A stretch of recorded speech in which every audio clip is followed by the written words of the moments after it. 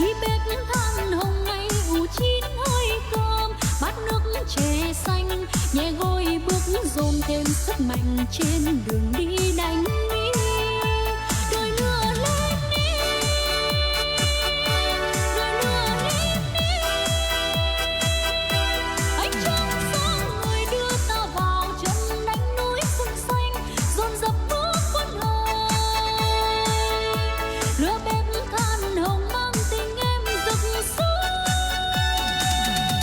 sống thêm nhau.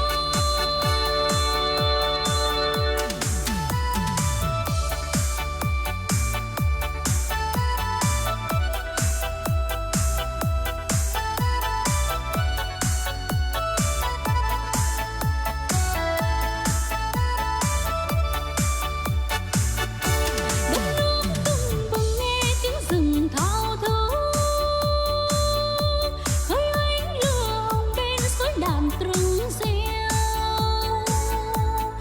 Nồi lửa lên em miếng nước ngọt ngào, muối dặm quê hương tình thương chiến trận phút ngọt bùi nhớ nóng cơm ngon.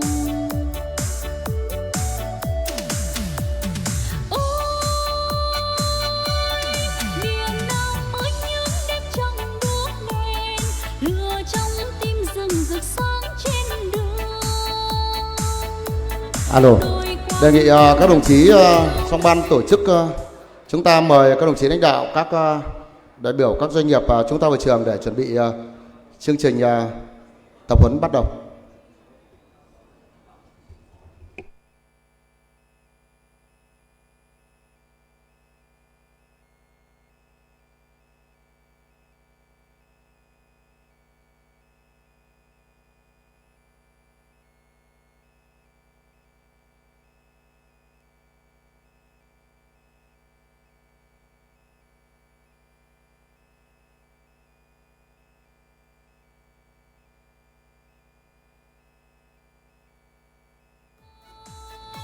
lửa cháy lên rồi mang tình em rực sáng,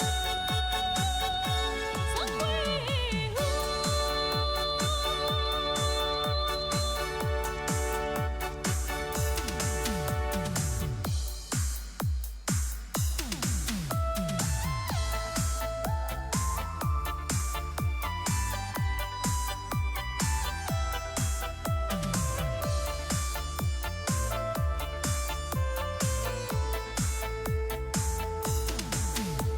Rất rơi. Đề nghị ban tổ chức các đồng chí ở ngoài chúng ta mời các đồng chí đại biểu đi vào trong hội trường để chương trình chuẩn bị bắt đầu. Xin báo cáo đồng chí lãnh đạo các quý doanh nghiệp, chương trình phổ biến quy trình thông quan tập trung ngày hôm nay được Chi cục Hải quan khu vực 3 tổ chức livestream trên các nền tảng mạng xã hội, trong đó các trang fanpage của Hải quan khu vực 3. Cho nên là đề nghị tất cả các đồng chí tham gia chương trình ngày hôm nay thì chúng ta tuân thủ mấy quy định sau. Thứ nhất là tập trung, không nói chuyện riêng, để điện thoại chế độ rung. Và chúng ta khi muốn đi ra bên ngoài, đề nghị chúng ta đi phía cửa đằng sau, cửa đằng trước Tư Liêm Phong lại để đảm bảo công tác livestream trực tuyến ngày hôm nay. Đề nghị các đồng chí lưu ý. Cơ quan hải quan đã bố trí bàn ti rách ở phía ngoài, nhưng các đồng chí có nhu cầu thì các đồng chí ra bên ngoài hành lang.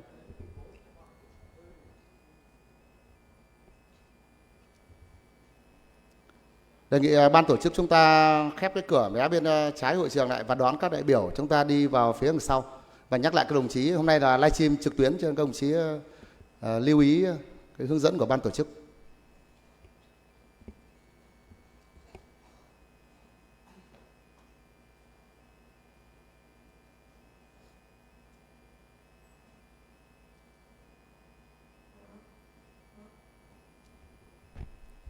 Đã đến giờ làm việc, xin trân trọng kính mời ban tổ chức lên điều hành chương trình.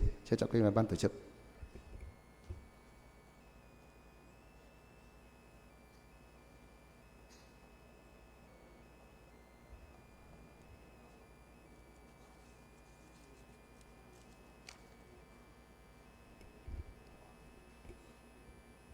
Xin phép các đồng chí, chương trình được bắt đầu. Kính thưa đồng chí Trần Mạnh Cường, Ủy viên Ban chấp hành Đảng bộ Ủy ban Nhân dân thành phố Hải Phòng, Bí thư Đảng ủy, Chi cục trưởng Chi cục Hải quan khu vực 3. Kính thưa các đồng chí Phó Chi cục trưởng, các đồng chí lãnh đạo và công chức các đơn vị trực thuộc Chi cục Hải quan khu vực 3. Thưa đại diện các hiệp hội doanh nghiệp, các quý vị đại biểu doanh nghiệp tham dự trực tiếp tại hội trường và các quý vị đang theo dõi hội nghị trực tuyến trên trang fanpage chính thức của Chi cục Hải quan khu vực 3. Kính thưa hội nghị, ngày 1 tháng 6 năm 2026 tới đây sẽ đánh dấu một cột mốc quan trọng trong lịch sử hoạt động của Chi cục Hải quan khu vực 3. Đây là thời điểm Chi cục vận hành mô hình thông quan tập trung. Mô hình đã được lãnh đạo Bộ Tài chính, Cục Hải quan lựa chọn thí điểm tại Chi cục Hải quan khu vực 3 với kỳ vọng tạo ra bước đột phá trong cải cách thủ tục hải quan, hiện đại hóa công tác quản lý nhà nước về hải quan, đặt nền móng để triển khai hải quan số, hải quan thông minh trong thời gian tới và hướng tới mục tiêu tạo thuận lợi tối đa cho cộng đồng doanh nghiệp xuất nhập khẩu. Theo mô hình mới, toàn bộ công tác kiểm tra xử lý hồ sơ thông quan hàng hóa xuất khẩu, nhập khẩu, phương tiện vận tải xuất cảnh, nhập cảnh, quá cảnh sẽ được tập trung về đội thông quan, đơn vị mới thành lập của Chi cục, thay thế cách thức phân tán tại từng hải quan cửa khẩu như hiện nay. Đây là thay đổi căn bản về phương thức tổ chức thực hiện thủ tục hải quan, ảnh hưởng trực tiếp tới quy trình thực hiện thủ tục của cộng đồng doanh nghiệp. Trước sự thay đổi mang tính hệ thống này, việc nhận thức đúng, đầy đủ và kịp thời về mô hình mới sẽ là điều kiện tiên quyết để cộng đồng doanh nghiệp thực hiện đúng quy trình, hạn chế phát sinh vướng mắc sai sót trong quá trình thực hiện.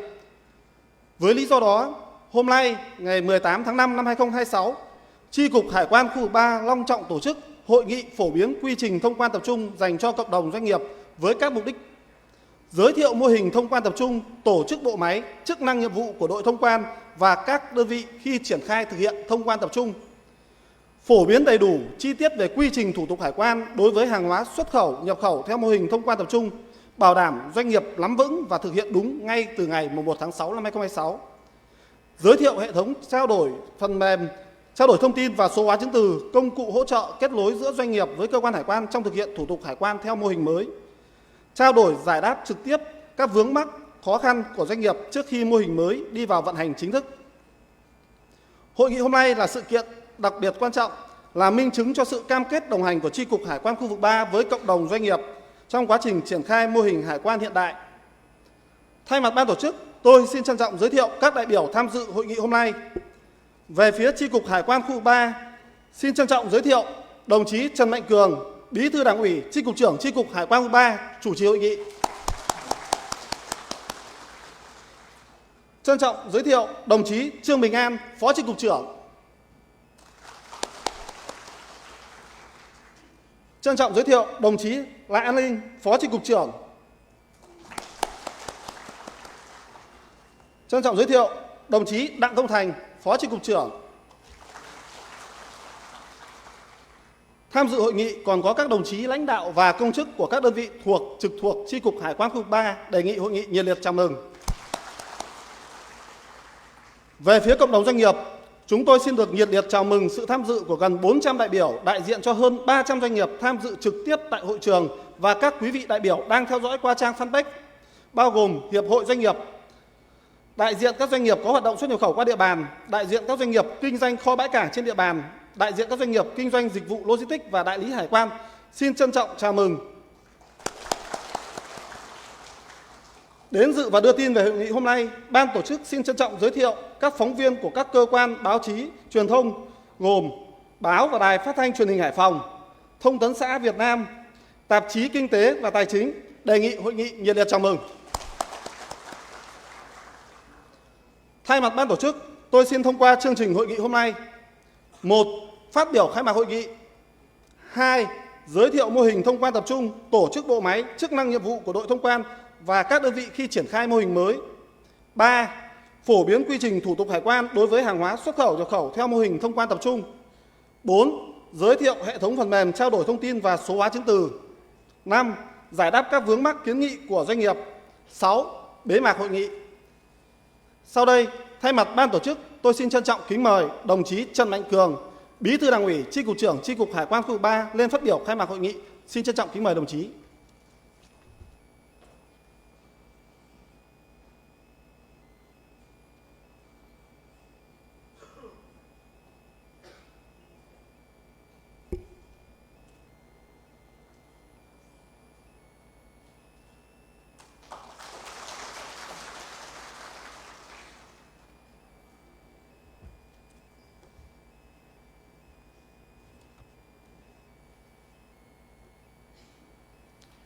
Kính thưa các đồng chí lãnh đạo, kính thưa các đại diện, các quý hiệp hội doanh nghiệp, các quý doanh nghiệp xuất nhập khẩu, các doanh nghiệp kinh doanh kho bãi cảng, logistics cùng toàn thể các quý vị tham dự hội nghị. Hôm nay, Chi cục Hải quan khu vực 3 tổ chức hội nghị tập huấn phổ biến quy trình thủ tục hải quan theo mô hình thông quan tập trung. Quy trình này sẽ được vận hành chính thức vào ngày 1 tháng 6 tới đây. Thay mặt cho Đảng ủy, lãnh đạo Chi cục Hải quan khu vực 3, tôi trân trọng cảm ơn sự hiện diện đông đảo của các hiệp hội và hơn 300 doanh nghiệp đã trực tiếp đến tham dự hội nghị tại hội trường, cùng hàng nghìn doanh nghiệp đang tham dự trực tuyến trên các nền tảng mạng xã hội. Sự có mặt của các quý vị thể hiện sự quan tâm, tinh thần đồng hành, hợp tác và trách nhiệm rất lớn của cộng đồng doanh nghiệp đối với tiến trình cải cách hiện đại hóa của ngành hải quan nói chung và việc triển khai thông quan tập trung của Chi cục Hải quan khu vực 3 nói riêng. Thưa các quý vị đại biểu, trong bối cảnh hoạt động xuất nhập khẩu qua địa bàn cảng biển Hải Phòng tiếp tục tăng trưởng mạnh mẽ, yêu cầu đặt ra đối với cơ quan hải quan không chỉ là đảm bảo công tác quản lý mà còn phải tạo thuận lợi tối đa cho hoạt động thương mại, logistics và thu hút đầu tư. Việc triển khai mô hình thông quan tập trung tại Chi cục Hải quan khu vực 3 được kỳ vọng là bước cải cách quan trọng, mang tính đột phá trong tiến trình cải cách hiện đại hóa hải quan và nâng cao năng lực cạnh tranh của thành phố Hải Phòng. Điểm nổi bật của mô hình thông quan tập trung là chuyển từ phương thức xử lý tờ khai phân tán sang xử lý tờ khai tập trung, thống nhất trên nền tảng số hóa. Đây không chỉ là sự thay đổi về quy trình nghiệp vụ mà còn là bước chuyển mạnh mẽ về tư duy quản lý, hướng tới xây dựng môi trường hải quan minh bạch, hiện đại, chuyên nghiệp, lấy doanh nghiệp làm trung tâm phục vụ. Chúng tôi tin tưởng và mong muốn khi triển khai thông quan tập trung sẽ mang lại nhiều lợi ích hơn cho doanh nghiệp. Cụ thể, đối với cộng đồng doanh nghiệp xuất nhập khẩu, lợi ích mang lại là doanh nghiệp chỉ thực hiện thủ tục tại một đầu mối tập trung thay vì phải bố trí nhân lực làm việc tại nhiều địa điểm thông quan khác nhau như hiện nay. Điều này giúp cho doanh nghiệp giảm đáng kể chi phí nhân sự, chi phí tổ chức thực hiện thủ tục hải quan và nâng cao hiệu quả quản trị nội bộ. Bên cạnh đó, việc số hóa hồ sơ sẽ giúp cho doanh nghiệp giảm mạnh việc sử dụng chứng từ giấy, hạn chế việc đi lại, nộp hồ sơ trực tiếp. Thời gian xử lý thủ tục được rút ngắn, kéo theo giảm chi phí lưu kho, lưu bãi, lưu container và các chi phí logistics liên quan khác. Một ưu điểm rất quan trọng của mô hình mới là tính thống nhất trong xử lý nghiệp vụ. Khi thực hiện thông quan tập trung, cùng một tình huống nghiệp vụ sẽ được hải quan áp dụng thống nhất một phương thức xử lý, không còn tình trạng mỗi nơi hiểu và thực hiện khác nhau. Điều này giúp cho doanh nghiệp dễ dàng xây dựng kế hoạch sản xuất kinh doanh, chủ động dự báo thời gian thông quan và nâng cao tính ổn định trong chuỗi cung ứng. Đặc biệt, với các doanh nghiệp chấp hành tốt pháp luật sẽ được hưởng lợi rõ rệt từ mô hình này. Với tỷ lệ kiểm tra thực tế thấp, doanh nghiệp có mức độ tuân thủ cao, chỉ cần thực hiện khai báo điện tử, hạn chế tối đa việc tiếp xúc, hàng hóa được giải phóng nhanh hơn, qua đó tiết kiệm đáng kể về thời gian và chi phí. Thông quan tập trung không chỉ tạo thuận lợi mà còn góp phần xây dựng môi trường kinh doanh công khai, minh bạch và bình đẳng hơn. Toàn bộ quy trình xử lý hồ sơ được số hóa, phân công xử lý tự động trên hệ thống điện tử, hạn chế tối đa sự can thiệp thủ công, cảm tính, qua đó giảm nguy cơ phát sinh tiêu cực, nhũng nhiễu. 2. Đối với các doanh nghiệp vận tải và logistics, mô hình thông quan tập trung cũng mang lại nhiều lợi ích thiết thực. Hàng hóa được thông quan nhanh hơn, giúp phương tiện vận tải giảm thời gian chờ đợi tại cảng, kho bãi, từ đó tiết kiệm chi phí ca xe, chi phí lưu container và nâng cao hiệu quả khai thác phương tiện. Tiến độ xử lý thủ tục ổn định và minh bạch hơn cũng giúp cho doanh nghiệp vận tải chủ động điều phối phương tiện, tối ưu lịch trình vận chuyển và nâng cao tốc độ vòng quay của xe và container. Đặc biệt, thông tin trạng thái xử lý tờ khai được cập nhật liên tục trên hệ thống, trao đổi thông tin sẽ giúp cho doanh nghiệp vận tải phối hợp hiệu quả hơn với chủ hàng trong quá trình giao nhận, điều vận và tổ chức chuỗi logistics.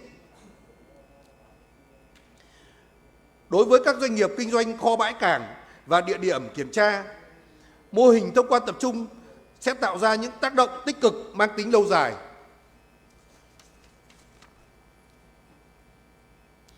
Khi thời gian thông quan được rút ngắn, hàng hóa lưu giữ tại cảng, kho bãi, địa điểm kiểm tra tập trung giảm xuống, giúp giải phóng sức chứa, nâng cao công suất khai thác và hiệu quả vận hành của hệ thống logistics. Việc xử lý hồ sơ tập trung không phụ thuộc vào từng địa điểm làm thủ tục riêng lẻ cũng giúp lượng hàng hóa ra vào cảng, kho, bãi được phân bổ đồng đều hơn, giảm áp lực giao nhận vào giờ cao điểm và hạn chế ùn tắc cục bộ. Cùng theo đó, dữ liệu về tình trạng hàng hóa, tình trạng tờ khai được cập nhật theo thời gian thực, giúp cho doanh nghiệp kho bãi cảng chủ động bố trí xếp dỡ, giao nhận và điều hành hoạt động khai thác khoa học, hiệu quả hơn. Mô hình này đồng thời tạo động lực để các doanh nghiệp đầu tư nâng cấp hạ tầng công nghệ, hệ thống quản trị và kết nối dữ liệu với cơ quan hải quan và nền tảng logistics liên ngành Hải Phòng. Từ đó từng bước hình thành hệ sinh thái logistics số hiện đại, đồng bộ và minh bạch. Có thể khẳng định, thông quan tập trung không chỉ mang lại lợi ích cho cơ quan hải quan trong nâng cao hiệu lực, hiệu quả quản lý nhà nước, mà quan trọng hơn là tạo thuận lợi thiết thực cho cộng đồng doanh nghiệp, giúp kéo giảm thời gian, giảm chi phí và nâng cao năng lực cạnh tranh, thúc đẩy phát triển kinh tế quốc tế.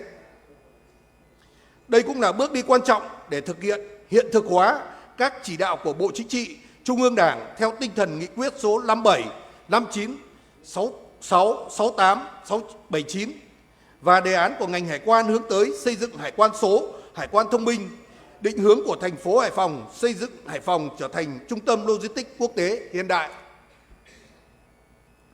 Với quyết tâm cải cách của cơ quan hải quan cùng với sự đồng hành, phối hợp chặt chẽ của cộng đồng doanh nghiệp, mô hình thông quan tập trung sẽ tạo ra bước chuyển mạnh mẽ trong môi trường đầu tư, kinh doanh, đóng góp tích cực cho sự phát triển kinh tế xã hội của thành phố Hải Phòng và đất nước trong giai đoạn mới.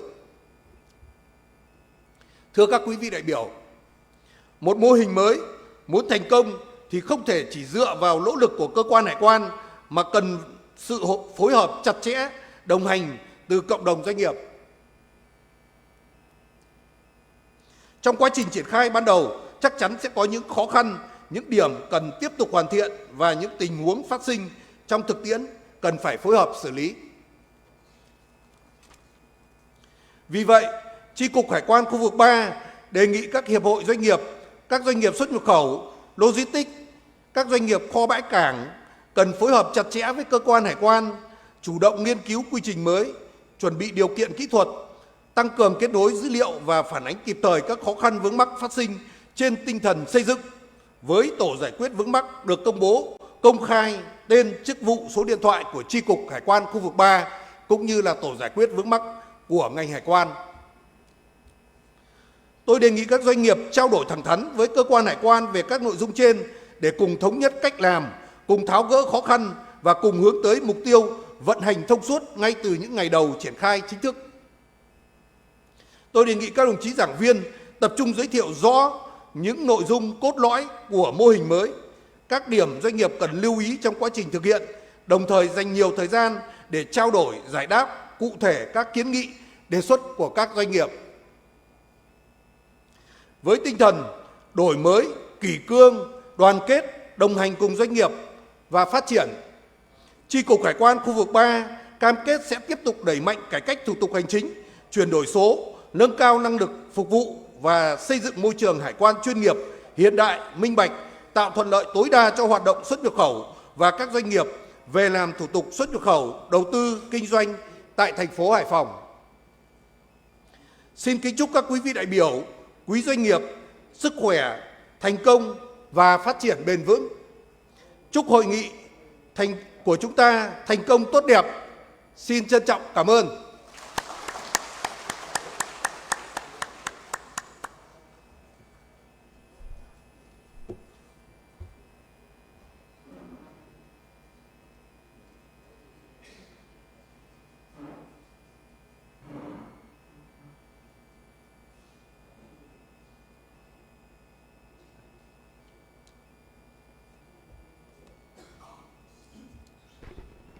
Xin trân trọng cảm ơn phát biểu khai mạc của đồng chí Trần Mạnh Cường, Bí thư Đảng ủy, Chi cục trưởng.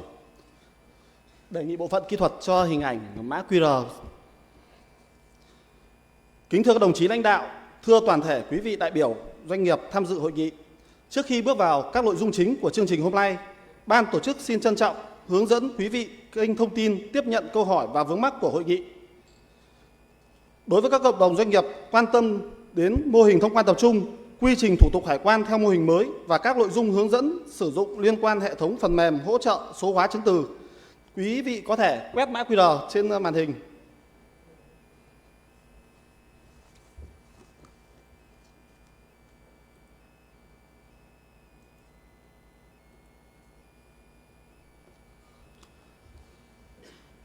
Trong suốt thời gian diễn ra hội nghị, bộ phận thư ký của hội nghị sẽ liên tục tổng hợp các câu hỏi và chuyển tới tổ giải đáp vướng mắc để giải đáp vào phần giải đáp vướng mắc kiến nghị diễn ra vào cuối buổi sáng ngày hôm nay. Kính thưa các đồng chí lãnh đạo, thưa toàn thể các quý vị đại biểu, tiếp theo chương trình, tôi xin trân trọng kính mời đồng chí Vũ Anh Tuấn, trưởng phòng tổ chức cán bộ Chi cục Hải quan khu vực 3 lên trình bày nội dung giới thiệu tổ chức bộ máy, đội thông quan và mô hình thông quan tập trung. Xin kính mời đồng chí.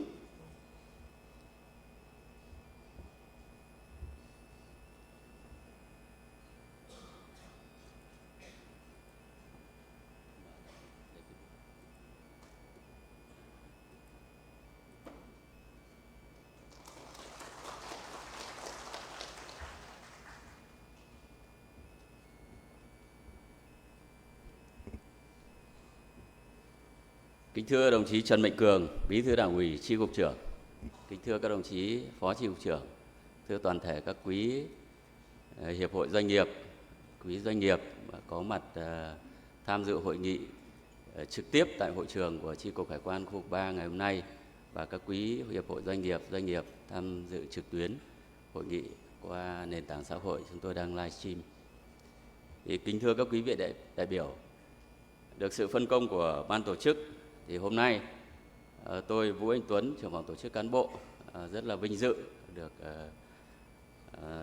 đứng ở trên bục để trao đổi truyền đạt một số các nội dung rất là cơ bản và cốt lõi về cái mô hình tổ chức của đội thông quan tập trung mà được triển khai từ ngày mùng 1 tháng 6 năm 2026 đến nay.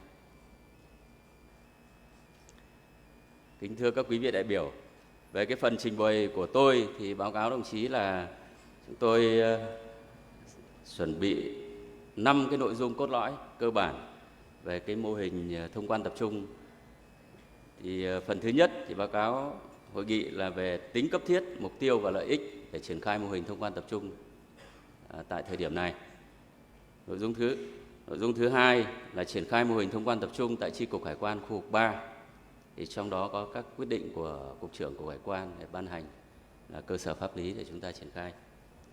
Nội dung thứ ba là giới thiệu về mô hình thông quan tập trung tại Hải quan cửa khẩu khu vực 3. Và nội dung thứ tư là demo quy trình thông quan tập trung và những thay đổi sau khi chúng ta triển khai từ ngày 1 tháng 6. Và nội dung thứ 5 là tổ chức triển khai và cơ chế phối hợp. Thì báo cáo hội nghị là về tính cấp thiết phải triển khai mô hình thông quan tập trung.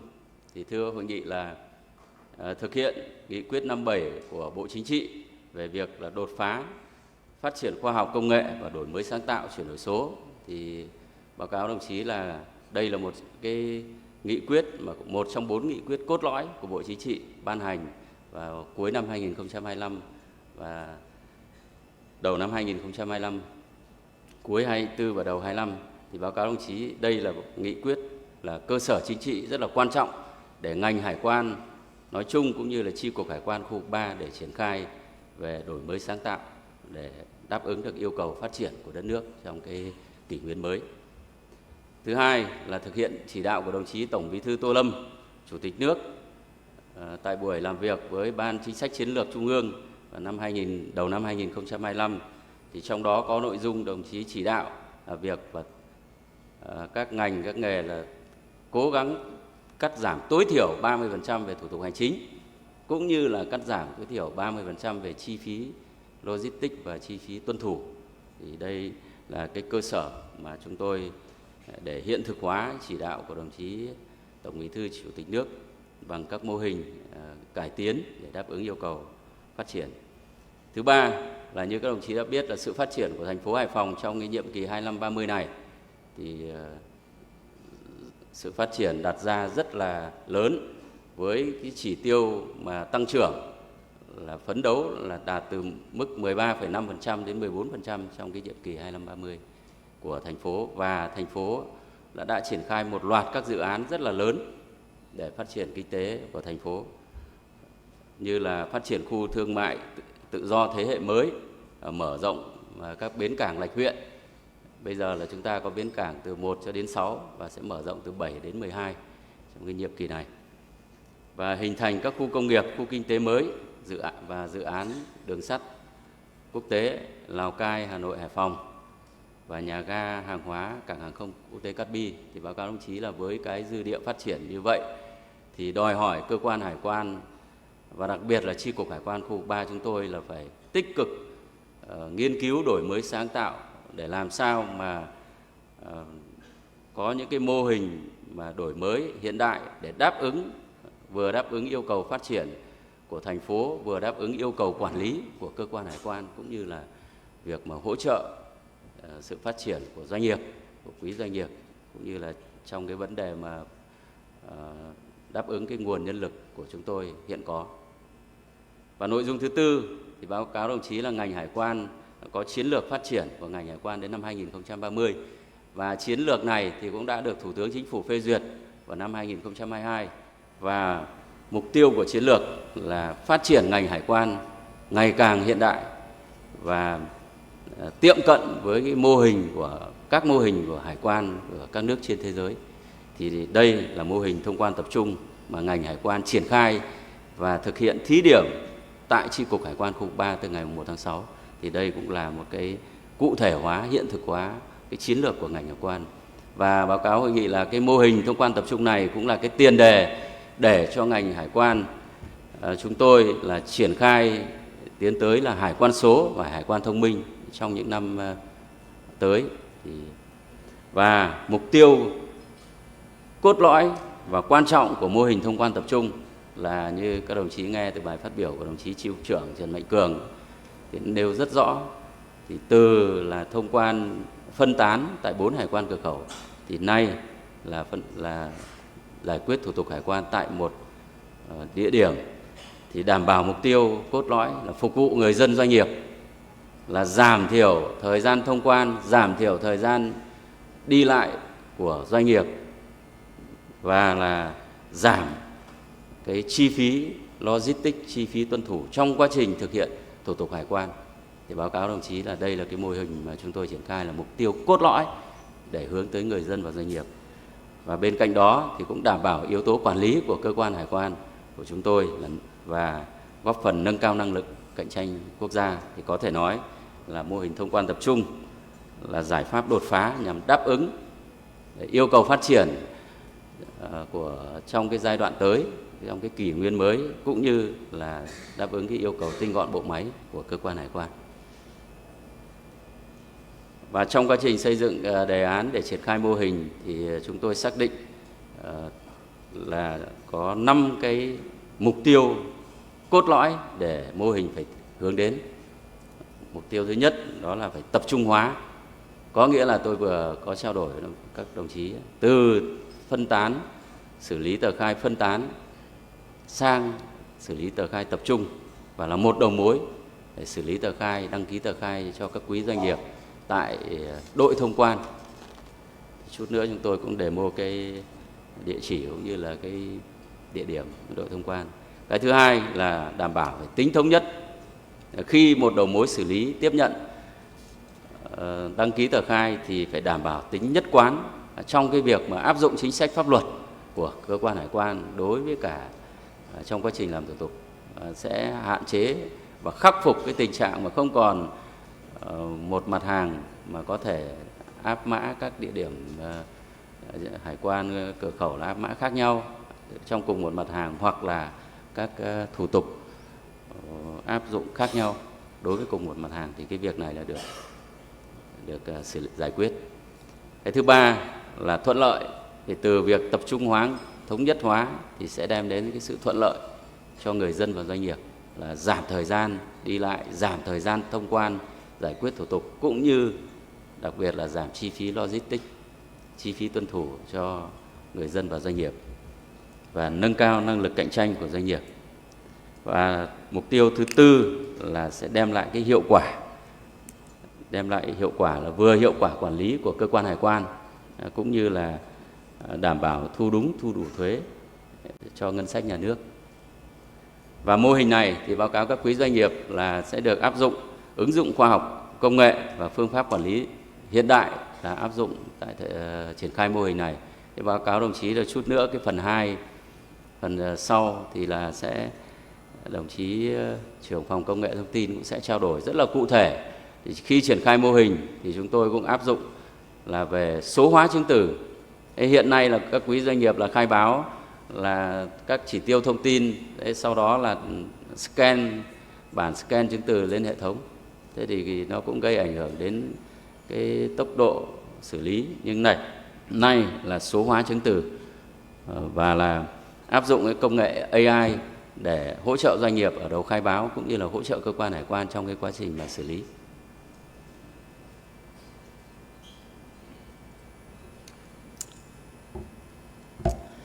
Về lợi ích của mô hình thông quan tập trung thì báo cáo các quý doanh nghiệp là đối với doanh nghiệp thì đây chúng tôi đặt lên cái lợi ích là hàng đầu của mỗi khi triển khai mô hình. Như tôi vừa báo cáo đấy, là đầu mối xử lý, là một đầu mối xử lý thôi, thay vì 4 đầu mối xử lý của 4 hải quan cửa khẩu, và rút ngắn thời gian. Khi một đầu mối xử lý thì các đồng chí cũng rất là tập trung để khai báo cũng như là đi lại. Và thủ tục đồng nhất minh bạch, có nghĩa là nhất quán trong quá trình xử lý, thì thủ tục đồng nhất minh bạch cũng sẽ giúp cho các quý doanh nghiệp, các đơn vị khai báo dịch vụ là dễ dàng thực hiện, dễ khai báo. Đấy, dễ khai báo và được hỗ trợ giải quyết vướng mắc kịp thời. Để báo cáo quý doanh nghiệp là cái vấn đề mà giải quyết vướng mắc thì chúng tôi đặt lên rất là quan trọng. Trong quá trình tác nghiệp thì không nói là có thể phát sinh các vướng mắc. Nhưng tuy nhiên cái việc mà giải quyết vướng mắc này sẽ được cơ quan hải quan, đội thông quan cũng như chi cục hải quan khu vực 3 là phải nắm bắt và giải quyết kịp thời các vướng mắc, cũng như là chúng tôi vượt thẩm quyền thì chúng tôi sẽ báo cáo với cơ quan cấp trên, với cục hải quan để cùng các quý doanh nghiệp để giải quyết một cách kịp thời. Đối với cơ quan hải quan thì vừa rồi chúng tôi cũng đã trình bày, giúp cho cơ quan hải quan cũng tiết kiệm được nguồn nhân lực, để quản lý rủi ro cũng được tăng hiệu quả hơn, và là tối ưu hóa cái nguồn biên chế mà chúng tôi hiện có. Để báo cáo quý doanh nghiệp, với cái sự phát triển mạnh mẽ của thành phố thì đòi hỏi cơ quan hải quan của chúng tôi cũng phải đổi mới, thích ứng để làm thế nào đó phải đáp ứng được vừa quản lý cũng như là vừa phục vụ. Đối với công chức hải quan thì đây là mô hình mà cũng hướng đến là công chức hải quan của chúng tôi cũng chuyên môn hóa, chuyên nghiệp hóa, sẽ được xử lý tờ khai bằng các mã bộ phận theo một là mã HS để tạo thành đào tạo những cái chuyên gia, hoặc là theo xử lý mã tờ khai theo địa điểm lưu giữ hàng hóa hoặc là loại hình xuất nhập khẩu. Thì đối với công chức hải quan của chúng tôi, đối với mô hình này thì chắc chắn cũng sẽ chuyên sâu hơn. Và cuối cùng là gì? Chuyên sâu hơn là để quay lại là phục vụ quý doanh nghiệp. Đấy, khi cán bộ công chức mà hiểu rõ về nghiệp vụ, hiểu rõ về quy trình thì sẽ tự tin để xử lý, thậm chí là trực tiếp xử lý các vướng mắc trực tiếp, chưa cần phải báo cáo lên cấp trên. Thì đây cũng là mô hình đem lại về góc độ cán bộ công chức hải quan. Về triển khai mô hình thông quan tập trung tại chi cục hải quan khu vực 3 thì như trên màn hình các quý vị thấy rằng là đội thông quan tập trung chúng tôi sẽ triển khai tại địa chỉ 1328 đường Nguyễn Bình Khiêm với cái trụ sở, và đến thời điểm này cũng đã việc chuẩn bị các trang thiết bị để phục vụ giải quyết thủ tục hải quan cho quý doanh nghiệp từ mùng 1 tháng 6 là đã sẵn sàng, để báo cáo các quý vị đại biểu như vậy. Và Cục trưởng Cục Hải quan ngày 4 tháng 5 cũng đã ban hành 3 cái quyết định 681, 682, 683. Đây là cơ sở pháp lý quan trọng để chúng tôi Hải quan khu vực 3 triển khai mô hình này từ ngày 1 tháng 6. Đối với tổ chức bộ máy của chi cục Hải quan khu vực 3 thì báo cáo đồng chí là trước ngày 1 tháng 6, có nghĩa là đến tại thời điểm này thì chi cục của chúng tôi là có 13 đơn vị đầu mối, thì trong đó có khối văn phòng khối tham mưu là gồm văn phòng tổ chức, phòng công nghệ thông tin, phòng quản lý rủi ro và phòng nghiệp vụ. Các đội nghiệp vụ là đội kiểm soát hải quan, đội phúc tập kiểm tra song quan, và hải quan cửa khẩu thì như các quý vị đã biết là có 4 hải quan cửa khẩu, 1, 2, 3 Đình Vũ, và 2 hải quan ngoài cửa khẩu là tổ chức tại khu chế xuất và khu công nghiệp, cũng như là hải quan Hải Dương. Thế thì sau 1 tháng 6 thì chi cục của chúng tôi bổ sung là đội thông quan từ 1 tháng 6. Thì địa điểm thì hình ảnh thì tôi cũng vừa báo cáo tại hội nghị.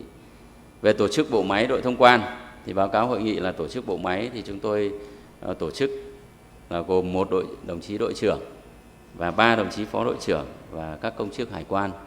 Thì về nguyên tắc thì báo cáo hội nghị các đồng chí, các quý doanh nghiệp là các lãnh đạo đội cũng như là các cán bộ công chức mà được thực hiện nhiệm vụ tại đội thông quan từ 1 tháng 6 thì đều được chúng tôi tham mưu lựa chọn những cán bộ công chức là có năng lực, trình độ, có kinh nghiệm và tâm huyết để triển khai đội thông quan trong cái thời gian tới. Về cơ cấu biên chế, mối quan hệ công tác thì báo cáo hội nghị là chúng tôi dự kiến là bố trí 89 biên chế tại đội thông quan, và đội thông quan thì là chịu sự chỉ đạo trực tiếp toàn diện của đồng chí chi cục trưởng, cũng như là chịu sự kiểm tra giám sát về góc độ chuyên môn của các phòng ban tham mưu mà tôi vừa báo cáo, và có mối quan hệ công tác đối với cả các đơn vị trong và ngoài ngành để trong quá trình thực hiện nhiệm vụ. Về vị trí chức năng nhiệm vụ của đội thông quan thì đội thông quan thì có tư cách pháp nhân, có con dấu riêng và có tài khoản kho bạc, và thực hiện các nhiệm vụ là giải quyết thủ tục hải quan đối với hàng hóa xuất nhập khẩu, phương tiện vận tải xuất nhập cảnh, và là thực hiện các thủ tục về quản lý thuế, chính sách thuế, và thực hiện theo quy trình thủ tục hải quan được Cục Hải quan ban hành. Thì báo cáo chắc là các đồng chí cũng đã nghiên cứu rồi, là quy trình thủ tục hải quan được ban hành tại quyết định 702 ngày 6 tháng 5. Về nhiệm vụ quyền hạn của đội thông quan thì báo cáo hội nghị là trong quyết định 682 thì có quy định là có 17 nhiệm vụ chức năng của đội thông quan. Thì có lẽ là với các quý doanh nghiệp thì có quan tâm, trực tiếp quan tâm với các nhiệm vụ này thì là tôi nêu là có 4 cái nhiệm vụ mà với cơ quan hải quan và các quý doanh nghiệp sẽ trong quá trình làm việc thì sẽ hay phối hợp với nhau. Đó là nhiệm vụ thứ nhất là về việc thực hiện thủ tục hải quan, thì như chúng ta đang thực hiện thủ tục hải quan đối với hàng hóa xuất nhập khẩu. Đấy. Thứ hai là thực hiện thủ tục cho phương tiện vận tải xuất nhập cảnh. Và cái thứ ba là thực hiện về chính sách thuế, quản lý thuế, tham vấn xác định trị giá. Thì đây là 3 cái nhiệm vụ mà thường xuyên hải quan và doanh nghiệp chúng ta tác nghiệp với nhau. Và nhóm thứ hai là quản lý rủi ro và thực hiện chế độ ưu tiên, thì đây là cái nhóm nhiệm vụ và của nội bộ cơ quan hải quan chúng tôi sẽ phải thực hiện tại đội thông quan này. Nhóm thứ ba là xử lý vi phạm, phòng chống tham nhũng và tuyên truyền. Thì trong nhóm thứ ba này thì có nhiệm vụ thứ 7, đó là thi hành pháp luật về xử lý vi phạm hành chính và tố tụng hành chính, áp dụng các biện pháp cưỡng chế. Thì đây là cái tình huống mà có lẽ cũng sẽ phát sinh. Đấy, trong quá trình thực hiện thì cũng sẽ có phát sinh, thì sẽ có cái sự phối hợp giữa cơ quan hải quan với cả các doanh nghiệp trong quá trình mà giải quyết thủ tục hải quan. Cái nhóm thứ tư là tổng hợp phối hợp hỗ trợ, thì báo cáo đồng chí là đấy là 17 nhiệm vụ. Thì trong 17 nhiệm vụ thì có 4 nhiệm vụ là cơ quan hải quan và quý doanh nghiệp sẽ tác nghiệp với nhau. Thế còn lại là các nhóm nhiệm vụ khác thì liên quan đến vấn đề mà quản lý nội bộ của cơ quan hải quan. Về phân công bộ phận công tác của đội thông quan thì báo cáo các quý doanh nghiệp là đội thông quan thì chúng tôi tổ chức là 4 bộ phận công tác để giải quyết quá trình giải quyết thủ tục hải quan cho các quý doanh nghiệp. bộ phận thứ nhất là về thủ tục hàng hóa xuất nhập khẩu. Thì cái bộ phận này là được chuyển từ là đăng ký tờ khai của 4 hải quan cửa khẩu về đội thông quan. Bộ phận thứ hai là bộ phận tham vấn trị giá hải quan. Bộ phận thứ ba là bộ phận thủ tục phương tiện vận tải xuất nhập cảnh. Và bộ phận thứ 5 là bộ phận tổng hợp. Thì là có 4 bộ phận. Về các nhiệm vụ của bộ phận này thì là bộ phận thủ tục hàng hóa xuất nhập khẩu thì thực hiện các nhiệm vụ đăng ký tờ khai cho các quý doanh nghiệp chuyển đến cơ quan hải quan, kiểm tra chi tiết hồ sơ và xử lý các tác nghiệp về vấn đề mà tiếp nhận đăng ký tờ khai là bộ phận thủ tục. Về bộ phận tham vấn trị giá hải quan thì thực hiện các quy trình tham vấn trị giá trong thông quan đối với cả các tờ khai mà quý doanh nghiệp khai báo phát sinh tại đội thông quan. Về bộ phận thủ tục phương tiện vận tải xuất nhập cảnh thì thực hiện thủ tục cho tàu biển xuất nhập cảnh cũng như là quản lý rủi ro của các tàu biển xuất nhập cảnh qua địa bàn cảng Hải Phòng. Và bộ phận tổng hợp thì sẽ thực hiện các nhiệm vụ về tham mưu tổng hợp lưu trữ, tiếp và giải quyết khiếu nại của công dân cũng như là xử lý vi phạm và quản lý thuế. Đấy, báo cáo đồng chí thế. Thì kính thưa hội nghị là về quy trình thông quan tập trung thì chúng tôi demo cái quy trình thông quan tập trung để chúng ta thấy rõ được là từ quy trình này thì cũng sẽ có sự thay đổi từ ngày 1 tháng 6. Thì về phần chi tiết thì đồng chí Nguyễn Sĩ Tráng sau phần của tôi cũng sẽ trình bày hết sức là chi tiết, nhưng mà thì tại nội dung của tôi thì cũng nêu sơ bộ để các đồng chí dễ hình dung. Thì sau khi mà quý doanh nghiệp truyền tờ khai thì hệ thống sẽ phân luồng, thì vẫn là 3 luồng: luồng xanh, luồng vàng, luồng đỏ. Thì luồng xanh thì sẽ chạy thẳng đến bước 4 để kiểm tra đối chiếu về vấn đề về thuế, hoàn thành nghĩa vụ thuế và thông quan. Đối với hồ sơ luồng vàng thì hệ thống phân luồng luồng vàng và luồng đỏ thì hệ thống sẽ chuyển sang bước 2 là cán bộ công chức của đội thông quan và bộ phận thủ tục xuất nhập khẩu đấy, thế sẽ giải quyết xử lý hồ sơ cho các quý vị là kiểm tra chi tiết hồ sơ đối với luồng vàng và luồng đỏ. Thế nếu đối với luồng vàng nếu đủ điều kiện thông quan thì sẽ chuyển sang bước 4 để kiểm tra về hoàn thành nghĩa vụ thuế lệ phí và sau đó sẽ hoàn thành hồ sơ để thông quan. Còn đối với hồ sơ luồng vàng mà có nghi vấn và chuyển kiểm hóa là chuyển sang bước 3 và hồ sơ hệ thống phân luồng bước 3 thì bộ phận bước 2 sẽ chuyển thông tin đến bộ phận bước 3 để kiểm tra thực tế hàng hóa. Thì ở mô hình này thì các quý vị thấy rằng là nó có cái sự thay đổi ở chỗ này.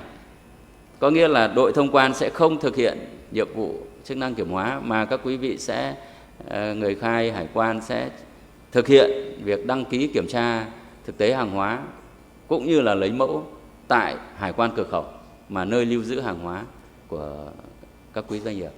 Đây là một cái sự thay đổi của mô hình. Thì từ cái demo mô hình thì sẽ đến sự thay đổi của địa điểm đăng ký tờ khai như tôi vừa trình bày đấy. Thì trước mùng 1 tháng 6 thì các quý vị người khai hải quan sẽ đăng ký tại 4 hải quan cửa khẩu của chúng tôi. Thế sau mùng 1 tháng 6 thì cũng lưu ý các quý doanh nghiệp là người khai hải quan sẽ khai tờ khai hải quan về mã 03II là đội thông quan và bộ phận trực tiếp xử lý đăng ký tờ khai cho quý doanh nghiệp đó là bộ phận thủ tục hàng hóa xuất nhập khẩu tại đội thông quan. Đây báo cáo các quý doanh nghiệp, đây là cái sự thay đổi đầu tiên. Cái sự thay đổi thứ hai về mô hình quản lý tại hải quan cửa khẩu. Thì như mô hình hiện tại trước mùng 1 tháng 6 thì hải quan cửa khẩu của chúng tôi được tổ chức gồm bộ phận thủ tục hàng hóa xuất khẩu. Thế bộ phận thủ tục hiện tại thì sẽ thực hiện các nhiệm vụ là vừa đăng ký tờ khai hải quan, vừa đi kiểm tra thực tế hàng hóa, lấy mẫu và xử lý thông quan. Đấy. Và bộ phận giám sát kiểm soát hải quan, bộ phận quản lý thuế, bộ phận tổng hợp và các bộ phận nghiệp vụ khác. Có nghĩa là trước mùng 1 tháng 6 nhưng nay sau mùng 1 tháng 6 thì hải quan cửa khẩu được tổ chức là bộ phận kiểm tra thực tế hàng hóa và bộ phận này sẽ trực tiếp kiểm tra thực tế hàng hóa cũng như là lấy mẫu hàng hóa đối với cả hồ sơ luồng vàng để phân tích phân loại cũng như là để thực hiện các nghĩa vụ khác thì bộ phận kiểm tra thực tế hàng hóa của Hải quan cửa khẩu thực hiện.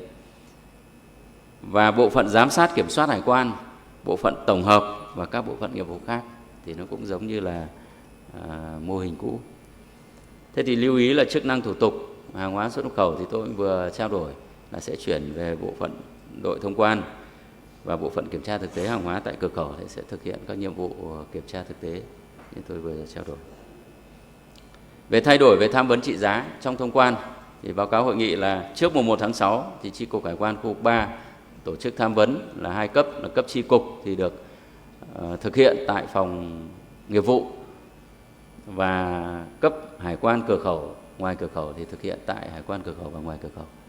Đấy, trước mùng 1 tháng 6. Thế còn sau mùng 1 tháng 6 thì đội thông quan và đặc biệt là cái bộ phận giá mà chúng tôi vừa trao đổi đấy, thì sẽ thực hiện tham vấn trị giá hải quan đối với cả các tờ khai phát sinh tại đội thông quan. Đấy, các đồng chí khi thực hiện tham vấn thì ở bộ phận tham vấn đội thông quan, và đối với tờ khai phát sinh tại hải quan ngoài cửa khẩu thì vẫn thực hiện như cũ, thì hải quan ngoài cửa khẩu sẽ thực hiện tham vấn. Về thay đổi về đơn vị thực hiện thủ tục đối với phương tiện vận tải xuất nhập cảnh thì trước mùng 1 tháng 6 thì bộ phận phương tiện vận tải xuất nhập cảnh này sẽ thực hiện tại hải quan Đình Vũ, và sau mùng 1 tháng 6 này thì sẽ được tổ chức tại đội thông quan, và là bộ phận thủ tục phương tiện vận tải xuất nhập cảnh sẽ thực hiện cái nhiệm vụ này. Thì đây là một cái sự thay đổi của mô hình mới. Về thay đổi về kiểm tra sau thông quan 60 ngày thì trước mùng 1 tháng 6 thì hải quan cửa khẩu, hải quan ngoài cửa khẩu nơi đăng ký tờ khai sẽ thực hiện việc kiểm tra sau thông quan trong 60 ngày.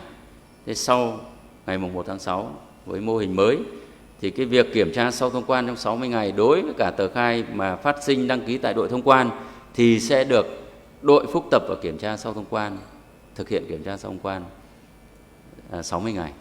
Đây, đề nghị các quý doanh nghiệp lưu ý nội dung này.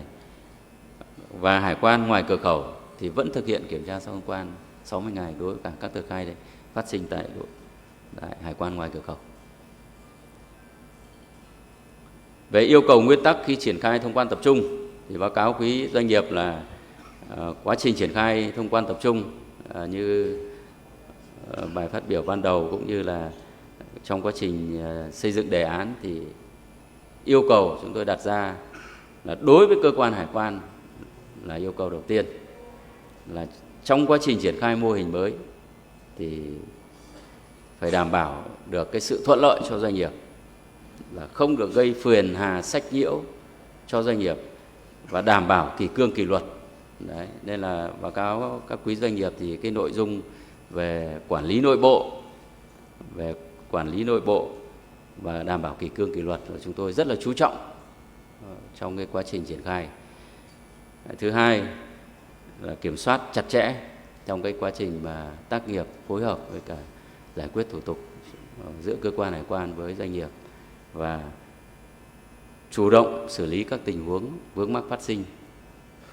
Tất cả các vướng mắc phát sinh nếu có thì cán bộ công chức cũng như là lãnh đạo ở đội thông quan chúng tôi xác định là phải kịp thời nắm bắt và phải xử lý kịp thời, phải xử lý dứt điểm và giảm thời gian. Cái mục tiêu cuối cùng xuyên suốt ở từ đầu tôi có trao đổi là tiêu cuối cùng là giảm thời gian thông quan, giảm chi phí logistics tuân thủ cho doanh nghiệp đối với cơ quan hải quan. Còn đối với người khai hải quan thì báo cáo đồng chí là để cho cái quá trình giải quyết thủ tục hải quan của quý doanh nghiệp cũng như cơ quan hải quan là chủ thể giải quyết thì đòi hỏi là hai bên chúng ta phải phối hợp với nhau một cách nhuần nhuyễn. Về phía doanh nghiệp thì chúng tôi cũng đề nghị là các đồng chí là nắm vững các quy định của pháp luật cũng như là các quy định về thủ tục hải quan trong quá trình làm thủ tục hải quan. Đấy, chúng ta phải nắm vững, phải nắm rõ thì nó sẽ phục vụ cái việc mà đăng ký tờ khai, giải quyết đăng ký tờ khai và làm thủ tục thông quan hàng hóa nó sẽ nhanh chóng hơn. Đấy, thì cái này là chúng tôi cũng phải rất là rõ ràng để trao đổi với cả các đồng chí. Về phía doanh nghiệp chúng ta cũng phải nâng cao, quan tâm đến công tác đào tạo đội ngũ quan tâm công tác đào tạo đội ngũ để làm sao mà hai bên trao đổi về nghiệp vụ dễ hiểu và hiểu ngay để cùng phối hợp để xử lý và thực hiện đầy đủ các hướng dẫn của cơ quan hải quan. Hướng dẫn ở đây là hướng dẫn về quy trình, thủ tục cũng như là các quy định của pháp luật về thủ tục hải quan để giải quyết cho thấu đáo. Và về phía doanh nghiệp thì trong quá trình triển khai mô hình mới này chúng tôi cũng đề nghị là cũng phối hợp và cũng chủ động chuẩn bị về các điều kiện cơ sở vật chất cũng như trang thiết bị để làm sao mà khi mà triển khai mô hình thì về đường truyền cũng như về trang thiết bị làm thế nào đó để đồng bộ với cơ quan hải quan. Và kính thưa quý doanh nghiệp, về các nội dung hỗ trợ của doanh nghiệp triển khai thông quan tập trung thì báo cáo các quý vị là về phía công chức của chúng tôi, tại sao xác định là nội dung hỗ trợ cho doanh nghiệp thì lại có công chức hải quan ở đây. Như tôi đã báo cáo ban đầu, công chức hải quan là đơn vị, là người mà chủ thể để giải quyết thủ tục hải quan thì phải đảm bảo hiểu rõ, hiểu đúng về quy trình thủ tục cũng như là các quy định của pháp luật. Thì chúng tôi cũng có tổ chức một loạt các hội nghị tập huấn cho nội bộ cán bộ công chức. Và ngày hôm 16 tháng 5 vừa qua là ngày thứ Bảy thì cũng tại hội trường này thì chúng tôi cũng tổ chức cho hội nghị tập huấn cho toàn thể cán bộ công chức của Chi cục Hải quan khu vực 3, đội thông quan. Và ngày 23 tháng 5 tới thì là tổ chức nội bộ của đội thông quan và tiếp tục các đơn vị về chủ động để tổ chức đào tạo, tập huấn để làm sao mà cán bộ công chức hải quan phải thông suốt, hiểu rõ, nắm rõ để hỗ trợ doanh nghiệp. Về đối với cả các hội nghị phổ biến cho doanh nghiệp thì báo cáo các quý vị là ngày hôm nay thì đúng là đứng ở trên bục này thì tôi thấy là hội trường của chúng tôi là 465 ghế. Thì rất là cảm ơn các quý vị doanh nghiệp đã rất là quan tâm. Mặc dù là trời mưa tầm tã từ hôm qua đến giờ nhưng mà các quý vị đã đến rất là đúng giờ và là đầy đủ đối với cả cái hội nghị mà tổ chức trực tiếp tại hội trường của Chi cục Hải quan khu vực 3, cũng như là các quý vị đang theo dõi tại các điểm cầu live stream trên nền tảng xã hội. Thì chúng tôi xác định rằng là cái việc mà tập huấn cho các quý doanh nghiệp là hết sức là quan trọng. Tại vì tham gia vào quá trình giải quyết thủ tục hải quan thì phải có chủ thể giữa hải quan và doanh nghiệp. Nên là đây là mô hình mới mà các quý vị quan tâm. Chúng tôi rất là cảm ơn và xác định đây là cái nhiệm vụ trọng tâm, cũng là nhiệm vụ trọng tâm để đảm bảo tính thành công của thông quan tập trung. Về hệ thống công nghệ thông tin thì trong quá trình chuẩn bị và đến thời điểm này thì có thể khẳng định rằng là hệ thống công nghệ thông tin của ngành hải quan cũng như là của hải quan khu vực 3 thì đã đảm bảo thông suốt, và chúng tôi thường xuyên bám sát những cái nội dung này để làm sao mà trong quá trình triển khai là không để xảy ra những cái việc mà tắc nghẽn, và nếu xảy ra thì đều có những cái phương án dự phòng kịp thời và có hệ thống dự phòng kịp thời để báo cáo quý vị như vậy. Và triển khai các tổ triển khai giải quyết vướng mắc thì chúng tôi cũng quá trình chuẩn bị hết sức là kỹ lưỡng và quan tâm của lãnh đạo ngành hải quan, lãnh đạo cục hải quan cũng như là lãnh đạo của Chi cục Hải quan khu vực 3, và xác định đây là mô hình, thay đổi mô hình để đảm bảo tiên quyết tính thành công. Thì chúng tôi thành lập các tổ giải quyết vướng mắc từ cấp cục hải quan đến cấp Chi cục Hải quan khu vực 3, cũng như là đội thông quan để có đầu mối là các đồng chí lãnh đạo chi cục. Nên là các quý doanh nghiệp cứ yên tâm rằng là vướng mắc thì sẽ được giải quyết một cách kịp thời và thấu đáo. Và kính thưa các đồng chí lãnh đạo, thưa toàn thể các quý doanh nghiệp, thì với cái sự quyết tâm cao của ngành hải quan nói chung cũng như là sự đồng lòng ủng hộ của các quý doanh nghiệp thì chúng tôi tin tưởng rằng và đặc biệt là cái sự chuẩn bị kỹ lưỡng, kỹ càng của Chi cục Hải quan khu vực 3 trong gần một năm qua để đến ngày 1 tháng 6 này là triển khai mô hình thí điểm thông quan tập trung của ngành hải quan tổ chức tại Hải quan khu vực 3. Thì chúng tôi tin tưởng rằng cái việc triển khai với sự ủng hộ của các quý doanh nghiệp thì mô hình này sẽ được triển khai thuận lợi và thành công, một lần nữa xin cảm ơn các quý vị đại biểu đã lắng nghe và tôi xin kết thúc phần trình bày của tôi. Xin trân trọng cảm ơn.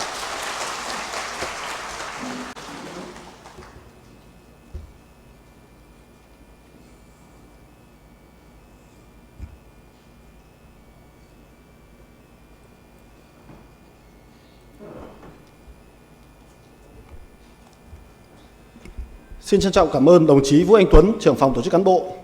Kính thưa các đồng chí lãnh đạo, thưa quý vị đại biểu. Tiếp theo chương trình, xin trân trọng kính mời đồng chí Nguyễn Đình Tráng, trưởng phòng nghiệp vụ hải quan lên trình bày nội dung quy trình thủ tục hải quan đối với hàng hóa xuất khẩu, nhập khẩu theo mô hình thông quan tập trung. Đây là nội dung trọng tâm của hội nghị ngày hôm nay. Đề nghị quý vị đại biểu đặc biệt chú ý để nắm bắt đầy đủ các bước thực hiện thủ tục hải quan theo quy trình mới. Xin trân trọng kính mời đồng chí.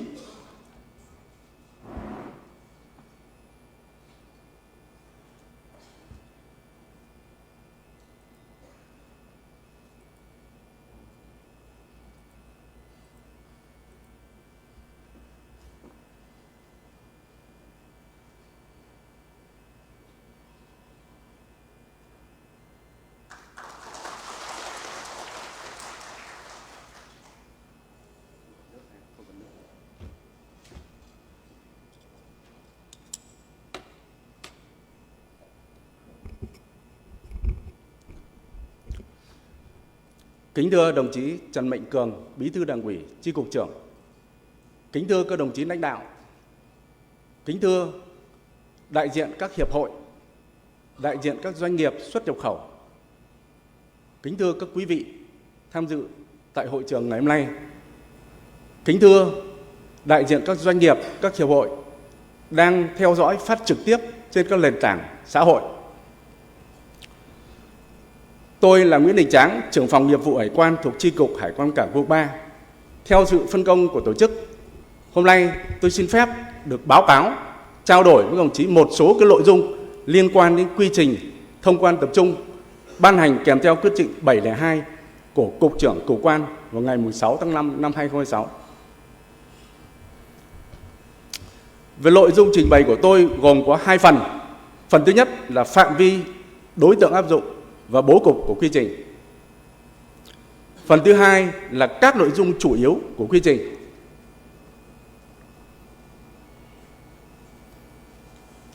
Như đồng chí đã biết,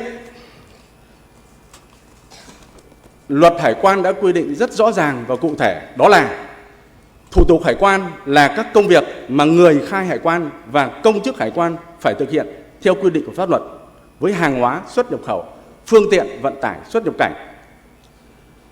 Vậy thì việc tương tác, trao đổi, làm việc giữa cơ quan hải quan, công chức hải quan với người khai hải quan được thực hiện thế nào thì đã được quy định rất rõ, và tôi sẽ làm rõ trong buổi báo cáo trao đổi ngày hôm nay. Theo quy định tại điều 18 của luật hải quan thì người khai hải quan được cơ quan hải quan cung cấp các thông tin liên quan đến việc khai hải quan đối hàng hóa xuất khẩu và phương tiện vận tải xuất cảnh. Tuy nhiên, người khai hải quan có một số nghĩa vụ, đó là làm thủ tục hải quan theo quy định, cung cấp đầy đủ các thông tin để cơ quan hải quan thực hiện. Như vậy, giữa cơ quan hải quan, công chức quan và người khai hải quan có những cái tương tác rất cụ thể. Mà tại quy trình này, tôi xin được báo cáo chi tiết. Quy trình thông quan tập trung sẽ hướng dẫn về thủ tục hải quan đối hàng hóa xuất khẩu, nhập khẩu theo mô hình thông quan tập trung tại đội thông quan hải quan cửa khẩu thuộc Chi cục Hải quan khu vực 3. Vậy thì những loại hình nào được làm thủ tục tại đội thông quan? Đó là câu hỏi mà tôi xin phép được báo cáo một tí. Theo quy trình ban hành kèm theo quyết định 702 thì tất cả các loại hình xuất khẩu, nhập khẩu hàng hóa đều được thực hiện thủ tục hải quan tại đội thông quan. Ví dụ, với hàng nhập khẩu, đó là hàng nhập khẩu kinh doanh tiêu dùng theo bảng mã cơ quan ký hiệu là A11, hàng nhập khẩu kinh doanh để sản xuất theo bảng mã ký hiệu là A12, hàng nhập khẩu kinh doanh của doanh nghiệp đầu tư nước ngoài thực hiện quyền nhập khẩu và các loại hình khác. Về hàng xuất khẩu thì loại hình xuất kinh doanh loại B11, xuất sau khi đã tái nhập B12, xuất khẩu của hàng đã nhập khẩu B13 và các lệnh khác đều được thực hiện tại đội thông quan thuộc Chi cục Hải quan khu vực 3, có mã đội thông quan là 03II, địa chỉ tại 1328 Nguyễn Bỉnh Khiêm, Hải Phòng. Vậy thì tại cửa khẩu làm gì và việc này có khác gì so với quy trình 1966? Thì thưa các đồng chí, hiện nay theo quy trình thông quan tập trung thì hải quan cửa khẩu sẽ thực hiện đối với hàng hóa vận chuyển độc lập, hàng hóa đưa vào đưa ra khỏi hải quan, hàng hóa đăng ký tờ khai giấy, hàng hóa trị giá thấp gửi qua dịch vụ bưu chính chuyển phát nhanh nếu có. Thì báo cáo các đồng chí là tại Chi cục Hải quan cảng khu vực 3 cuối năm 2025 thì Cục Quan đã cấp cho một doanh nghiệp là được quyền thực hiện cái việc thực hiện dịch vụ bưu chính viễn thông. Tuy nhiên là do cái hoạt động này hiện nay cũng chưa phát triển, cho nên là cái quyết định này hiện nay chúng tôi đã tạm dừng lại.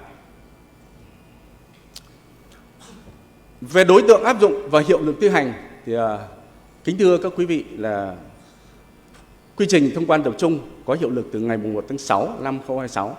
Quy trình được triển khai tại Chi cục Hải quan khu vực 3. Và khi có văn bản liên quan được sửa đổi bổ sung thay thế thì thực hiện theo các văn bản mới. Về đối tượng áp dụng thì thưa các quý vị là đối tượng áp dụng ở đây là cơ quan hải quan, cán bộ công chức hải quan có liên quan đến việc thực hiện thủ tục quan đối hàng hóa xuất khẩu nhập khẩu theo mô hình thông quan tập trung tại Chi cục Cảng 3. Vậy thì như các đồng chí đã biết, quy trình thủ tục hải quan là các bước trình tự mà cơ quan hải quan, công chức hải quan phải thực hiện. Vấn đề liên quan mà cần đề cập trong buổi trao đổi ngày hôm nay đó là trao đổi tương tác giữa cơ quan hải quan, người khai hải quan và các đơn vị khác, đơn vị kinh doanh cảng biển và các hãng tàu. Báo cáo nó có mối quan hệ đặc biệt và nó có những cái nguyên tắc. Thì thưa các đồng chí, hiện nay thì thủ tục hải quan được thực hiện theo quy trình, một là quy trình 196 mà các đồng chí đang thực hiện trong toàn quốc.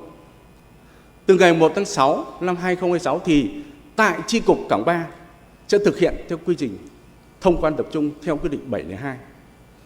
Thế thì báo cáo các đồng chí là trong quy trình này thì việc tương tác của cơ quan hải quan, của công chức hải quan với người khai hải quan được thể hiện về cơ bản là qua hệ thống.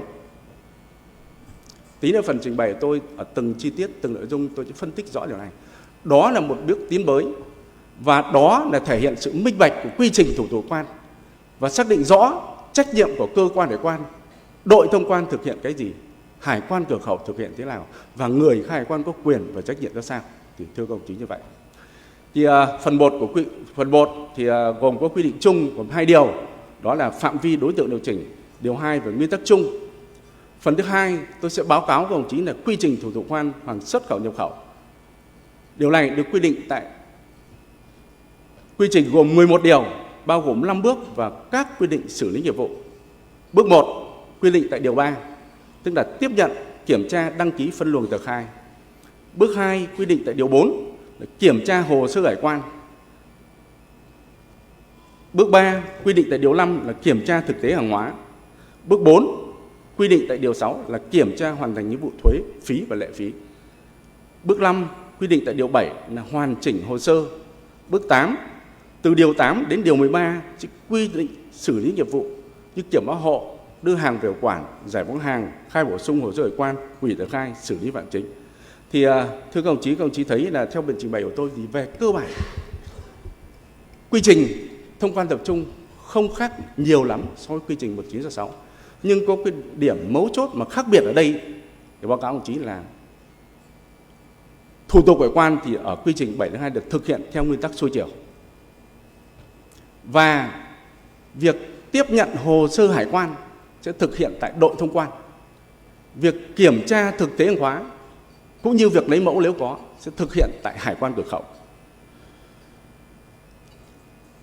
Quy trình này đã thể hiện một cái tính xuôi chiều, đó là các bước của quy trình thực hiện theo đúng trình tự từ bước 1 đến bước 5.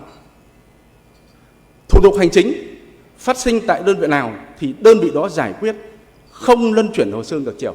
Báo cáo ông chí vậy là không có việc hồ sơ luân chuyển ngược chiều, hồ sơ đi từ chiều xuôi. Về tính linh hoạt thì thủ tục hải quan đối từng lô hàng xuất khẩu, nhập khẩu cụ thể thì theo kết quả phân luồng có thể thực hiện đầy đủ tất cả các bước hoặc chỉ thực hiện một số bước nhất định của quy trình theo kết quả phân luồng xanh, vàng, đỏ. Ví dụ như luồng xanh thì hồ sơ sẽ được chuyển thẳng sang bước 4 để mà doanh nghiệp thực hiện các thủ tục lấy hàng. Về phân định thẩm quyền thì thẩm quyền xử lý thủ tục tại quy trình được quy định rõ cho từng đơn vị tại mỗi bước. Thưa quý vị, về các bước thực hiện quy trình thì tôi đã báo với các đồng chí là hoàn toàn thực hiện theo 5 bước và điều này cũng thống nhất với quy trình 1966.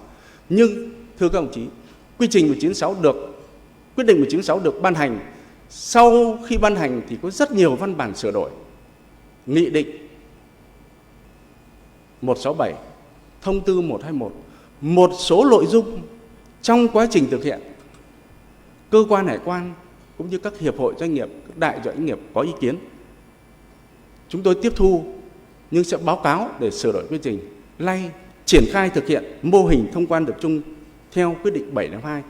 Toàn bộ các nội dung cơ bản đó chúng tôi đã báo cáo và chủ động đưa vào quy trình 7/2 với một cái mục tiêu để các hoạt động xuất khẩu, nhập khẩu được thông suốt, giảm thời gian thực hiện của công chức hải quan cũng như doanh nghiệp, tạo thuận lợi đối với các hoạt động thương mại. Vậy thì trong quy trình này các bước hồ sơ thực hiện thế nào? Tôi xin phép được báo cáo với quý vị cụ thể như sau. Bước 1 thì hệ thống sẽ tự động tiếp nhận, kiểm tra, đăng ký phân luồng tờ khai. Thưa các đồng chí, nếu theo quy trình 1966 thì phần lớn các doanh nghiệp khai các chứng từ và đính kèm các thông tin lên hệ thống. Hệ thống của cơ quan hải quan sẽ tiếp nhận chứng từ và xử lý, đăng ký tờ khai. Khi doanh nghiệp khai chính thức, hệ thống sẽ phân luồng và trả kết quả cho người khai hải quan. Sang bước 2 là bước kiểm tra hồ sơ hải quan. Thưa đồng chí, việc kiểm tra hồ sơ hải quan tại quy trình 7/2 cũng thống nhất với quy trình bàn theo quyết định 1966. Tuy nhiên, tại đây có một số điểm khác và trong buổi trao đổi báo cáo ngày hôm nay tôi sẽ làm rõ để các quý vị doanh nghiệp sẽ nắm được và cùng với cơ quan hải quan thực hiện được tốt hơn. Việc kiểm tra hồ sơ hải quan được quy định tại điều 4 của quy trình. Theo đó, công chức hải quan ghi nhận kết quả kiểm tra trên hệ thống VNLAC VShip và xử lý cụ thể như sau. Nếu kiểm tra hồ sơ phát hiện khai không đầy đủ hoặc có sai lệch, chưa phù hợp giữa chứng từ thuộc hồ sơ hải quan và các thông tin khai trên hệ thống, công chức hải quan sẽ thực hiện.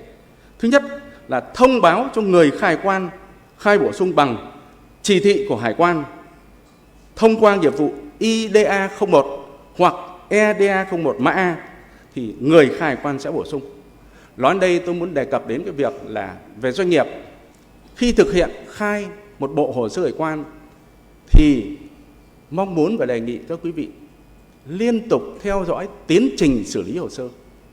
Bởi vì là công chức hải quan khi tiếp nhận hồ sơ hải quan sẽ chỉ thị cho doanh nghiệp qua hệ thống. Do vậy là đề nghị các quý vị doanh nghiệp là chúng ta liên tục theo dõi tiến trình để việc giải quyết được nhanh chóng và thuận tiện. Trong trường hợp cơ quan hải quan chưa đủ căn cứ để xác định tính chính xác của nội dung khai thì sẽ đề nghị người khai quan bổ sung thêm chứng từ thông qua nghiệp vụ IDA 01 hoặc EDA 01 mã A, hoặc đề xuất đội trưởng quyết định chuyển luồng kiểm tra thực tế. Việc chuyển luồng phải có căn cứ và thông báo bằng nghiệp vụ CKO tới doanh nghiệp. Khi nhận được các chỉ thị này của cơ quan hải quan thì đề nghị người khai hải quan sẽ chủ động khai bổ sung các thông tin mà theo yêu cầu cơ quan hải quan. Thưa các đồng chí, là hệ thống để thực hiện quy trình thông quan tập trung rất rõ ràng cụ thể và tất cả chỉ thị của cơ quan hải quan đều được ghi nhận về hệ thống, thể hiện sự minh bạch rất rõ ràng cụ thể và để doanh nghiệp thực hiện. Báo cáo đồng chí là với trường hợp hồ sơ đường đỏ thì sẽ phải thực hiện tiếp là bước 3 là kiểm tra thực tế hàng hóa. Tại bước 3 kiểm tra thực tế hàng hóa thì công chức hải quan kiểm tra thực tế hàng hóa tại hải quan cửa khẩu nơi hàng hóa lưu trữ sẽ thực hiện. Thưa các đồng chí là tại địa bàn quản lý của Chi cục Hải quan khu vực 3 hiện nay thì báo cáo ông chí là có 158 các kho bãi, các bến cảng. Cụ thể là 52 cái bến cảng và các cái kho, các địa điểm kiểm tra. Chúng tôi đã giao, đồng chí Chi cục trưởng đã giao địa bàn quản lý này cho 4 đơn vị hải quan cửa khẩu tổ chức thực hiện. Đó là Chi cục Hải quan cửa khẩu cảng khu vực 1, Chi cục Hải quan cửa khẩu cảng khu vực 2, Chi cục Hải quan cửa khẩu cảng khu vực 3 và Hải quan Đình Vũ.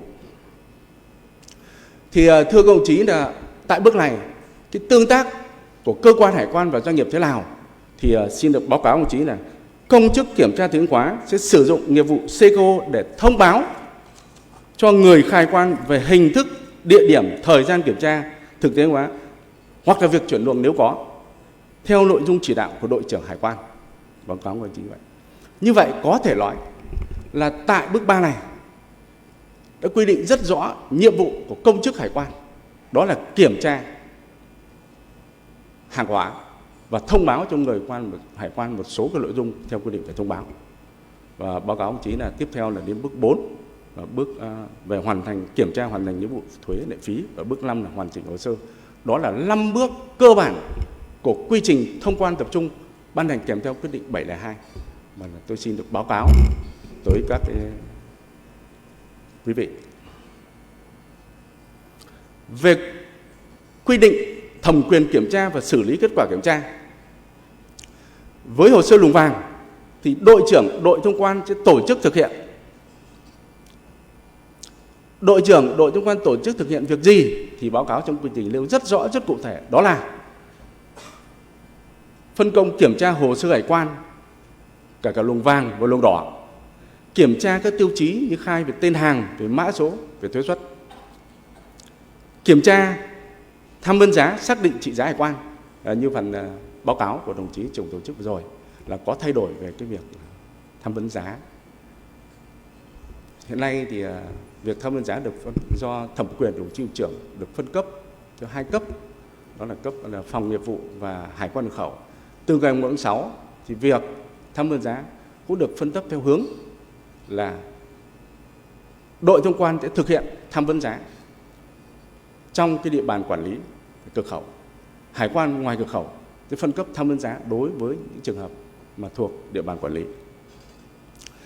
Về tờ khai luồng đỏ thì đội trưởng hải quan cửa khẩu sẽ tổ chức thực hiện xác định hàng hóa thực tế xuất khẩu nhập khẩu so với thông tin khai báo và thông tin về hàng hóa làm căn cứ tính thuế. Lấy mẫu trường hợp phải tính lệ thuế thì hải quan cửa khẩu sẽ tính lệ thuế. Báo cáo đồng chí là sẽ phát sinh cái việc là trong những cái trường hợp trong quá trình kiểm tra thực tế phát sinh hàng hóa sai phạm mà phải tính lệ thuế, thì trong trường hợp này quy trình sẽ xuôi chiều, không quay lại đội thông quan mà hải quan khẩu tổ chức thực hiện, đảm bảo nguyên tắc xuôi chiều, không quay lại bước trước. Đội trưởng hải quan khẩu sẽ chỉ đạo việc trừ lùi giấy phép, danh mục miễn thuế, danh mục máy móc thiết bị, khai sửa đổi sung, đưa hàng quản, giải phóng hàng, xử lý vi phạm do đơn vị phát hiện nếu có. Về phân công kiểm tra hồ sơ thì thưa các quý doanh nghiệp, về luồng xanh thì báo cáo ông chí là như ông chí đã biết là hệ thống tự động tiếp nhận kiểm tra điều kiện đăng ký tờ khai. Khi doanh nghiệp khai chính thức thì hệ thống sẽ phân luồng. Trường hợp hồ sơ thuộc luồng xanh thì sẽ chuyển thẳng sang bước 4, kiểm tra hoàn thành vụ thuế lệ phí. Sau khi doanh nghiệp nộp thuế thì sẽ được xác nhận hàng qua cột giáp là doanh nghiệp đã thực hiện lấy hàng. Như vậy cái tương tác ở đây với luồng xanh là không có. Tương tác của hải quan, công chức hải quan và doanh nghiệp chủ yếu trên hệ thống và không có việc tương tác trực tiếp.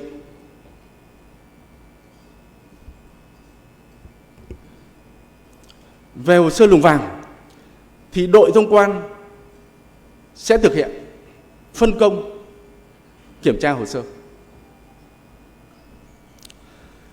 Hệ thống của cơ quan hải quan sẽ căn cứ danh sách tài khoản của công chức hải quan được phân quyền kiểm tra hồ sơ theo các mã bộ phận xử lý tờ khai để tự động phân công kiểm tra hồ sơ. Như vậy là đối với hồ sơ lùng vàng thì hệ thống sẽ tự động phân công theo nguyên tắc thực hiện tự động phân công công chức kiểm tra hồ sơ theo loại hình xuất khẩu, nhập khẩu, theo địa bàn quản lý hoặc theo chương HS, nhóm HS thuộc danh mục hàng hóa xuất khẩu Việt Nam ban hành. Thì báo cáo đồng chí là cái nội dung phân công theo nhóm mã chương HS, đây là cái nội dung mà trên hệ thống VLAC, hệ thống của Nhật Bản tài trợ chúng ta thì đã triển khai rất hiệu quả tại Nhật Bản. Và nội dung này khi triển khai thông quan tập trung, chúng tôi sẽ áp dụng triển khai trên cơ sở số hóa các chứng từ để triển khai thực hiện, và nó thể hiện một cái tính minh bạch, rõ ràng.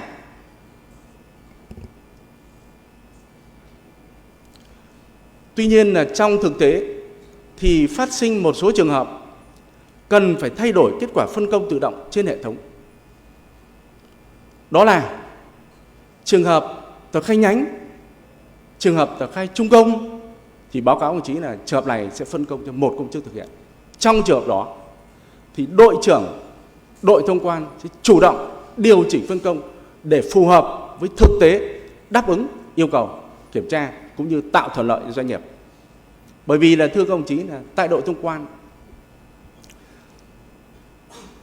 việc tiếp nhận hồ sơ tại các hải quan khẩu hiện nay đã đưa về đội thông quan, do vậy nó thể hiện một tính chuyên nghiệp, tính minh bạch. Do vậy là trong trường hợp tờ khai trung công hoặc tờ khai nhánh thì sẽ giao luôn cho một công chức thực hiện, và đảm bảo một cái nguyên tắc là công chức sẽ xuyên suốt toàn bộ cái hồ sơ đó tại phần kiểm tra chứng từ thuộc hồ sơ hải quan. Về hồ sơ lục đỏ thì báo cáo ông chí là đội trưởng đội thông quan sẽ thực hiện phân công cho công chức thực hiện kiểm tra hồ sơ thông qua màn hình LA02A. Như vậy thưa các đồng chí biết là cái việc phân công kiểm tra hồ sơ tại quy trình thông quan tập trung rất rõ ràng, rất minh bạch, và người khai hải quan rất dễ theo dõi để thực hiện.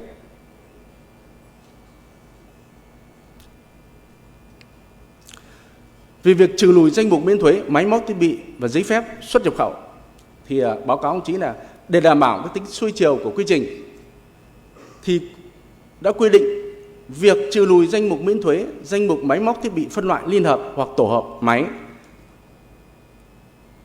được thực hiện theo phân luồng tờ khai và gắn với trách nhiệm của từng đơn vị. Và cụ thể là đối với tờ khai lùng vàng, công chức đội thông quan sẽ thực hiện. Đối với tờ khai lùng đỏ thì công chức hải quan cửa khẩu thực hiện.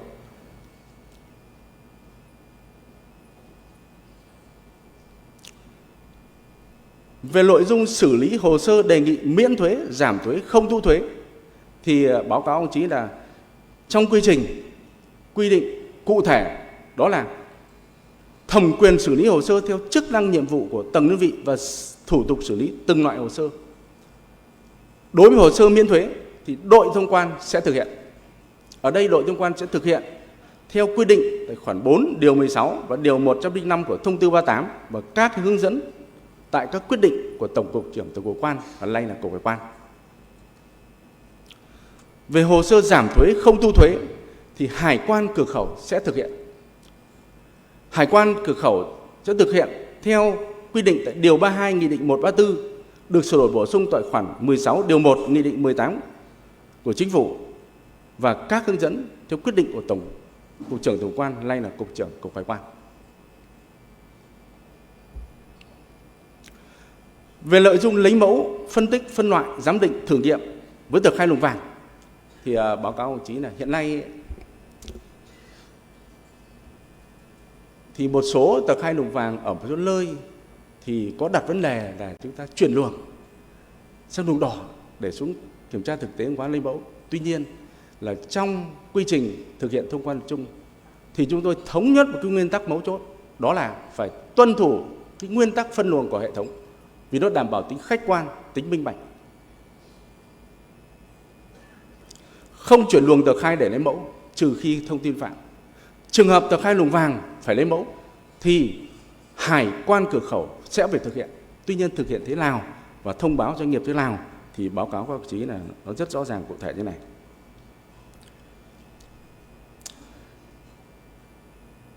Trường hợp tờ khai hải quan được phân luồng vàng thuộc diện phải lấy mẫu, phân tích, phân loại và giám định thì công chức bước 2 căn cứ thông tin địa điểm lưu giữ hàng hóa và sau khi được đội trưởng đội quan phê duyệt, công chức 2 thông báo cho người khai quan tại ô chỉ thị của hải quan trên tờ khai hải quan thông qua nghiệp vụ IDA 01 hoặc EDA 01 mã A, chuyển thông tin đến hải quan cửa khẩu nơi quản lý địa điểm giữ hàng hóa để thực hiện lấy mẫu. Thì đề nghị quý doanh nghiệp theo dõi cái tiến trình của hồ sơ này. Trong trường hợp hồ sơ của các đồng chí được hệ thống tự động tiếp nhận ra và phân mức 2 là luồng vàng, thì công chức tại đội thông quan sẽ thông báo cho người khai quan trên hệ thống Vinafacip. Đồng thời công chức của đội thông quan sẽ phải chuyển thông tin đó đến hải quan cửa khẩu và nơi hàng hóa cậu chí lưu giữ. Như vậy các đồng chí sẽ biết là các đồng chí sẽ biết là cái việc hồ sơ bộ phận nào sẽ thực hiện lấy mẫu. Vì trong trường hợp mà lấy mẫu để mà phân tích giám định này thì có việc tương tác của công chức hải quan và doanh nghiệp.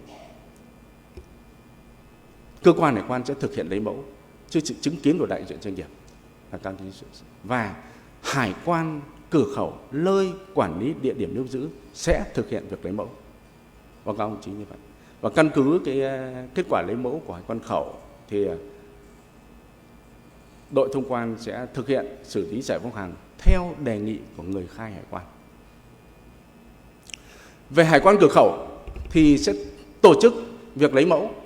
Tại đây thì doanh nghiệp sẽ chứng kiến và cái việc lấy mẫu của cơ quan hải quan và cụ thể là của công chức hải quan tại cửa khẩu. Hải quan khẩu sẽ thực hiện gửi mẫu, hồ sơ đi giám định và lưu mẫu.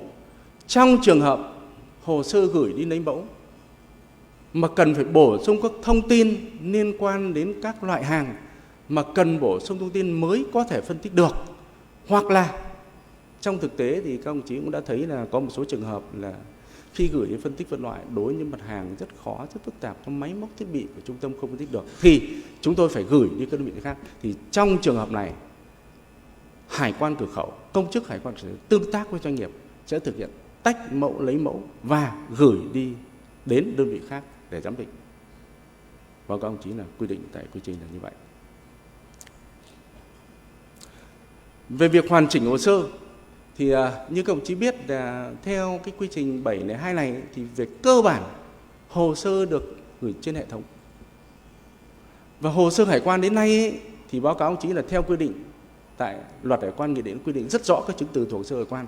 Thì về phía doanh nghiệp các ông chí khai báo các thông tin đính kèm chứng từ, và sau đây thì phần Thái Sơn chút nữa sẽ có cái báo cáo của công nghệ tin sẽ báo. Hiện nay thì đã có phần mềm hỗ trợ về doanh nghiệp là đã số hóa cái chứng từ này bằng các chỉ tiêu thông tin, và như vậy là hồ sơ sẽ được lưu trữ như vậy. Tuy nhiên thì công chức được giao nhiệm vụ quản lý hoàn chỉnh hồ sơ chịu trách nhiệm theo dõi, quản lý và hoàn chỉnh toàn bộ hồ sơ có liên quan. Và một số cái trường hợp mà trong một cái bộ hồ sơ tờ khai phát sinh rất nhiều các cái thủ tục, kể cả là việc đưa hàng vào quản hoặc giải phóng hàng, thì trong quy trình cũng đã phân định rất rõ ràng là đơn vị xử lý sau cùng sẽ thực hiện nghiệp vụ CEE và CEA.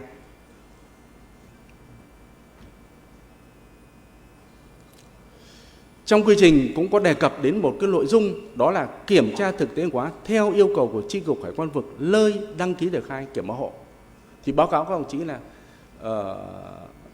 các doanh nghiệp cũng sẽ phát sinh một số trường hợp cần phải kiểm mẫu hộ. Ví dụ là doanh nghiệp thì báo cáo đồng chí là theo quy định tại điều 19 của cái thông tư ấy, điều 19 của cái thông tư 3839 thì đối với hàng nhập khẩu sẽ được đăng ký tờ khai tại trụ sở cơ quan hải quan quản lý địa điểm lưu giữ hàng hóa, cảng đích vi chân vận đơn hoặc hải quan nơi doanh nghiệp có trụ sở, có chi nhánh cơ sở xuất. Thì báo cáo ông chí là có thể có những trường hợp là doanh nghiệp có trụ sở tại Hải Phòng, có cơ sở Hải Phòng, nhưng có thể là nhập hàng qua các cửa khẩu sân bay thì công chí vẫn có thể đăng ký ở đây, đăng ký ở đây. Và đây là một cái nội dung mà tôi nghĩ là sẽ rất thuận tiện công chí, thì công chí có cơ sở sản xuất ở thành phố Hải Phòng, có trụ sở Hải Phòng thì công chí có thể đăng ký đây. Mặc dù hàng có về địa điểm khác thì cơ quan hải quan chúng tôi sẽ đề nghị hải quan nơi quản lý lưu giữ hàng hóa sẽ thực hiện việc kiểm bảo hộ. Và báo cáo ông chí là cái việc này là sẽ tương tác giữa hải quan giữa hai đơn vị mà thôi. Đấy, cho nên cái việc này rất rõ là cái điều 19 của cái thông tư, điều 19 của thông tư 38 và đã sửa đổi tới khoản 7 của thông tư 1 thì đã quy định rất rõ. Đối hàng xuất khẩu thì không nói, nhưng mà đối hàng nhập khẩu các đồng chí được đăng ký tại chi cục 3. Nếu như các đồng chí có trụ sở, nơi trụ sở của chí chi nhánh tại cái địa bàn của chúng tôi thì đồng chí được làm thủ tục.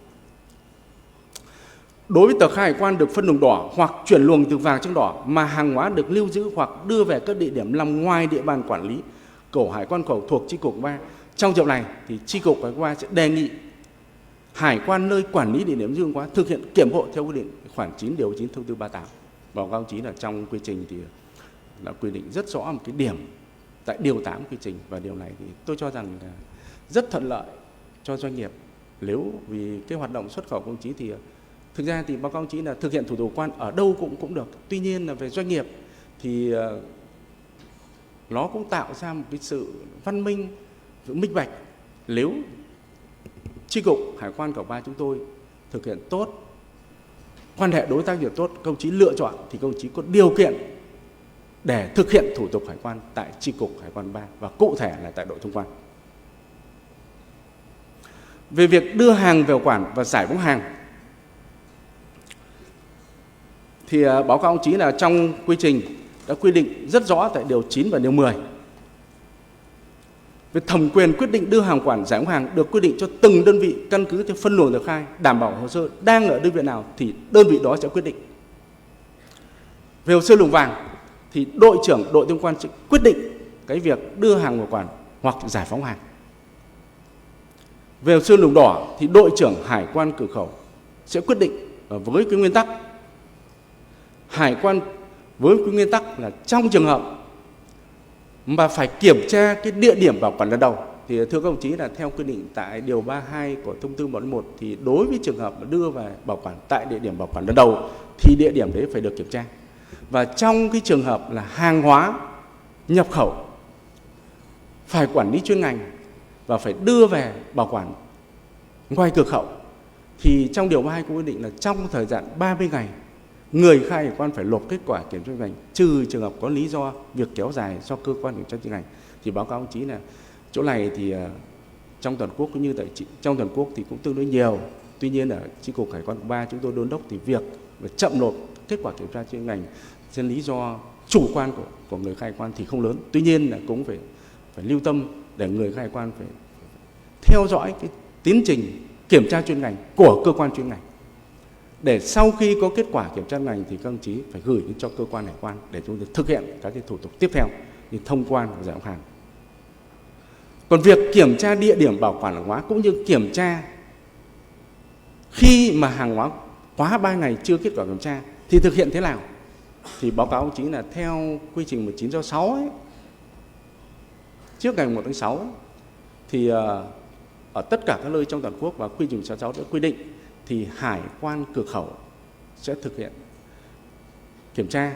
Tuy nhiên là đến nay ấy, thì cái tương tác của công chức hải quan chi cục hải quan 3 với doanh nghiệp đó là tương tác của đội thông quan, tương tác của hải quan khẩu. Vậy thì trong trường hợp này ai kiểm tra? Thì chúng tôi thống nhất một cái đầu mối để cho giảm thiểu các thủ tục phát sinh là hải quan cửa khẩu sẽ tổ chức kiểm tra về địa điểm bảo quản lần đầu và tổ chức kiểm tra với trường hợp hàng hóa quá 30 ngày chưa có kết quả kiểm tra. Báo cáo các đồng chí vậy. Và trường hợp phát sinh một doanh nghiệp có hàng hóa lưu giữ tại nhiều địa điểm thuộc địa bàn quản lý của các hải quan cửa khẩu thì chúng tôi đã xây dựng một cái cơ chế phối hợp để đảm bảo cho quy trình thủ tục hải quan theo quyết định 72 được thông suốt minh bạch. Thì thống nhất một cái nguyên tắc, đồng chí trưởng đội thông quan là phó chi cục trưởng sẽ quyết định việc lựa chọn hải quan cửa khẩu nào một đơn vị thực hiện kiểm tra để đảm bảo với một lô hàng và nhiều lô hàng của một doanh nghiệp về cục thì chỉ có một đơn vị kiểm tra, và như thế nó sẽ tạo sự minh bạch, nhanh chóng, thuận tiện. Và báo cáo ông chí là hiện trước đây theo Điều 19/6 thì thông thường là các hải quan nhập khẩu sẽ báo cáo về phòng nghiệp vụ để kiểm tra. Hoặc là đối với trường hợp là ví dụ như là công ty xuất nhập khẩu A chẳng nhập khẩu lô hàng thức ăn chăn nuôi chẳng quá 30 ngày tới ngày cho hàng bảo quản như doanh nghiệp chưa kết quả và thực hiện kiểm tra, nhưng doanh nghiệp lại đang lưu giữ hàng hóa tại địa điểm tại Mỹ Đình, thành phố Hà Nội chẳng hạn, thì trước đây thì báo cáo ông chí là thường là hải quan nhập khẩu sẽ có văn báo cáo về phòng nghiệp vụ để trình chi cục có văn gửi hải quan kiểm tra. Thì trong quy trình 702 này, chúng tôi đã xây dựng một quy chế phối hợp sao cho đơn giản nhất, thuận tiện nhất và kịp thời thông báo giải quyết cho doanh nghiệp. Thì trong trường hợp này thì hải quan cửa khẩu sẽ báo cáo phó chi trưởng phụ trách đơn vị có văn bản gửi hải quan nơi quản lý cái hàng hóa lưu trữ để tiến hành kiểm tra. Báo cáo ông chí là như vậy. Quy định rất rõ ràng, rất cụ thể. Và việc kiểm tra thế nào thì trong khi xây dựng quy trình 702 này, tí tại điều 13 tôi sẽ nói thêm, nhưng ở đây tôi cũng sẽ nói để ông chí nắm được. Trong việc xây dựng các cái quy trình 72, chúng tôi đã đặt vào vấn đề với Cục Hải quan. Hải quan trên toàn quốc có thể nói đó là cơ quan hải quan. Đối với một lô hàng doanh nghiệp thì cơ quan hải quan phải có trách nhiệm theo đúng quy định của luật hải quan là kiểm tra hàng hóa và thực hiện các quy định pháp luật. Vậy thì trong trường hợp ví dụ như tôi vừa nêu các đồng chí, nếu trường hợp hàng hóa đăng ký tại đội thông quan thuộc chi cục Cảng 3 nhưng hàng hóa lại đưa về bảo quản tại kho của doanh nghiệp trên Hà Nội, vì trụ sở doanh nghiệp trên Hà Nội có địa điểm trên Hà Nội, lúc này thì Hải quan khu vực 3 và cụ thể là Hải quan cửa khẩu sẽ báo cáo đồng chí phó trưởng gửi có công văn gửi cho Hải quan Hà Nội, tức là Hải quan khu 2 kiểm tra bảo quản. Quá trình kiểm tra việc bảo quản này thế nào thì Hải quan thuộc Hải quan Hà Nội ghi nhận và chuyển toàn bộ kết quả cho Hải quan cửa khẩu Cảng 3 để giải quyết thủ tục. Báo cáo đồng chí, đây là cái điểm rất mới và điểm này nó tạo thuận lợi cho doanh nghiệp, không phải gặp nhiều đơn vị, không phải gặp nhiều, vì đều là cơ quan hải quan đang thực hiện nhiệm vụ theo quy định tại luật hải quan. Trong trường hợp này thì nó cũng sẽ phát sinh một cái trường hợp là đối với các doanh nghiệp có cái địa bàn tại thành phố Hải Phòng, nhưng mà các đồng chí lại có thể là các đồng chí lại mở tờ khai ở một cái hải quan khác, thì báo các đồng chí trường hợp này vẫn có. Cơ quan hải quan chúng tôi ấy, những người làm công tác nghiệp vụ hải quan chúng tôi đưa ra, chúng tôi tham mưu trong ngành những cái quy định sao cho thuận tiện nhất. Việc lựa chọn đơn vị làm chủ quan đã được quy định tại 19 và do doanh nghiệp lựa chọn. Tuy nhiên là cơ quan hải quan chúng tôi luôn luôn nghiên cứu và tham mưu có những quy định quy trình sao thuận tiện nhất để doanh nghiệp thực hiện. Thì nói lại cái câu chuyện là trong trường hợp mà doanh nghiệp mở tờ khai tại cái địa bàn khác, ví dụ tại Hải quan Hà Nội hoặc Hải quan Thành phố Hồ Chí Minh nhưng địa điểm của tại Hải Phòng, thì chi cục Hải quan khu 3 đã có cơ chế và giao cho đội kiểm soát quan là đơn vị đầu mối thực hiện kiểm tra. Doanh nghiệp có thể làm thủ tục hải quan tại chi cục Hải quan khu 3 hoặc không làm thủ tục ở chi cục 3, nhưng việc tạo thuận lợi doanh nghiệp là việc cần thiết và chúng tôi luôn luôn phải thực hiện. Báo cáo đồng chí, đấy là một cái nguyên tắc nội dung mà trong quy trình cũng như trong cơ chế phối hợp của chi cục tôi đã nêu rất rõ. Thì báo cáo đồng chí thì cũng thông tin đến các đồng chí để đồng chí biết là trong trường hợp đấy thì đội kiểm soát thuộc chi cục 3 sẽ tổ chức thực hiện việc bảo quản hàng hóa của doanh nghiệp nếu như hàng hóa được bảo quản tại thành phố Hải Phòng. Về khai bổ sung hồ sơ hải quan thì báo cáo các đồng chí là trong quy trình đã nêu rất rõ tại điều 11, đó là trường hợp tờ khai đã thông quan thì với tờ khai lục xanh và lục vàng thì đội thông quan sẽ tiếp nhận kiểm tra thực hiện. Đối với tờ khai lục đỏ, Hải quan khẩu sẽ tiếp nhận kiểm tra thực hiện. Việc tiếp nhận kiểm tra thực hiện thủ tục quan phát sinh tại bước nghiệp vụ nào thì đơn vị hải quan phụ trách bước nghiệp vụ đó xử lý, hồ sơ không quay ngược lại, hồ sơ đi xuôi chiều. Và tại đây thì báo cáo các ông chí là cái tương tác của công chức hải quan với người khai hải quan thế nào thì tôi cũng xin phép được làm rõ. Có thể các đồng chí đã nắm được thì tôi xin phép làm rõ để cho nó chi tiết và trong thì thực hiện ra được thống nhất. Việc khai bổ sung hồ sơ ấy, thì nó chia ra 2 trường hợp. Trường hợp bổ sung các thông tin được khai trước khi cơ quan hải quan hoàn thành kiểm tra hải quan, đó là trước khi CEA và trước khi CEE, đó là 2 cái nghiệp vụ trên hệ thống VNac. Thì trường hợp người khai gửi thông tin khai bổ sung theo mẫu số 01 hoặc mẫu số 02 phụ lục 1 ban hành kèm theo quyết định 39 nên hệ thống VNac với ship thì công chức để phân công căn cứ nội dung của tờ khai khai bổ sung cuối cùng với tờ khai hải quan ban đầu để thực hiện, và nguyên tắc thực hiện như sau.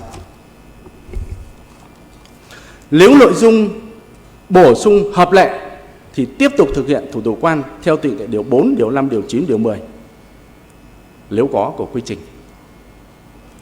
Trường hợp xác định có hành vi vi phạm thì sẽ xử lý theo quy định tại điều 13 của chương 702 này.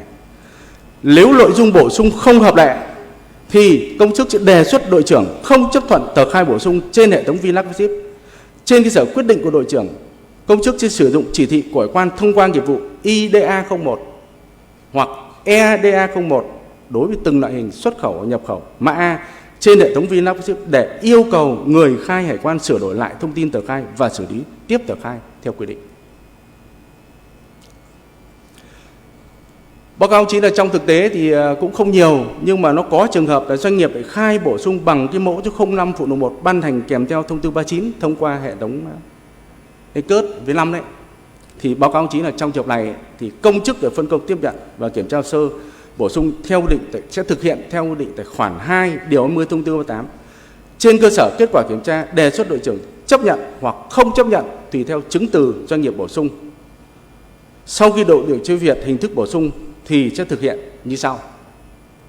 Thứ nhất là trường hợp chấp thuận nội dung bổ sung thì sẽ giải quyết tiếp thủ tục theo quy định.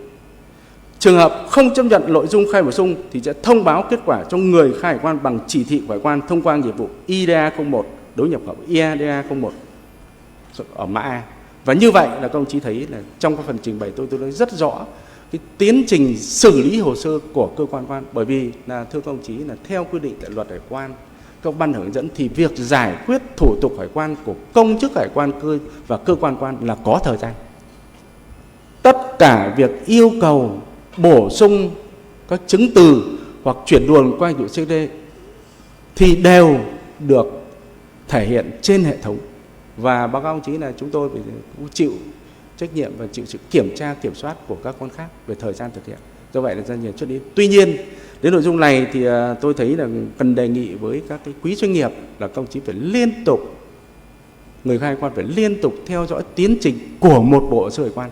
Thì như vậy là cái việc giải quyết tương tác của chúng ta sẽ đảm bảo cái thời gian và tránh cái thời gian lãng phí, được giải quyết được nhanh chóng theo đúng mục tiêu ta đặt ra từ đầu để thực hiện quy trình này, đó là minh bạch và giảm thời gian thực hiện thủ tục hành chính.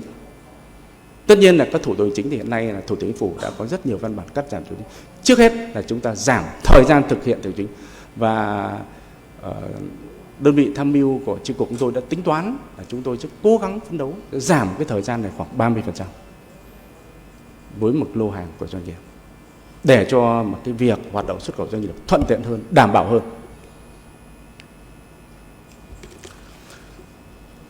Báo cáo chỉ là trong cái trường hợp mà người khai quan gửi thông tin bổ sung bằng văn bản theo mẫu số 03 của phụ 5 ban hành theo thông tư 38 ấy, thì cơ quan hải quan sẽ xử lý như sau.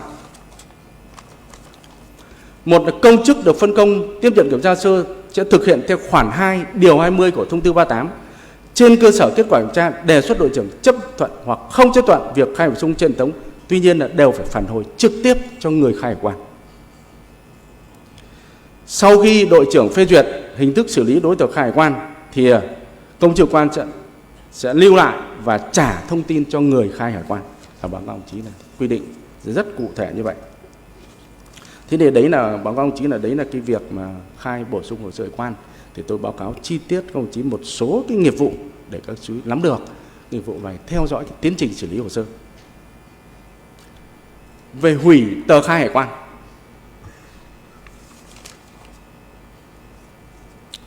Thì báo cáo các đồng chí là trong quy trình 702 thì có một điều là điều số 12 quy định về việc hủy tờ khai. Việc hủy tờ khai quy định ở đâu thì báo cáo ông chí là Luật Hải quan và các cái nghị định cũng như là thông tư 11 mới ban hành thì đã quy định rất rõ các trường hợp hủy tờ khai. Tại quy trình này tôi chỉ làm rõ với các quý vị về ai thực hiện hủy và hủy thế nào đối với tờ khai hải quan mà thôi. Thì trong quy định rất cụ thể là đội thông quan chịu trách nhiệm hủy tờ khai luồng xanh, tờ khai luồng vàng và tờ khai luồng đỏ chưa hoàn thành kiểm tra hồ sơ. Báo cáo ông chí như vậy. Như vậy là khi doanh nghiệp khai, khi các đồng chí khai báo lên hệ thống cơ quan khai chính thức, hệ thống đã cấp số phân luồng, nhưng tờ khai đăng trong quá trình tiến trình kiểm tra hồ sơ thì đội thông quan chưa thực hủy tờ khai để tránh cái trường hợp đi lại nhiều lần của doanh nghiệp, phát sinh những cái chi phí, phát sinh thời gian. Và đối với tờ khai mà đối với tờ khai luồng đỏ đã hoàn thành việc kiểm tra hồ sơ hải quan rồi thì trường hợp này sẽ giao cho hải quan cửa khẩu chịu nhận hủy, vì khi này là tờ khai đã xuống chỗ kiểm hóa, và đối với tờ khai luồng đỏ thì các đồng chí phải tương tác với công chức kiểm hóa. Và đây cũng là một cái chỗ người khai hải quan sẽ tương tác với cơ quan hải quan và công chức hải quan với quy trình 72 là chủ yếu qua hệ thống. Các đồng chí xem thẩm định bày từ đầu giờ đến tôi nó chủ yếu qua hệ thống. Cái nhất là khi khai hải quan thì người khai hải quan sẽ tiếp nhận với hệ thống bằng cách khai các thông tin, gửi các chứng từ lên hệ thống. Và hiện nay có một cái điểm rất mới khi thực hiện triển khai thông quan tập trung, đó là hệ thống đã số hóa các chứng từ hồ sơ hải quan. Các anh đã trực tiếp, người khai trực tiếp tiếp nhận, tương tác với hệ thống. Đến hồ sơ luồng vàng thì người khai cũng tương tác với hệ thống với cơ quan hải quan, và cơ quan hải quan nếu có yêu cầu thì phải dụng các nghiệp vụ IDA qua mã A để thông báo cho người khai hải quan, kể cả việc chuyển luồng nếu có thông tin vi phạm. Báo cáo ông chí là việc chuyển luồng không được tùy tiện, phải đảm bảo nguyên tắc, có căn cứ, có cơ sở, và người quyết định chuyển luồng phải chịu trách nhiệm trong việc quyết định chuyển luồng, và việc đấy đang được thể hiện trên hệ thống.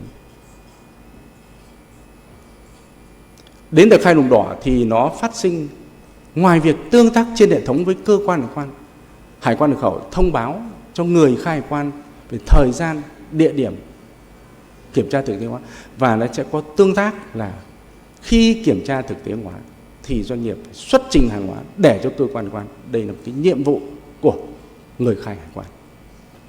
Thì hiện nay thì báo cáo ông chí là cái tỷ lệ hồ sơ phải kiểm tra thực tế hóa tại 4 hải quan cửa khẩu chi cục cảng 3 thì tuy nhiên là không lớn, khoảng độ 5%, dưới 5%. Tuy nhiên là báo cáo ông chí là cái nghiệp vụ này phát sinh thì đề nghị các người khai hải quan, các hiệp hội doanh nghiệp, các doanh nghiệp cũng đề nghị người khai hải quan cũng phải nhanh chóng chuẩn bị các điều kiện, các phương tiện để xuất trình hàng hóa để cơ quan hải quan thực hiện việc kiểm tra đáp ứng cái yêu cầu.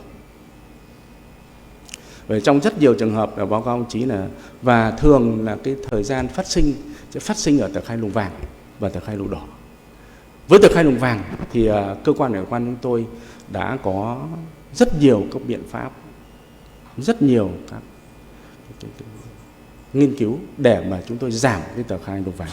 Đâu đó thì báo cáo các ông chí là cái tỷ lệ tờ khai luồng vàng hiện nay thì đâu đó là khoảng 72%. Tờ khai luồng đỏ đâu đó là dưới 5%, như vậy tờ khai luồng xanh khoảng hơn 22%. Và với cái tỷ lệ phân luồng như vậy thì báo cáo các đồng chí là cái việc thực hiện thủ tục hải quan của công chức hải quan cũng như về người khai hải quan là rất mất nhiều thời gian. Và đâu đó chúng tôi thấy, chúng tôi là những công chức hải quan, những người làm tác hải quan lâu năm, tiếp thu cái ý kiến đóng góp của các hiệp hội doanh nghiệp, của các doanh nghiệp, và bản thân chúng tôi đã nghiên cứu, thì chúng tôi mong muốn đưa những cái kiến thức, những cái kinh nghiệm của chúng tôi và những đóng góp của các hiệp hội doanh nghiệp để truyền tải thành các cái bài toán số áp dụng khoa học kỹ thuật, để rồi sẽ phân tích đánh giá, nhưng với một cái điều kiện chỉ có số hóa chứng từ thì mới có thể giảm được tờ khai luồng vàng luồng xanh. Thì một lần nữa rất mong muốn và đề nghị các hiệp hội doanh nghiệp, các doanh nghiệp Các đồng chí tí nữa sẽ theo dõi rất sát, rất kỹ phần trình bày của công ty Thái Sơn về phần số hóa chứng từ. Khi số hóa chứng từ, căn cứ cho thông tin doanh nghiệp khai báo, cho chứng từ giữa doanh nghiệp đính kèm hệ thống số hóa chứng từ sẽ số hóa thành các chỉ tiêu thông tin. Căn cứ cái chỉ tiêu thông tin gửi đến cơ quan hải quan thì hệ thống của cơ quan hải quan sẽ đọc được các chứng từ, các chỉ tiêu thông tin mà người khai hải quan gửi đến. Và như vậy chúng tôi sẽ thực hiện được một cái mục tiêu mà báo cáo các cái quý vị doanh nghiệp, các hiệp hội doanh nghiệp, đây là một cái mục tiêu xuyên suốt trong tất cả các năm làm hải quan. Công chức hải quan chúng tôi đều mong muốn là giảm cái tỷ lệ phân luồng. Bởi vì mục đích của việc phân luồng tờ khai là để xác định căn cứ các tiêu chí phân luồng của Bộ quy định để xác định các mặt hàng cụ thể, các lô hàng cụ thể để quyết định hình thức kiểm tra phù hợp. Tuy nhiên là báo cáo công chí hiện nay ấy, thì cái việc phân luồng tờ khai nó còn phụ thuộc vào rất nhiều các nội dung mà cơ quan hải quan cũng như các hiệp hội doanh nghiệp chúng ta đều phải quyết tâm. Đó là cái việc phân luồng tờ khai nó phụ thuộc vào cái quy định kiểm tra chuyên ngành của các bộ ngành, về quy định về kiểm tra xuất xứ theo các hiệp định thương mại. Thì báo cáo ông chí là theo các hiệp định thương mại mà Việt Nam tham gia thì đều có quy định là phải kiểm tra chứng nhận xuất xứ để xác định đối với hàng hóa được hưởng thuế suất ưu đãi đặc biệt. Thì báo cáo ông chí là nếu như doanh nghiệp mà các đồng chí chỉ đính kèm scan chứng từ lên hệ thống thôi ấy, thì báo cáo ông chí là chúng tôi không thể thực hiện cái mục tiêu mà chúng tôi vẫn mong ước là giảm tỷ lệ được. Là bởi vì báo cáo ông chí là với một cái bản scan, một cái tập chứng từ như vậy ấy, thì hệ thống không thể kiểm tra được, mà quy định tại các hiệp định thương mại mà Việt Nam tham gia thì đều quy định kiểm tra. Do vậy là tại quy trình 7.2 này chúng tôi đã đặt một vấn đề là phải số hóa chứng từ, và đây là cái điều kiện kiên quyết để cơ quan hải quan. Tuy nhiên là cái điều kiện này thì báo cáo ông chí là về phía doanh nghiệp thì doanh nghiệp có quyền lựa chọn. Doanh nghiệp có quyền lựa chọn. Nhưng về phía cơ quan hải quan thì chúng tôi mong muốn các doanh nghiệp là thực hiện đầy đủ các bước của số hóa chứng từ.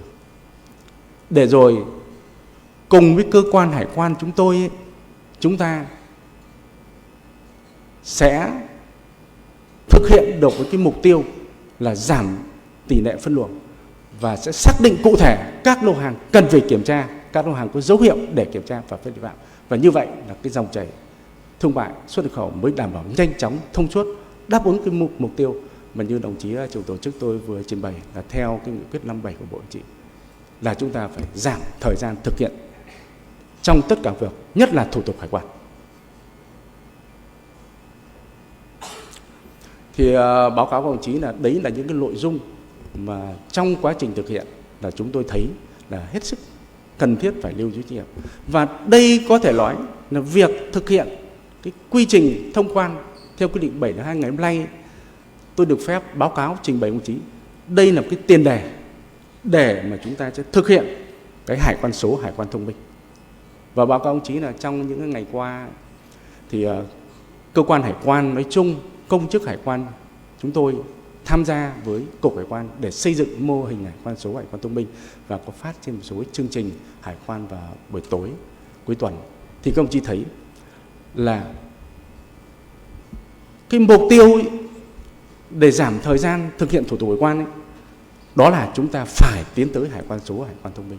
Mà một cái việc yêu cầu bắt buộc khi thực hiện hải quan số, hải quan thông minh ấy, đó là các ông chí phải số hóa chứng từ. Và nó giúp cho cơ quan hải quan với những kinh nghiệm, với những bộ óc của công chức hải quan, với việc nghiên cứu chuyên sâu của các chuyên gia trong và ngoài nước, với những kinh nghiệm của các hiệp hội, các doanh nghiệp xuất khẩu đã đóng góp với cơ quan hải quan khi sửa đổi luật hải quan, các luật khác, các nghị định thông tư. Bằng ấy những kinh nghiệm, chúng tôi sẽ tập hợp chuyển thành các bài toán cụ thể để mà huấn luyện, đào tạo cho hệ thống nhận biết được để đưa ra những chỉ dẫn, những cảnh báo phù hợp với từng lô hàng. Và chỉ khi đó cơ quan hải quan, những người công chức hải quan chúng ta ngồi đây và trong toàn quốc và hiệp hội doanh nghiệp chúng ta sẽ đáp ứng được một cái mục tiêu của chúng ta, đó là giảm thời gian thực hiện thủ tục hải quan cũng như giảm thời gian thực hiện các thủ tục hành chính, đáp ứng được cái yêu cầu phát triển kinh tế xã hội cũng như phát triển của doanh nghiệp. Thì báo cáo ông chí đây là cái nội dung mà tôi muốn truyền đạt với ông chí. Về tiếp theo về cái quy trình 702 thì có một cái khác biệt đối với quy trình 1906, đó là tại quy trình 1702 này sẽ đưa ra một số cái quy định mang tính chất đặc thù theo chiều xuôi nhưng đảm bảo tạo thuận doanh nghiệp, đó là việc xử lý vi phạm chính nếu có sẽ được quy định cụ thể tại điều 13 của quy trình mà không quy định riêng lẻ ở các phần. Bởi vì báo cáo ông chí là như tôi đã trình bày thì doanh nghiệp có một số quyền nhưng có một số trách nhiệm.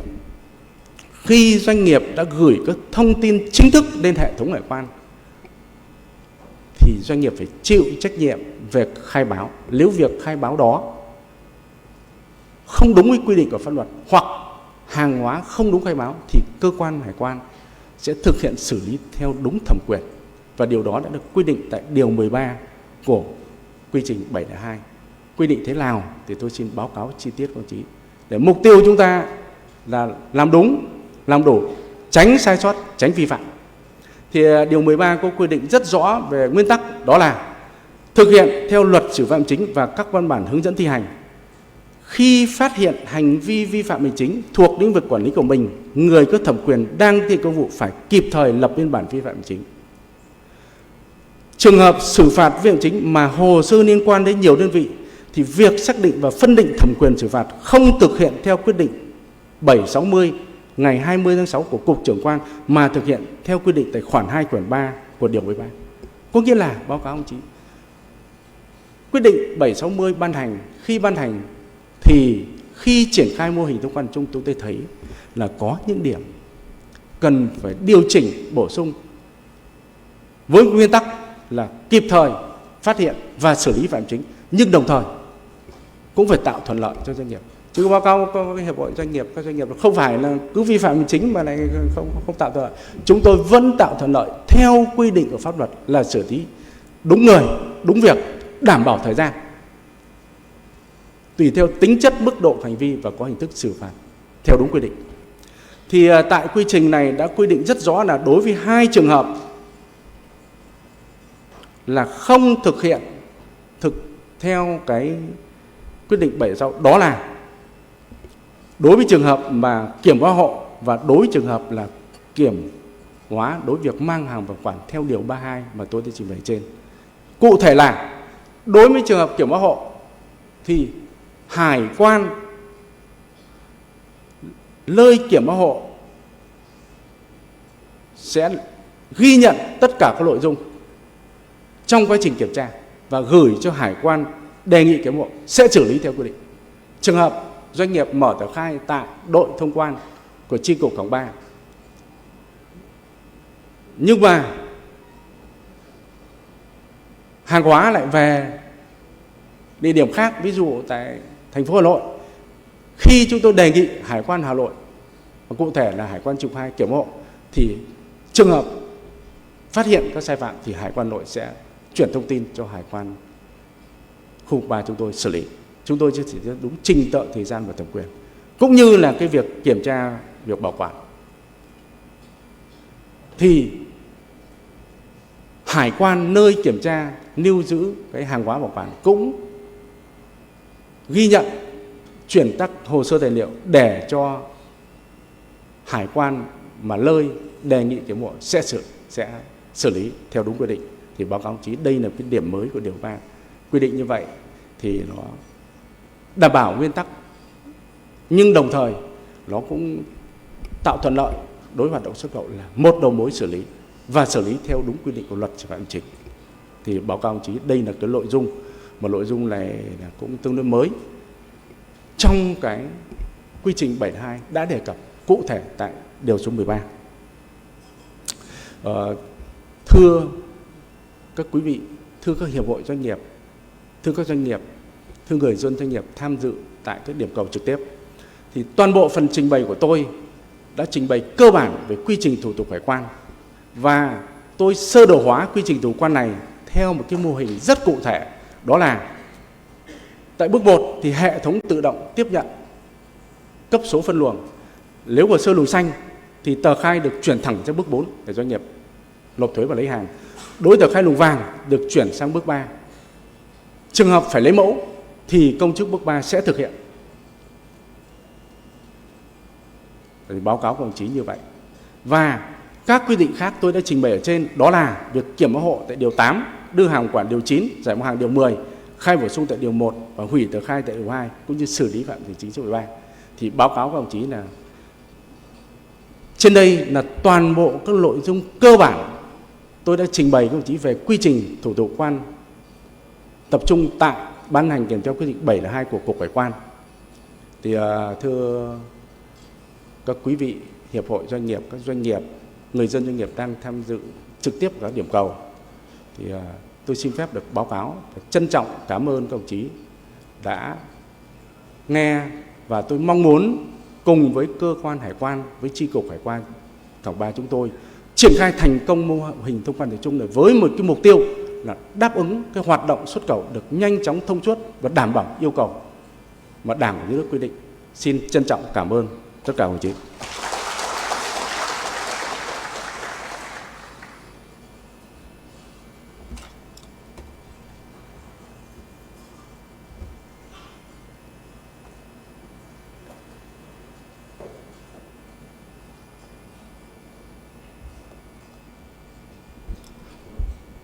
Xin trân trọng cảm ơn đồng chí Nguyễn Đình Tráng, trưởng phòng nghiệp vụ Hải quan.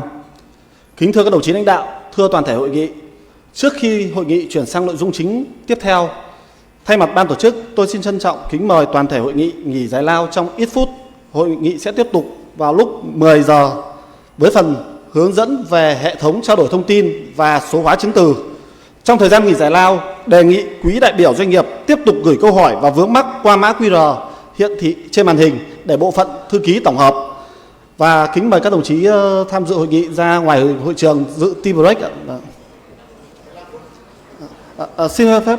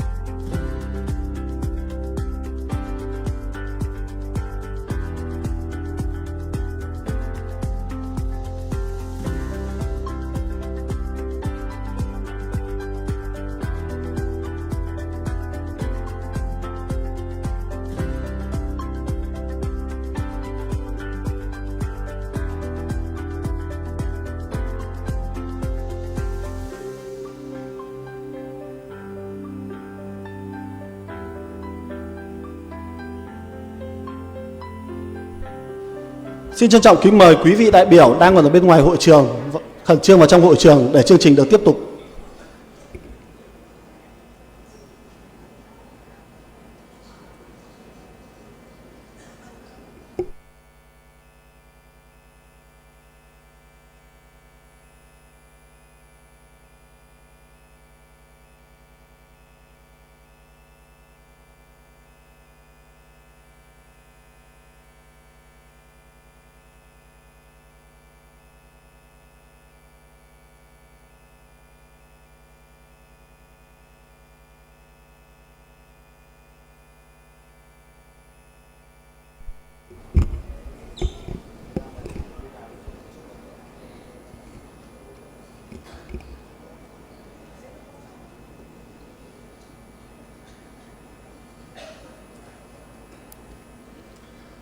Kính thưa các đồng chí lãnh đạo, kính thưa quý vị đại biểu, tiếp theo chương trình, tôi xin trân trọng kính mời đồng chí Đỗ Văn Chính, Phó trưởng phòng phụ trách Phòng Công nghệ Thông tin lên trình bày nội dung hệ thống phần mềm trao đổi thông tin và số hóa chứng từ phục vụ triển khai mô hình thông quan tập trung. Đây là hệ thống công nghệ thông tin kết nối trực tiếp giữa doanh nghiệp với cơ quan hải quan trong quá trình thực hiện thủ tục hải quan. Đề nghị quý vị đại biểu chú ý theo dõi để có thể vận hành thuần thục hệ thống ngay từ ngày 1 tháng 6 năm 2026. Xin trân trọng kính mời đồng chí.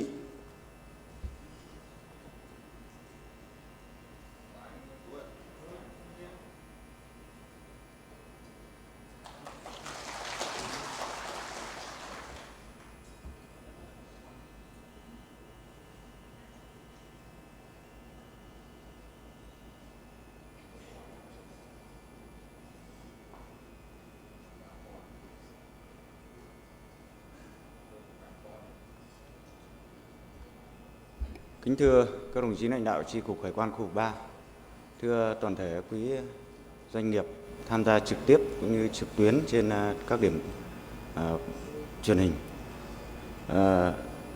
Thay mặt Phòng Công nghệ Thông tin được sự đồng ý của ban tổ chức thì tôi xin giới thiệu về một số cái nội dung liên quan đến những thay đổi về mặt hệ thống công nghệ thông tin. Thì trong phạm vi hội nghị ngày hôm nay thì tôi xin trình bày những cái nội dung mà liên quan đến phạm vi mà doanh nghiệp cần lưu tâm. Còn cái nội dung liên quan đến hệ thống phía cơ quan hải quan trong quá trình chuẩn bị cho triển khai đáp ứng cái mô hình thông quan tập trung thì chúng tôi cũng đã triển khai nâng cấp cũng như bổ sung một số cái tính năng đảm bảo theo đúng quy trình cũng như cái cơ chế phối hợp giữa các đội đảm bảo cái hệ thống thông suốt.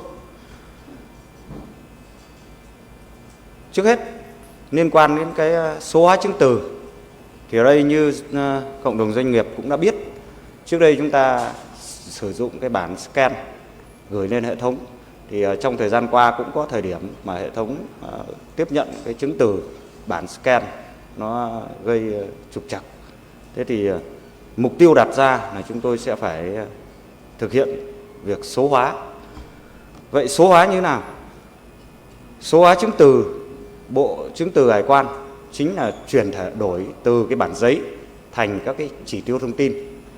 Ở đây với chứng từ hồ sơ hải quan thì chúng tôi đã số hóa 42 chứng từ theo cái quy định tại cái thông tư 121 sửa đổi cái thông tư 38, 39 của Bộ Tài chính. Và cái việc số hóa chứng từ dưới dạng chỉ tiêu thông tin và trao đổi với cơ quan hải quan dưới dạng thông điệp dữ liệu, gửi nhận thông điệp dữ liệu. Các cái mức độ mà chúng ta quan tâm thì ở đây có cái mức độ, mức 1 là cái dạng scan chụp ảnh như bây giờ chúng ta đang sử dụng. Thì ở mức độ này thì cái ưu điểm là không đối chiếu tự động được, và phía cơ quan hải quan mà không đối chiếu tự động được thì dẫn đến cái thời gian sẽ không đảm bảo. Vậy thì đặt mục tiêu ở ra thì chúng ta phải số hóa dưới dạng chỉ tiêu thông tin. Thì cái việc mức độ 1 chỉ phù hợp cái việc làm hồ sơ lưu trữ điện tử. Ở mức độ 2 là mức độ nhập dữ liệu có cấu trúc. Ở đây hiện nay cộng đồng doanh nghiệp chúng ta cũng đang thực hiện cái việc nhập, ví dụ như tờ khai, nhập các thông tin liên quan vận đơn, invoice trên cái phần mềm khai báo phía doanh nghiệp, thì ở cái mức độ này thì nó vẫn phụ thuộc vào nhập tay, dễ sai sót nếu như người dùng không cẩn thận trong quá trình cập nhật dữ liệu. Cái mức độ thứ ba mà chúng tôi hướng tới đấy là cái mức độ sử dụng AI cũng như OCR. OCR là cái nhận diện ký tự quang học. Như vậy là cái mức độ mà chúng tôi muốn đạt đến để tiến tới. Ngoài cái việc thông quan tập trung, chúng tôi sẽ tiến tới xây dựng cái hệ thống hải quan số, hải quan thông minh. Ở đây thì cái ưu nhược điểm là giảm tối đa cái việc nhập tay, tốc độ thì cao nhất định và hỗ trợ đa ngôn ngữ, kể cả tiếng Anh, tiếng Việt hoặc các cái nền tảng ngôn ngữ khác. Vậy tại sao phải như vậy? Thì trước hết, cái mục tiêu thứ nhất là nâng cao năng lực xử lý của hệ thống. Đồng nghĩa với việc nâng cao năng lực xử lý hệ thống thì nó sẽ giảm cái thời gian kiểm tra hồ sơ thông qua đối chiếu tự động. Ở đây tôi ví dụ khi đối chiếu một cái vận đơn mà doanh nghiệp scan, bản scan lên thì công chức cơ quan hải quan phải sử dụng cái bản in để tích vào đối chiếu với tờ khai. Tuy nhiên khi số hóa được chứng từ thì hệ thống sẽ tự động đối chiếu các cái thông tin trên cái bản vận đơn với các thông tin trên mặt tờ khai để đảm bảo hỗ trợ cho công chức không phải đối chiếu mắt thường. Như vậy là khi ta có dữ liệu số hóa thì cái việc mà kiểm tra, tốc độ kiểm tra sẽ nhanh hơn, đồng nghĩa việc sẽ hỗ trợ được doanh nghiệp trong quá trình về thời gian thực hiện cái thủ tục hải quan.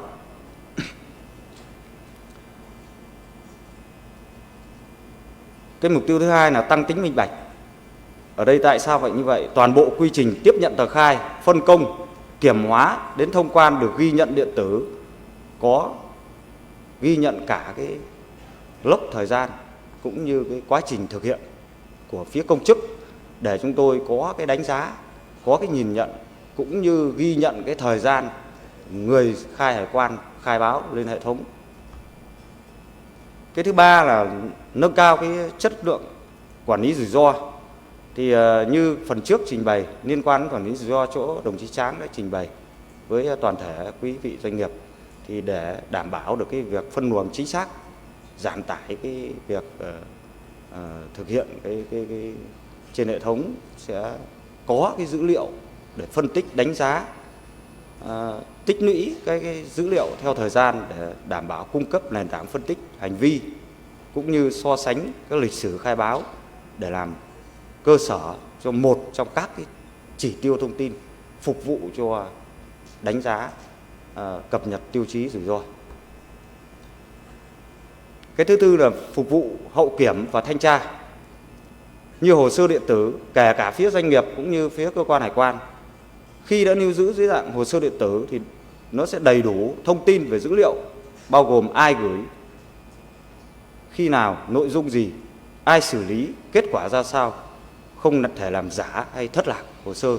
Như một số cái hồ sơ mà chúng ta lưu trữ bằng giấy, bản giấy sẽ dẫn đến tình trạng thất lạc. Tuy nhiên khi lưu trữ hồ sơ điện tử, chúng ta đảm bảo được độ bảo mật cũng như cái duy trì được cái dữ liệu trong suốt quá trình thực hiện cái việc phục vụ hậu kiểm tra. Cái mục tiêu thứ năm là giảm tiếp xúc trực tiếp. Cái này như bình thường như chúng ta biết, khi mà chưa triển khai thông quan tập trung, một số cái thủ tục chưa được số hóa, chúng ta vẫn phải xuất trình đến cơ quan hải quan. Khi mà chúng ta đã số hóa thì cái việc dữ liệu được khai báo dưới dạng thông điệp điện tử từ phía doanh nghiệp sẽ được trao đổi thông qua hệ thống lên cơ quan hải quan. Thì cái này sẽ giảm thiểu được việc tiếp xúc giữa người dân doanh nghiệp với cơ quan quản lý. Về căn cứ giá trị pháp lý thì cái này chúng tôi đưa ra một số cái căn cứ chính.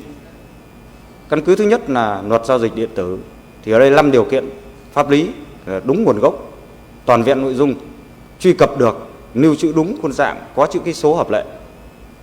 Cái thứ hai là Nghị định 130 quy định về chữ ký số và dịch vụ chứng thực. Thì chữ ký số có chứng thực tương đương chữ ký tay và con dấu của tổ chức. Cái thứ ba là quyết định 628 của Thủ tướng về chiến lược phát triển hải quan đến năm 2030. Và như vậy, theo chiến lược phát triển hải quan thì 100% hồ sơ xử lý điện tử, số hóa toàn bộ chứng từ, ứng dụng AI phân tích rủi ro.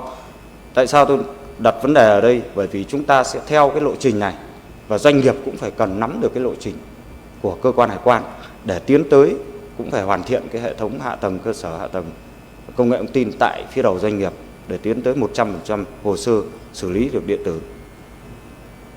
Ngoài ra thì có các thông tư 121 sửa đổi thông tư 38 và 39, trong đó quy định về khai nộp xuất trình chứng từ cũng như các chỉ tiêu thông tin tại các phụ lục của thông tư này đã quy định rõ các chỉ tiêu thông tin. Bên cạnh đó thì vừa rồi ngày 12 tháng 5 thì Cục Hải quan đã ban hành cái quyết định 748 thì chúng tôi cũng đã thông báo đến cộng đồng doanh nghiệp cái quyết định 748. Chúng ta có thể theo dõi các chỉ tiêu thông tin mà được số hóa. Một số cái nội dung chỉ tiêu thông tin trong đấy hỗ trợ từ hệ thống của cơ quan hải quan, doanh nghiệp chỉ nhập một vài các chỉ tiêu mà trong đó quy định rõ những trường dữ liệu mà doanh nghiệp phải nhập, những trường dữ liệu mà cơ quan hải quan sẽ trả về cho doanh nghiệp để giảm tải cái việc nhập dữ liệu của doanh nghiệp.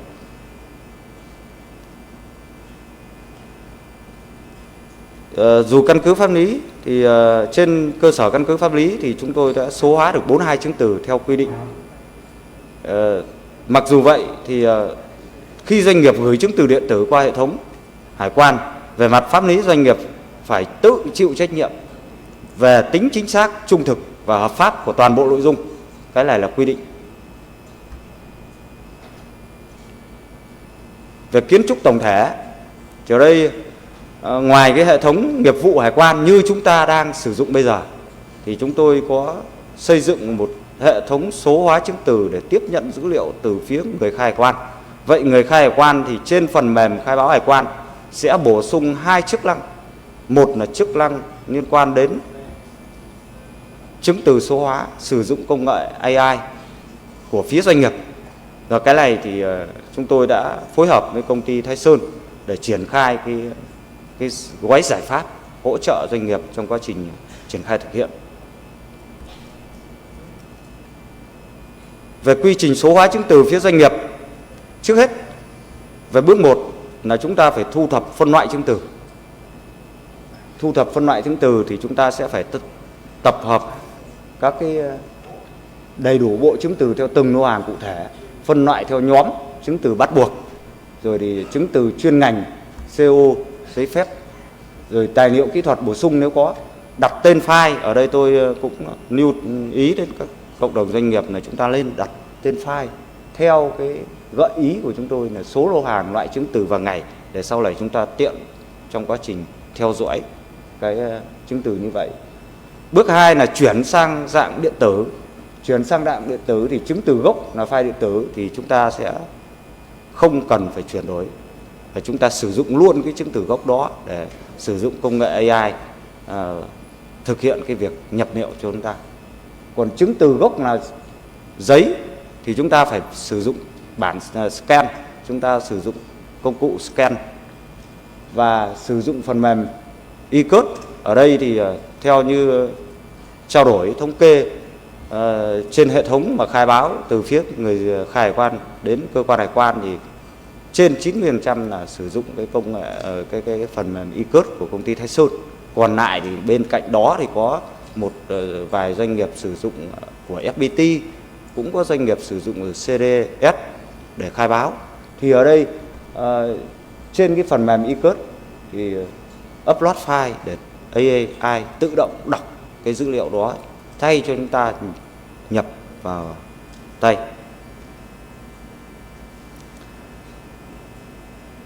Cái bước thứ 3 mà doanh nghiệp cần lưu tâm đấy là cái kiểm tra chất lượng dữ liệu trích xuất. Kiểm tra chất lượng dữ liệu trích xuất thì chúng ta sẽ sau khi AI đọc và điền các thông tin trên các form mẫu thì chúng ta cần phải kiểm tra lại. Ở cái nội dung này lát nữa thì công ty Thái Sơn sẽ demo cho chúng ta để chúng ta hình dung cụ thể. Cái bước thứ 4 là đối chiếu nhất quán giữa các chứng từ Ở đây thì thông thường chúng ta sẽ đối chiếu thủ công. Tuy nhiên nếu như sau khi hệ thống sử dụng công nghệ AI để đọc các cái file, nhận dạng các cái file để đưa dữ liệu vào, thì chúng ta cũng nên có cái bước đối chiếu. Đây là theo kinh nghiệm mà khi xây dựng hệ thống phía cơ quan hải quan, chúng tôi cũng phải thực hiện những cái việc kiểm soát như vậy. Thì ở đây doanh nghiệp cũng lưu tâm đến cái việc đối chiếu nhất quán giữa các chứng từ, ví dụ giữa CO, giữa backinit, giữa invoice, để đảm bảo dữ liệu trước khi khai báo lên cơ quan hải quan được chuẩn. Bước 5 là ký số và nộp hồ sơ qua hệ thống. Bước 6 là lưu trữ quản lý hồ sơ điện tử. Cái này thì phía doanh nghiệp, phần mềm phía doanh nghiệp cũng sẽ đảm nhiệm cái nhiệm vụ mà lưu trữ hồ sơ. Về nguyên tắc ứng dụng AI trong số hóa chứng từ thì tiến trình xử lý ảnh thì bao gồm có bước 1 là tiến trình xử lý ảnh. Thì chúng ta quan tâm đến cái độ chính xác, độ sáng trong cái file ảnh, và chúng ta dự kiến sẽ đưa công nghệ AI vào để đọc. Căn chỉnh góc nghiêng, và nhiều khi là chúng ta cứ để cái tờ giấy nó chứng từ nó bị mất góc, xong chúng ta chụp, nó dẫn đến cái câu chuyện là hệ thống AI nó rất khó xử lý cái việc chỉ cần một chữ nó gấp lại thôi, nhưng mà chúng ta khó phân tích được. Tách vùng văn bản khỏi cái nền dữ liệu phức tạp, thì cái này thì hệ thống có thể hỗ trợ. Cái bước thứ hai lưu tâm đến đó là cái nhận dạng ký tự quang học. Thì cái này thì AI sẽ tự động nhận diện ký tự quang học trên cái bản invoice cũng như trên vận đơn, tôi ví dụ, để đưa thay cho chúng ta nhập tay vào. Thì cái việc này cơ bản là sẽ chính xác nếu như xuất phát từ tiến trình xử lý ảnh của chúng ta cung cấp được các cái file theo đúng chuẩn. Ngoài ra thì cái bước thứ ba nữa là AI sẽ phân tích ngữ nghĩa. Phân tích ngữ nghĩa ở đây sẽ hiểu có hai mô hình. Một là mô hình AI hiểu ngữ cảnh để xác định từng trường dữ liệu. Hai là cái tại bất kỳ cả vị trí. Vì như chúng ta biết, một số loại chứng từ sẽ không có cái đồng nhất theo một form mẫu. Thế thì ở đây AI mà nhận diện các cái phân tích ngữ nghĩa sẽ tự động phân tách được các cái trường dữ liệu liên quan.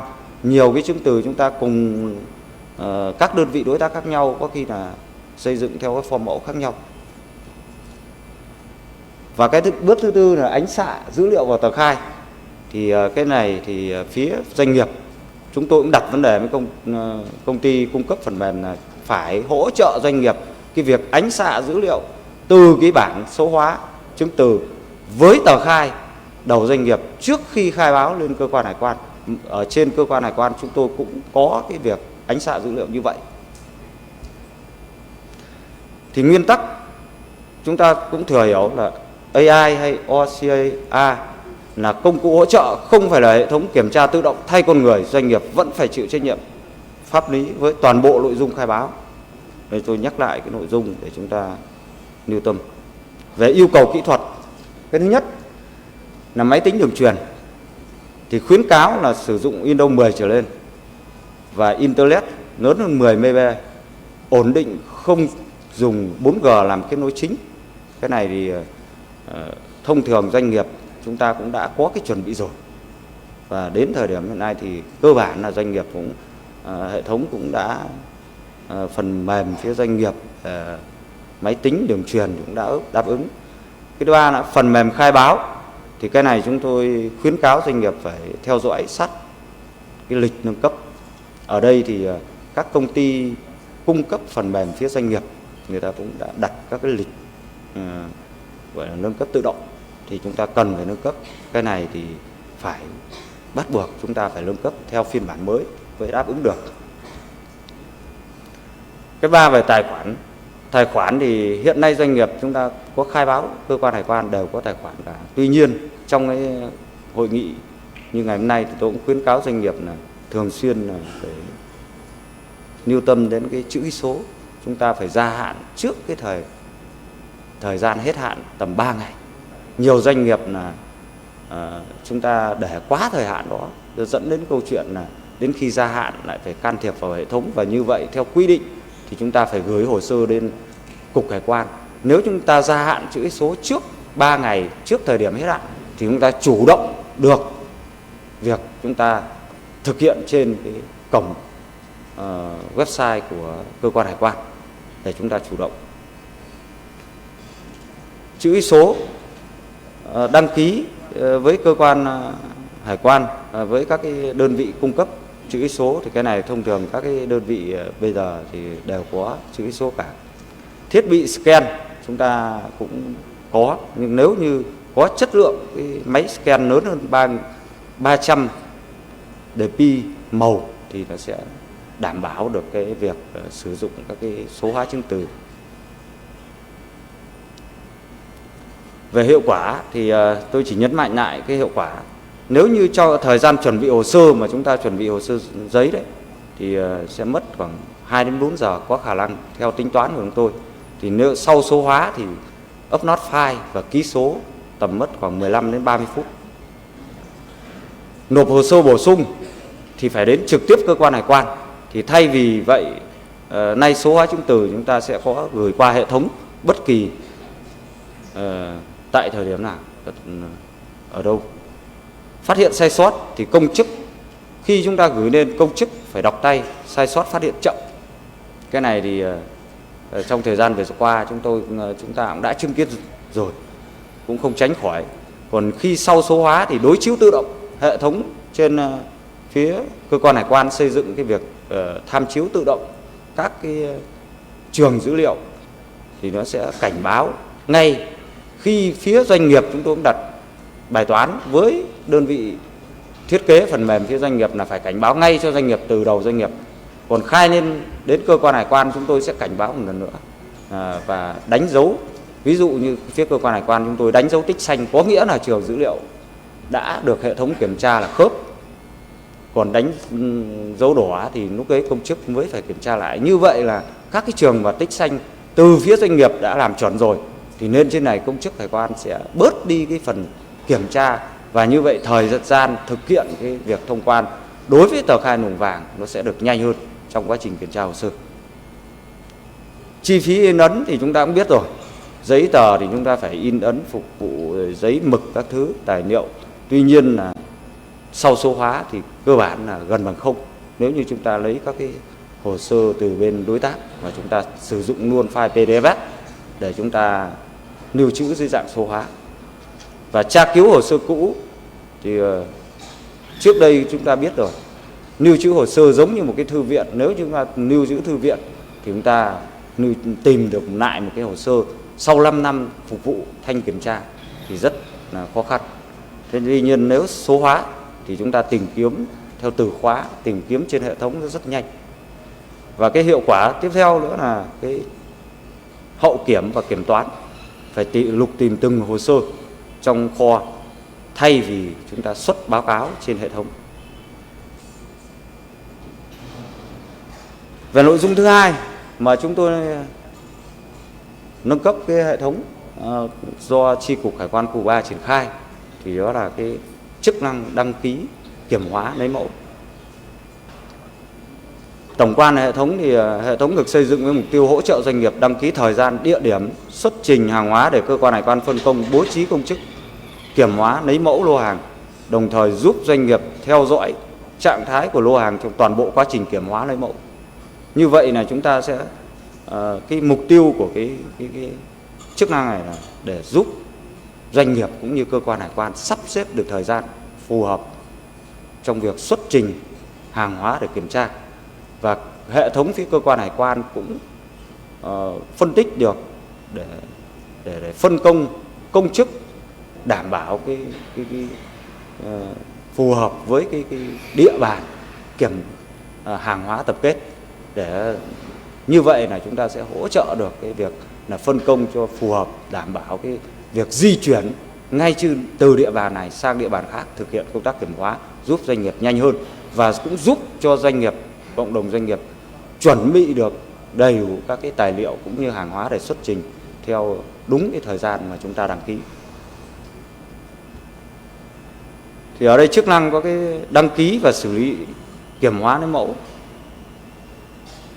Thì như hiệu quả như trên tôi đã nói rồi, mô tả nội dung thì doanh nghiệp đăng ký thời gian, địa điểm kiểm hóa lấy mẫu trực tuyến. Hải quan phân công công chức thực hiện kiểm hóa lấy mẫu. Kết quả kiểm hóa lấy mẫu được đồng bộ từ hệ thống Vinac Visit sang cái hệ thống để đảm bảo cái công tác là tránh cái việc nhập nhiều lần gây nhầm lẫn. Và theo dõi giám sát báo cáo thì từ cái chức năng mà đăng ký kiểm hóa này chúng tôi triển khai cái theo dõi giám sát báo cáo. Ngoài cái báo cáo từ phía cơ quan hải quan, chúng tôi sẽ hỗ trợ doanh nghiệp theo dõi được cái lộ trình, các tiến trình thực hiện một bộ hồ sơ. Ở đây thì nhiều doanh nghiệp chắc cũng đã nắm được. Quy trình đăng ký kiểm hóa lấy mẫu bước 1 thì tra cứu tờ khai thuộc diện kiểm tra. Bước 2 là xác nhận thông tin lô hàng và địa điểm. Bước 3 là điền thông tin đăng ký kiểm hóa. Ở đây về quan điểm thì chúng tôi sẽ trả các cái thông tin cho doanh nghiệp. Doanh nghiệp chỉ điền thông tin cán bộ phối hợp kiểm tra thực tế hàng hóa về nhân viên của doanh nghiệp, số điện thoại, đầu mối liên hệ và cái địa bàn kiểm tra thực tế hàng hóa. Còn các thông tin đã có sẵn trên hệ thống chúng tôi sẽ hỗ trợ trả về cho doanh nghiệp để doanh nghiệp tránh tình trạng phải nhập nhiều thông tin, mất thời gian. Bước 4 là sau khi chúng ta kiểm tra dữ liệu nhập trên hệ thống, chúng ta gửi đăng ký lên hệ thống. Và bước 5 là chúng ta chỉ theo dõi xem phân công cho công chức thực hiện kiểm tra thực tế hàng hóa là cán bộ làm để chúng ta phối hợp. Và giờ nếu có điều chỉnh thì cơ quan hải quan cũng trả thông báo về chúng ta điều chỉnh cái giờ để chúng ta chuẩn bị cái sắp xếp cái nhân lực cũng như cái thời gian xuất trình hàng hóa để cơ quan hải quan kiểm tra. Về theo dõi xử lý trạng thái của tờ khai thì một là tra cứu trạng thái tờ khai kiểm hóa lấy mẫu trên hệ thống. Thì ở đây chúng tôi có xây dựng ngoài cục hải quan ra thì cơ quan hải quan cũng đã xây dựng cái chức năng tra cứu trên hệ thống hải quan của cổng thông tin điện tử của cục hải quan. Ngoài ra thì theo dõi phản hồi kết quả xử lý thì chúng tôi cũng đã xây dựng các cái chức năng thông qua các cái nền tảng như tra cứu bằng Zalo OA hoặc tra cứu trên Tele, cũng như cái website của chi cục hải quan khu vực 3 thì cộng đồng doanh nghiệp lưu tâm đến cái việc tham gia vào cái Zalo OA của chi cục. Và trên đó chúng tôi sẽ trả thông tin đầy đủ công chức kiểm tra hồ sơ có số điện thoại, công chức thực hiện kiểm hóa cũng có số điện thoại, và có thể chúng ta kiểm tra lại cái tình trạng nộp lệ phí hải quan, và doanh nghiệp cũng có thể chủ động để kiểm tra cái tình trạng nộp lệ phí hải quan cho cơ quan hải quan. Vì nhiều khi doanh nghiệp có thể là 1-2 tờ khai doanh nghiệp quên, nhưng ở đây chúng tôi hỗ trợ để doanh nghiệp sớm phát hiện, hoàn thành cái nghĩa vụ phí và lệ phí với cơ quan hải quan. Bên cạnh đó thì có cả tính năng tra cứu cái hồ sơ dịch vụ công trực tuyến. Thế thì chúng ta cũng xem được cái tiến trình xử lý của hồ sơ dịch vụ công trực tuyến. Ví dụ các cái hồ sơ mà chúng ta khai báo lên dịch vụ công trực tuyến, chúng ta cũng thông qua cái nền tảng này doanh nghiệp có thể biết được, nắm bắt được cái tình trạng hồ sơ mình đang ở khâu nào để chúng ta kịp thời trao đổi với cơ quan hải quan xử lý dứt điểm những cái tình trạng mà còn tồn động. Thì trên đây là những cái nội dung cơ bản có cái sự thay đổi về phía hệ thống của cơ quan hải quan, về phía phần mềm. Tuy nhiên là trong quá trình chuẩn bị cho thông quan tập trung thì theo chỉ đạo của lãnh đạo chi cục thì phòng công nghệ thông tin chúng tôi cũng đã chuẩn bị sẵn sàng tất cả các hạ tầng, toàn bộ là ưu tiên toàn trang thiết bị mới phục vụ cho đội thông quan tập trung. Ngoài việc phục vụ cho đội thông quan tập trung cũng chính là phục vụ cộng đồng doanh nghiệp. Thì để hiểu kỹ hơn về phần số hóa chứng từ mà tôi đã trình bày trên, thì sau đây thì tiếp theo chương trình thì cũng xin trân trọng kính mời công ty Thái Sơn lên giới thiệu các cái giải pháp phần mềm phía doanh nghiệp để chúng ta được biết Một lần nữa xin kính chúc quý vị đại biểu, chúc quý doanh nghiệp tham gia theo dõi trực tiếp cũng như trực tuyến sức khỏe, hạnh phúc và thành công. Xin cảm ơn.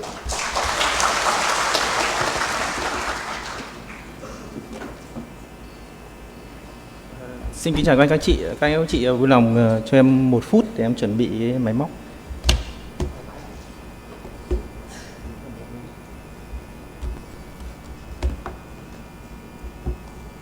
Cứ để đây được.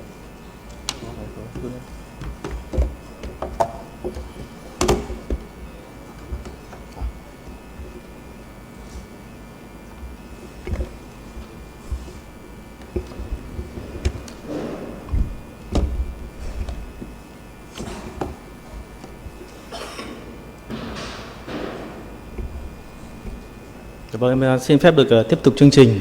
Kính thưa các đồng chí lãnh đạo, kính thưa các anh chị đại diện cho doanh nghiệp, hiệp hội doanh nghiệp đang có mặt trong khán phòng ngày hôm nay, cũng như kính thưa các anh chị đang theo dõi trên các nền tảng trực tuyến. Thì vừa rồi chúng ta đã được nghe các đại diện của cơ quan hải quan trình bày về cái hệ thống thông quan tập trung sẽ được triển khai chính thức từ ngày 1 tháng 6 tại chi cục hải quan khu vực 3.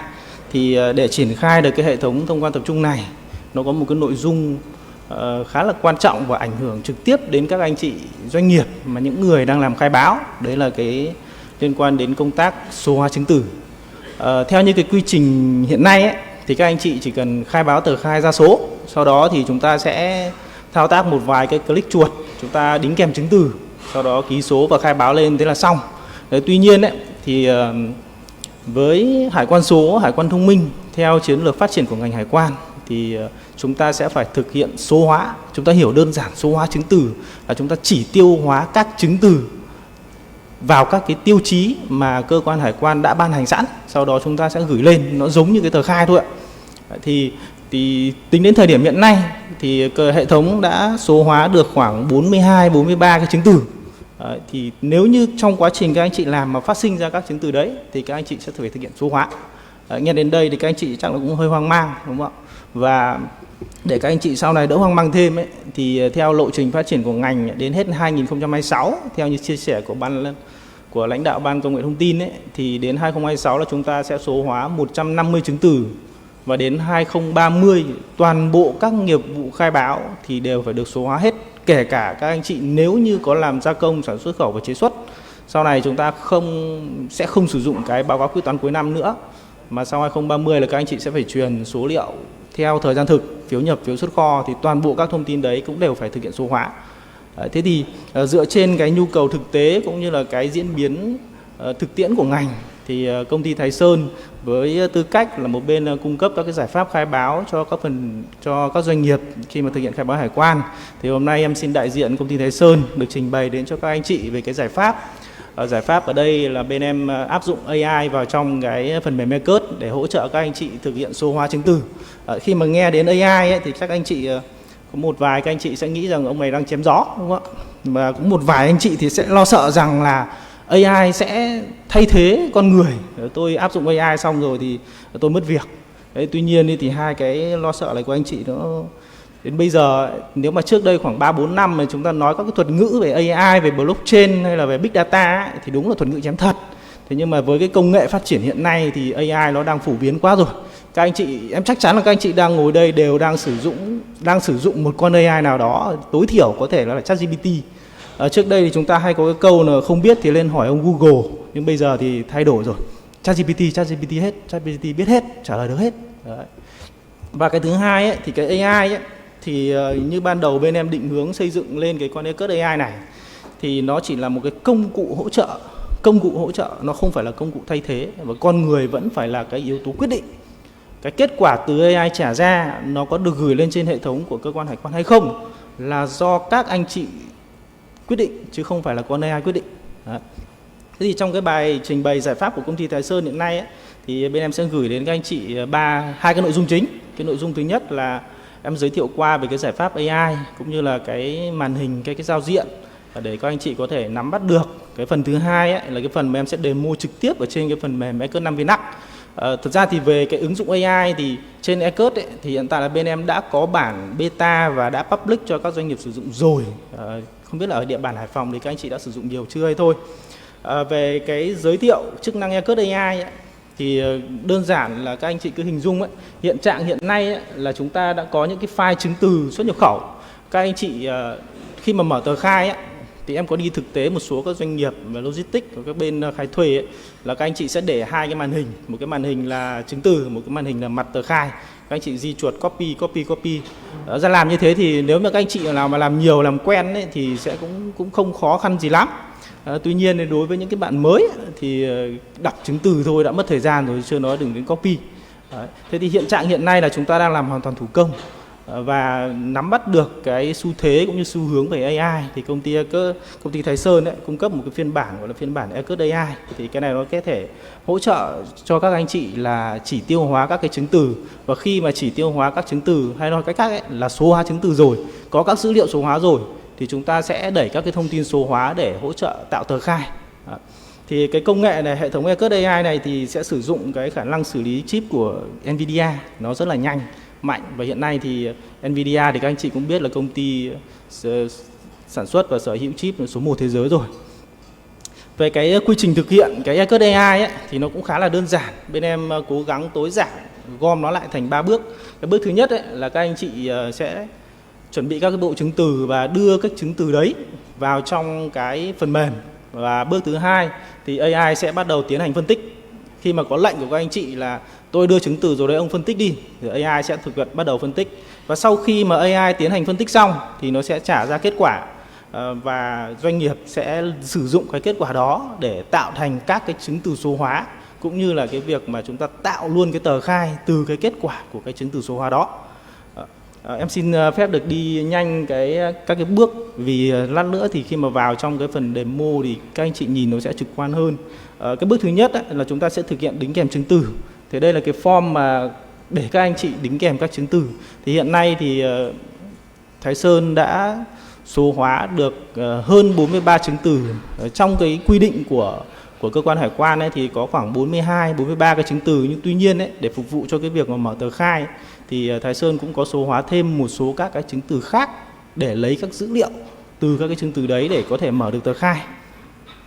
Sau khi mà đính kèm được chứng từ xong, đầy đủ các bộ chứng từ rồi, thì các anh chị sẽ bấm vào cái nút là phân tích. Thì ở cái bước này AI nó sẽ tự động thôi ạ, tự động phân tích thôi ạ. Con người sẽ không phải làm gì, cũng không thể can thiệp vào được. Sau khi mà thực hiện phân tích chứng từ xong thì nó sẽ ra kết quả. Ở đây chúng ta sẽ thừa hưởng cái kết quả.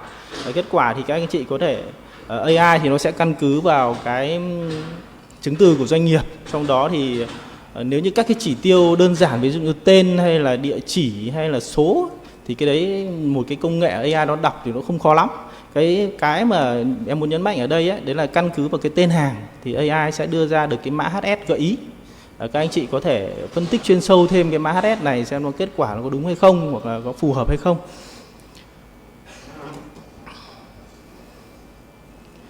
Sau khi mình nhận cái kết quả xong thì chúng ta sẽ tạo tờ khai tự động. Tạo tờ khai thì hệ thống nó sẽ lấy cái kết quả từ các cái bộ hồ sơ của các anh chị, ví dụ như là hóa đơn này, vận tải đơn này, thông báo hàng đến này, hoặc là nếu mà anh chị có booking hoặc là có parking list thì nó sẽ lấy các cái tiêu chí ở trên các cái chứng từ đó để nó điền vào, nó tạo ra một cái tờ khai tự động. Thì thay vì các anh chị nhập từng chỉ tiêu thì AI nó làm hộ các anh chị rồi. Ngoài cái chức năng mà tạo tờ khai và đọc các chứng từ thì phiên bản Ecurt AI của công ty Thái Sơn ấy, cũng cung cấp một số các cái tính năng khác. Ở đây thì khi mà chúng ta tạo ra đính kèm chứng từ và chúng ta AI phân tích chứng từ ấy, thì chúng ta cũng có thể kiểm tra chi tiết kết quả phân tích, đối chiếu từng cái chứng từ xem là cái AI nó đọc, nó điền, nó có đúng với các nội dung ở trên cái chứng từ hay không. Cái thứ hai ấy, là liên quan đến cái việc là danh sách HS. Cái xác định mã HS của hàng hóa thì em nghĩ là các anh chị đây là một cái vấn đề mà hiện nay các anh chị cũng quan tâm rất là nhiều. Các anh chị khi mà áp dụng, khi mà mở một cái mặt hàng mới ấy, thì các anh chị có thể phải đi tìm hiểu ở rất nhiều nguồn xem là cái mặt hàng này nó với cái quy cách, phẩm chất, cấu tạo như thế thì nó sẽ được áp cái mã HS nào. Đấy, thì AI của công ty Thái Sơn ấy, căn cứ trên cái tên hàng, trên chứng từ thì cũng sẽ đưa ra được một cái HS gợi ý và có cái độ tin cậy để xem là với cái thông tin tên hàng như thế này và AI phân tích thì cái độ tin cậy của nó là bao nhiêu %. Và cái chức năng thứ ba là hỗ trợ tra cứu mã số hàng hóa HS code. Trong trường hợp các anh chị đang nhập một lô hàng mới, các anh chị chỉ cần gõ cái tên hàng thôi, các anh chị đánh tên hàng và sau đó thực hiện cái chức năng tra cứu mã HS, thì AI của Thái Sơn sẽ trả về cho các anh chị các cái danh sách mã HS mà có thể sẽ áp dụng ở với cái mô tả hàng hóa như thế, và nó sẽ có cái lý do tại sao AI lại áp dụng cái mã HS này. Thì đây là cái chức năng mà liên quan đến AI. Và ngoài ra thì với mỗi một bộ hồ sơ chứng từ khi mà các anh chị gửi lên ấy, thì phần mềm sẽ đều phải tạo ra một cái hồ sơ theo dõi để cho các anh chị có thể thống kê, tra cứu khi mà chúng ta muốn tra cứu lại các cái thông tin chứng từ cũng như là tờ khai. Thế thì đấy là cái công nghệ của AI của công ty Thái Sơn. Thế thì khi chúng ta có công nghệ rồi, bây giờ cơ quan hải quan triển khai hệ thống thông quan tập trung, hải quan số, hải quan thông minh và yêu cầu các anh chị phải khai báo số hóa chứng từ lên. Thì chúng ta sẽ áp dụng cái công nghệ AI này vào cái khai báo chứng từ số hóa như thế nào. Thì đây em sẽ giới thiệu qua cho anh chị về cái quy trình, cái giải pháp khai báo chứng từ số hóa. Tập trung chính vào cái buổi nội dung chính của ngày hôm nay đấy. Về chứng từ số hóa ấy, thì hiện tại bên em đang thiết kế là có 4 cách để các anh chị số hóa chứng từ và thực hiện khai báo lên trên hệ thống của cơ quan hải quan. Hai cách đầu tiên ấy, là chúng ta sẽ áp dụng cái công nghệ AI vào trong cái việc đọc chứng từ và số hóa chứng từ. Còn nếu như ở đây mà có các anh chị nào mà không tin tưởng vào AI, không phải là fan hâm mộ của AI và không muốn phụ thuộc vào AI, không muốn sử dụng AI, thì cũng có thể là bên em sẽ cung cấp một cách để cho các anh chị nhập tay. Ở đây các anh chị sẽ ngồi đối chiếu giữa chứng từ và form nhập liệu, sau đó các anh chị copy paste cũng giống như cái tờ khai bây giờ. Thì cái cách thứ nhất là tạo và khai báo chứng từ số hóa bằng eCut AI. Đây thì chúng ta sẽ có 4 bước. Thứ nhất là liên quan đến cái việc là chọn file chứng từ đính kèm. Và bước thứ hai là để AI phân tích dữ liệu. Bước thứ ba là sẽ tạo tờ khai kèm với cả chứng từ số hóa. Và bước thứ tư là sau khi mà đã có các cái lần khai báo chứng từ số hóa thì chúng ta sẽ thực hiện khai báo lên trên hệ thống của cơ quan hải quan. Đây là cái giao diện của cái bước thứ nhất là thực hiện đính kèm file chứng từ hồ sơ. Thì khi mà các anh chị vào trong cái giao diện AI 3 bước ấy, thì nó bao giờ nó cũng sẽ hiện ra cái form như thế này. Thì các anh chị sẽ lựa chọn cái loại hình hồ sơ là gì. Và với loại hình hồ sơ thì bên em đang liệt kê một số các cái chứng từ đại diện. Có thể các anh chị phát sinh thêm thì chúng ta sẽ cấu hình thêm. Sau đó thì chúng ta sẽ thực hiện tiến hành phân tích chứng từ. Bước này thì là AI nó sẽ phân tích, con người sẽ không can thiệp gì thêm nữa. Bước thứ ba là sau khi mà AI phân tích xong thì chúng ta sẽ thực hiện tạo tờ khai và kiểm tra các thông tin. Ở đây thì bên em sẽ thiết kế ra một cái form để cho các anh chị nhìn nó trực quan, bao gồm nó có 2 phần. Phần thứ nhất đây là các thông tin chứng từ mà các anh đính kèm lên. Phần thứ hai là cái phần mà AI nó đọc kết quả và nó trả về các chỉ tiêu theo như cái tiêu chí mà cơ quan hải quan quy định. Cái này thì lát nữa khi mà vào phần demo ở trên phần mềm ấy, em demo trực tiếp ở trên phần mềm để các anh chị nhìn thì nó sẽ dễ hơn. Và cái bước thứ ba là sau khi mà chúng ta kiểm tra hồ sơ xong rồi thì các anh chị sẽ thực hiện tạo tờ khai. Tạo tờ khai thì kèm luôn cùng với tạo lần khai chứng từ số hóa. Và các chị hình dung là chúng ta khai chứng từ số hóa ở thời điểm là sau khi mà tờ khai có số. Cũng như hiện nay các anh chị khai chứng từ đính kèm thôi. Tờ khai phải có số thì chúng ta mới khai chứng từ đính kèm, thì hệ thống nó mới biết được là cái chứng từ đính kèm này là của cái số tờ khai nào. Thì cái hiện nay thì cái quy trình mà khai báo chứng từ số hóa thì về cơ bản là nó cũng giống như là cái quy trình đính kèm, chỉ khác một cái là chúng ta không đính kèm nữa mà chúng ta sẽ phải số hóa nó ra thôi. Thì khi mà tạo tờ khai kèm với chứng từ số hóa thì trong cái phần quản lý tờ khai bên em xây dựng phần mềm ấy, thì nó sẽ có thêm một cái tab gọi là tab danh sách chứng từ số hóa. Nếu mà các anh chị nào mà chưa khai báo các cái tờ khai mà chưa áp dụng thông quan tập trung ấy, thì vẫn khai báo chứng từ đính kèm bình thường. Còn nếu như mà các anh chị đã khai báo vào cái mã hải quan mà đã triển khai hệ thống thông quan tập trung ấy, thì các anh chị sẽ phải quan tâm đến cái phần là danh sách chứng từ số hóa. Và khi mà các anh chị mở cái chứng từ số hóa lên thì về cơ bản thì đây là cái form giao diện để khai báo. Nó sẽ điền đầy đủ các cái thông tin mà theo như yêu cầu của cơ quan hải quan lên. Các anh chị kiểm tra lại thông tin, nếu ok thì các anh chị sẽ bấm vào cái bước là khai thông tin. Bước 1 khai thông tin thôi ạ. Cái cách thứ hai là tạo và khai báo chứng từ số hóa từ hồ sơ hải quan. Thì về cơ bản thì cái cách này cũng là vẫn áp dụng AI, nhưng mà sẽ là đi vào theo một cái đường dẫn khác thôi. Ở trên phần mềm bên em sẽ thiết kế thêm một cái menu, đó là hồ sơ hải quan. Ở trong đó thì nếu các anh chị làm hồ sơ nhập hoặc là xuất thì các anh chị sẽ lựa chọn tương ứng.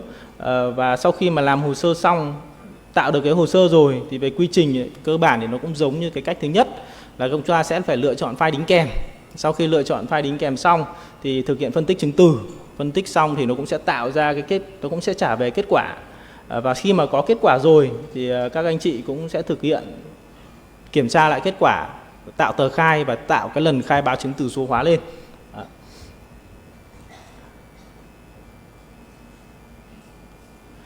Cách thứ ba liên quan đến cái việc là tạo chứng từ số hóa từ tờ khai. Cái này thì các anh chị cứ mở tờ khai bình thường như hiện nay thôi.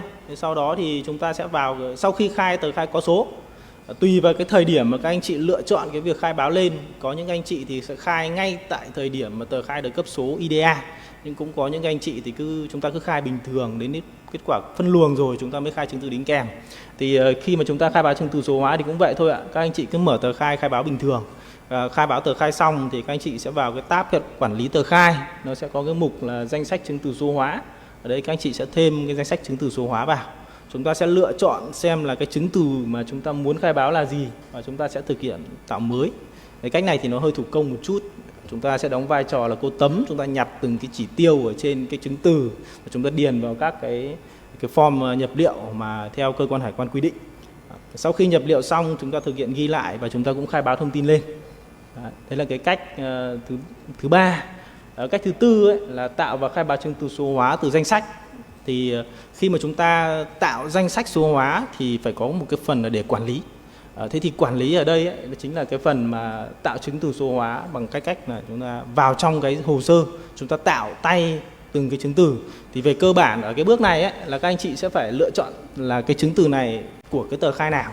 Cái bước trước khi mà chúng ta tạo trong tờ khai ấy, thì các anh chị không cần phải chọn tờ khai. Nhưng mà nếu các anh chị làm theo cách này ấy, thì các anh chị phải chọn tờ khai trước. Bởi vì khi mà chúng ta khai lên ấy, thì hệ thống mới biết được là cái chứng từ số hóa này là của cái tờ khai hải quan nào. Thì về cơ bản thì nếu mà các anh chị nhập thủ công ấy, thì các anh chị cứ điền đầy đủ các chỉ tiêu thông tin. Rồi sau đó thì cũng thực hiện khai báo thông tin lên cho cơ quan hải quan. Về cái phần thứ ba liên quan đến cái đăng ký kiểm hóa lấy mẫu thì cũng theo như cái bài trình bày của anh Chính ấy, thì nếu như trong trường hợp mà chúng ta chủ động đăng ký kiểm hóa lấy mẫu, bình thường ấy, đối với trường hợp mà kiểm hóa lấy mẫu ấy, thì cơ quan hải quan sẽ căn cứ vào cái dữ liệu người khai hải quan khai lên, hải quan kiểm tra hồ sơ và sẽ có cái chỉ thị. Thì nếu như mà tờ khai nào mà có chỉ thị là lấy mẫu ấy, thì cơ quan hải quan sẽ thực hiện theo quy trình. Tuy nhiên ấy, nếu như có doanh nghiệp các anh chị chủ động muốn thực hiện kiểm hóa lấy mẫu hoặc là để phân tích phân loại ấy, thì cơ quan hải quan cũng sẽ cung cấp cho các anh chị một cái cổng thông tin tiếp nhận. Trong đó thì nếu như cơ quan hải quan mà có cái website cung cấp ra ấy, thì các anh chị có thể sử dụng trên website. Còn nếu không thì các anh chị có thể đăng ký từ phần mềm khai báo. Ở trong đó thì phần mềm ECRT5 VNAC thì cũng đã xây dựng lên cái chức năng khai báo. Cái này thì em nghĩ nó cũng sẽ giống như cái trường hợp là chúng ta đăng ký làm ngoài giờ. Trước đây chúng ta chưa có hệ thống thì các anh chị gửi văn bản. Nhưng bây giờ thì em thấy là nếu như chúng ta có cái lô hàng mà ngoài giờ hành chính thì hầu hết các anh chị đã khai báo cái thông tin làm ngoài giờ lên qua hệ thống rồi và báo cho cơ quan hải quan rồi. Thì cái chức năng đăng ký kiểm hóa lấy mẫu này thì về cơ bản thì nó cũng giống thế thôi ạ. ECRT hiện nay đã xây dựng được cái chức năng để có thể tiếp nhận được rồi. Thì em xin trình bày qua cho các anh chị về cái giao diện nó như thế. Đây thì để nó trực quan hơn ấy và giới thiệu kỹ hơn ấy, thì em xin demo trực tiếp ở trên cái phần mềm về cái chức năng ECRT AI. Thì để sử dụng được cái chức năng ECRT AI hiện nay ấy, thì các anh chị sẽ phải cập nhật cái phiên bản phần mềm lên bản mới nhất. Và khi mà cập nhật lên phiên bản mới nhất ấy, thì nó sẽ có thêm hai cái chức năng là liên quan đến hồ sơ hải quan đấy ạ. Và cái tờ khai hải quan, nó sẽ có cái chức năng là tạo tờ khai hải quan 3 bước từ ECRT AI. Thì về cơ bản ấy, thì hai cái chức năng này nó là một thôi ạ. Các anh chị tạo hồ sơ bằng ECRT AI ấy, thì nó cũng sẽ sinh ra trong cái hồ sơ hải quan này.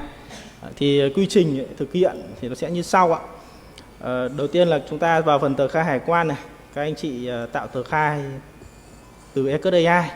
Các anh chị sẽ phải lựa chọn loại hình. Ở đây hiện tại bên em vẫn đang phân ra theo 4 cái nhóm loại hình chính: gia công, sản xuất khẩu, chế xuất và kinh doanh đầu tư. Nếu như mà các cái danh sách chứng từ ở đây ấy, là bên em hiện tại đang tham khảo ý kiến của doanh nghiệp, và các cái doanh nghiệp với mỗi một cái nhóm loại hình thì nó sẽ có các cái chứng từ ưu tiên. Thì bên em hiện tại đang để hiển thị ra 6 cái chứng từ. Còn nếu như các anh chị mà có các cái chứng từ khác thì các anh chị có thể bấm vào cái thêm loại chứng từ ở đây ạ. Đấy, thì trong này nó sẽ có các cái loại chứng từ để các anh chị có thể tạo được tờ khai. Ví dụ như chúng ta có một cái hóa đơn thương mại thì các anh chị sẽ bấm vào cái ghim này để chúng ta lấy cái hóa đơn. Chúng ta có vận tải đơn.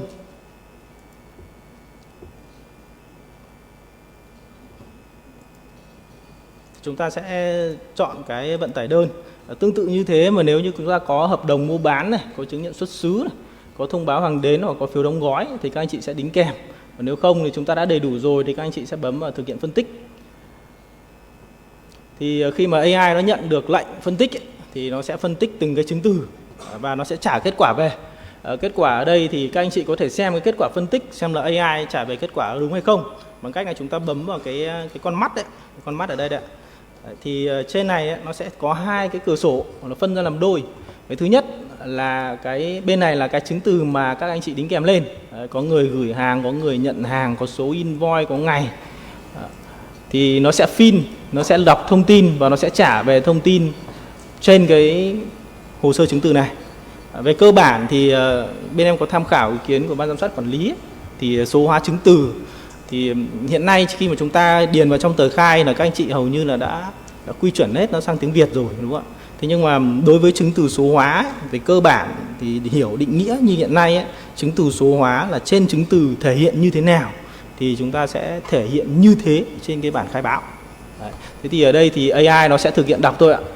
Tên người phát hành, đây là cái người phát hành lên cái invoice này là ai thì nó sẽ đọc cái thông tin này, rồi địa chỉ của người phát hành, những người mua hàng là ai, thông tin, rồi địa chỉ, rồi cái loại hóa đơn ở đây là hóa đơn thương mại hay là chứng từ thay thế hóa đơn hay là phiếu xuất kho khi vận chuyển nội bộ thì nó có danh mục sẵn rồi ạ. Rồi số hóa đơn này, rồi tổng trị giá hóa đơn, rồi các cái thông tin khác. Ví dụ như các anh chị mà muốn kiểm tra thêm thông tin về bill chẳng hạn thì các anh chị có thể bấm vào cái con mắt ở bên dưới thì nó cũng sẽ ra được các cái thông tin. Một bên là cái chứng từ phát do bên vận chuyển phát hành, một cái là chứng từ mà chúng ta sau khi đã thực hiện số hóa.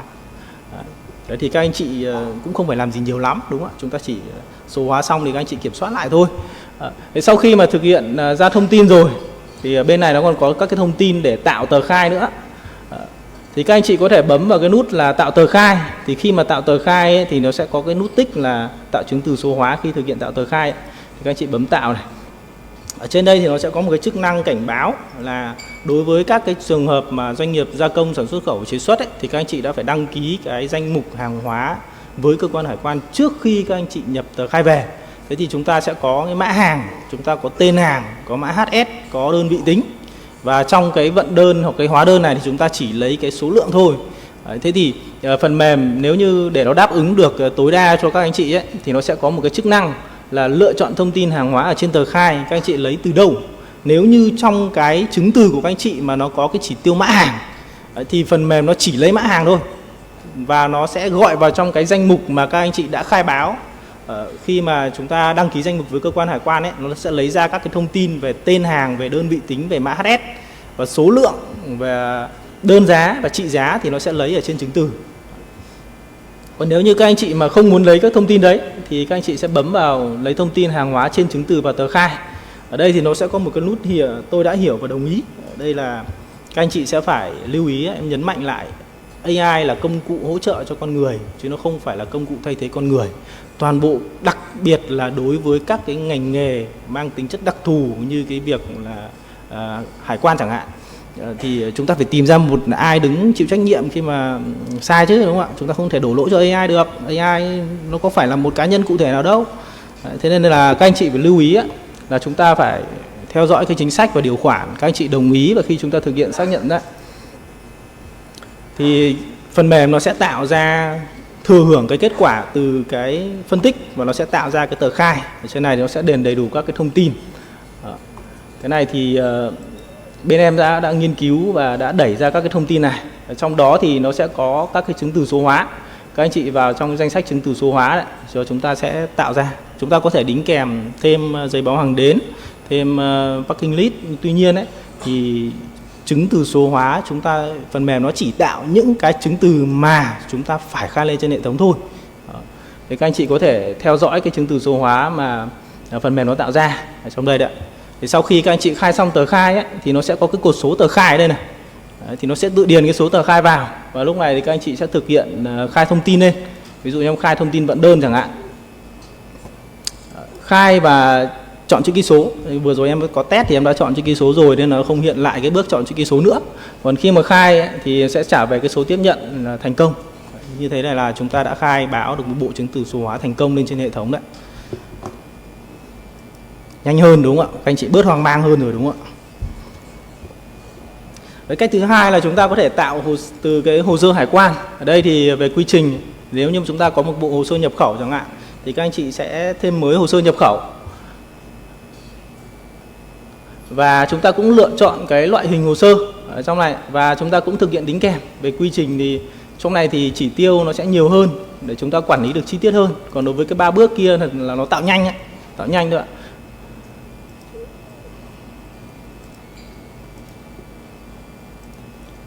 Sau khi làm xong thì các anh chị cũng thực hiện phân tích. Phân tích xong thì nó sẽ trả ra cái kết quả, bao gồm có kết quả phân tích, nó sẽ hiển thị ra một vài cái thông tin của lô hàng căn cứ vào các chứng từ, và các anh chị cũng có thể xem được cái kết quả phân tích ở đây. Về cơ bản thì nó cũng giống như cái quy trình 3 bước thôi. Sau đó thì các anh chị có thể tạo chứng từ số hóa, các anh chị có thể tạo luôn. Còn nếu mà không, các anh chị không tạo ở đây thì các anh chị vào trong phần thông tin tờ khai, các anh chị sẽ tạo chứng từ, tạo tờ khai và đồng thời tạo chứng từ số hóa khi mà tạo tờ khai luôn.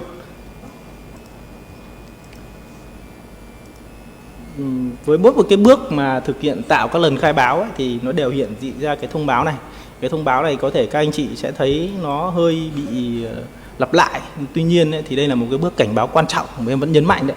Các anh chị sẽ phải là người chịu trách nhiệm chính với cái nội dung mà chúng ta thực hiện khai báo lên trên hệ thống, chứ không phải AI nhé các anh chị nhé. Kể cả các anh chị mà sử dụng cái ChatGPT ấy, các anh chị có đi hỏi đi chăng nữa thì sau khi mà nó trả ra kết quả thì bao giờ nó cũng sẽ có một kết quả là đây chỉ là cái thông tin tham khảo, không phải là thông tin mà các anh chị sẽ phải tự quyết định.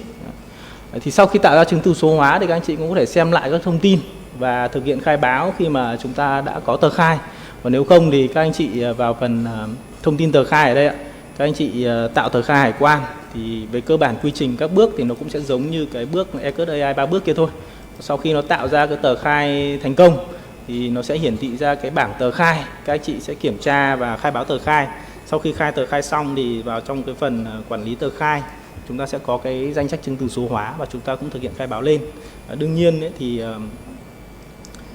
hiện nay thì các anh chị vẫn phải kiểm tra từng cái chứng từ số hóa để các anh chị khai báo sau khi mà chúng ta thực hiện xong.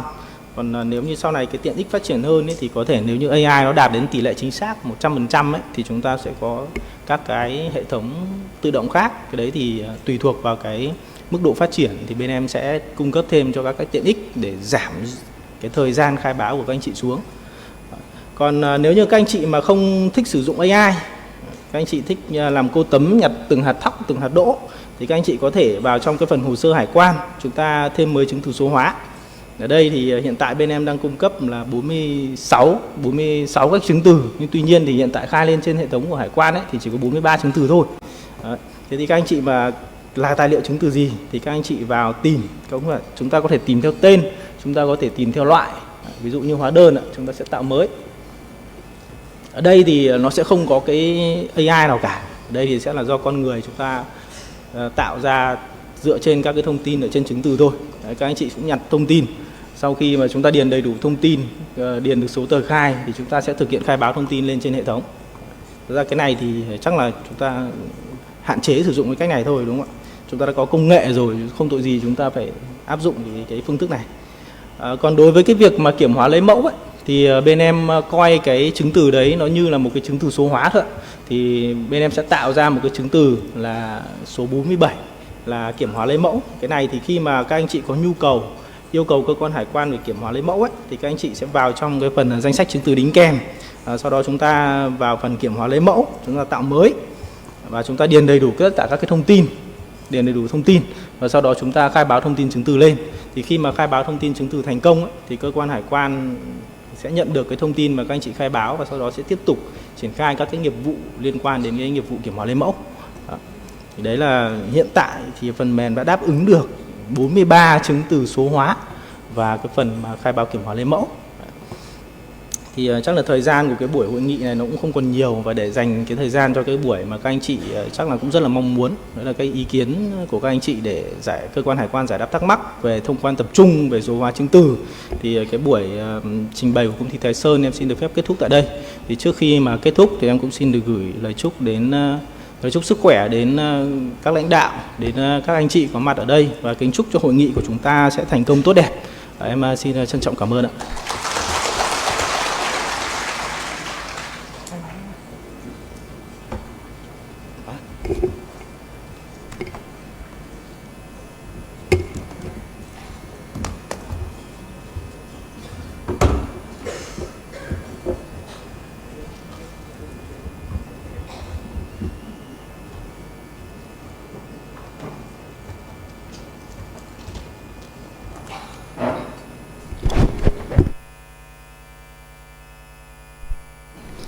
Xin trân trọng cảm ơn phần trình bày của công ty Thái Sơn.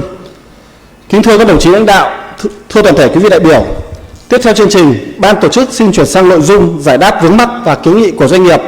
Xin phép hội trường cho 1 phút để công tác chuẩn bị.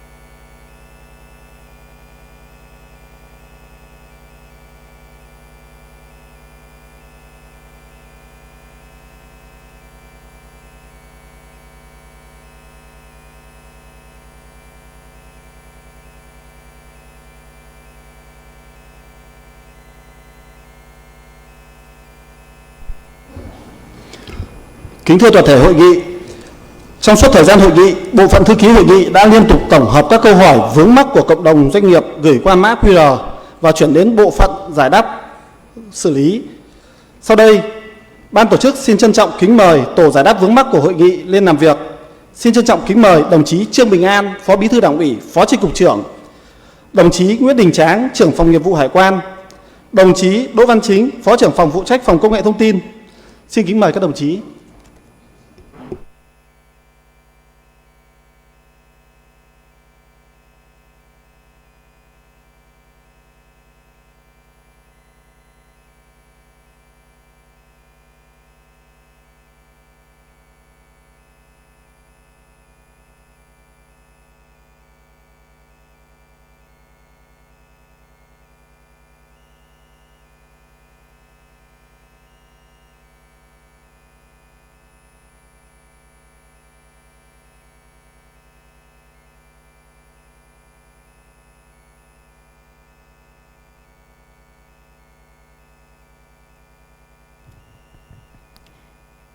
Kính thưa đại diện các doanh nghiệp đang thực hiện và tham gia cái chương trình hội nghị tập huấn về công tác thông quan tập trung của Chi cục Hải quan khu vực 3 tại hội trường và trên các nền tảng trực tuyến.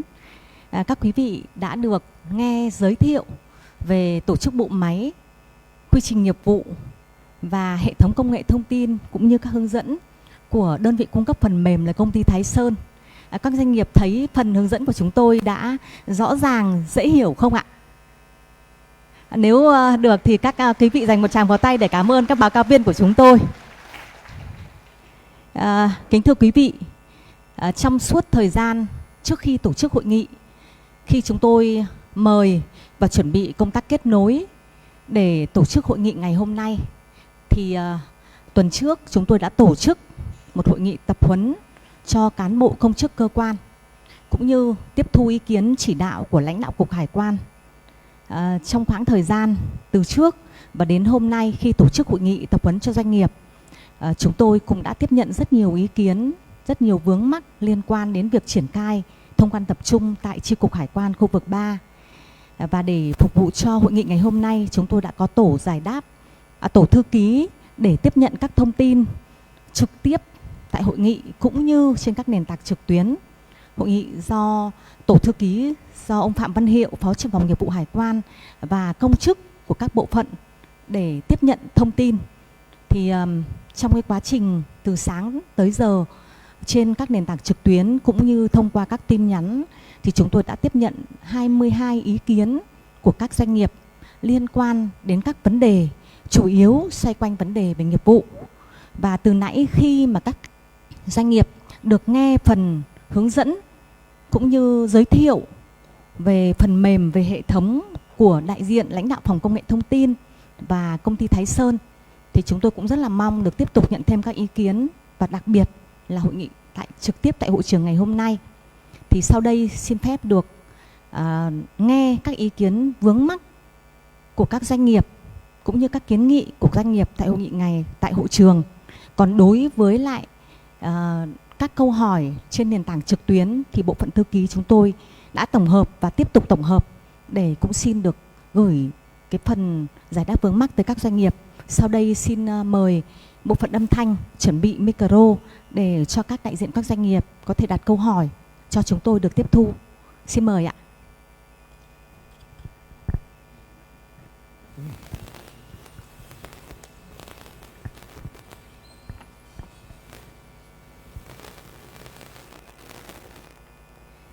Theo bộ phận thư ký tổng hợp thì đến thời điểm này là có 55 câu hỏi của doanh nghiệp đặt câu hỏi cho hội nghị. Sau đây xin mời các quý vị có mặt ở tại hội trường, các quý vị có đặt thêm câu hỏi để cho chúng tôi được tiếp nhận không ạ? Xin mời các doanh nghiệp ạ. Xin mời một cánh tay ở hàng ghế thứ 3 từ dưới lên ạ. Xin mời chị.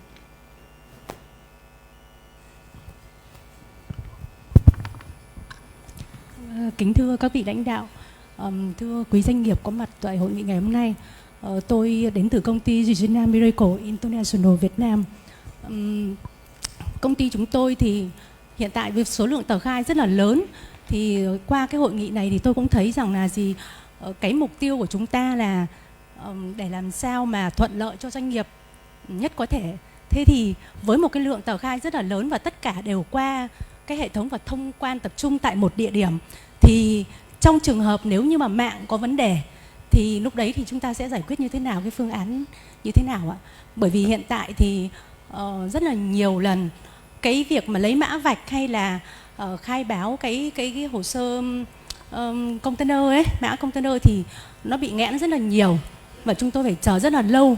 Với một lượng tờ khai một ngày mấy trăm tờ khai thì cái việc xuất hàng của chúng tôi rất bị ảnh hưởng rất là nhiều. Thế trong trường hợp mà thông quan tập trung thì nếu mà nghẽn mạng thì lúc đấy thì cái phương án giải quyết như thế nào ạ? Vâng, cảm ơn chị. Cảm ơn ạ. Câu hỏi chung mà rất nhiều doanh nghiệp quan tâm là trong trường hợp sự cố hệ thống thì vấn đề này xử lý như thế nào? Cảm ơn chị. Xin mời câu hỏi tiếp theo ạ. Kính thưa quý vị, chúng tôi xin phép được hỏi và sau đó thì tổ giải đáp vướng mắc sẽ trả lời theo những nội dung mà đã đặt câu hỏi là đã đặt ở tại hội trường. Xin mời ý kiến tiếp theo ạ.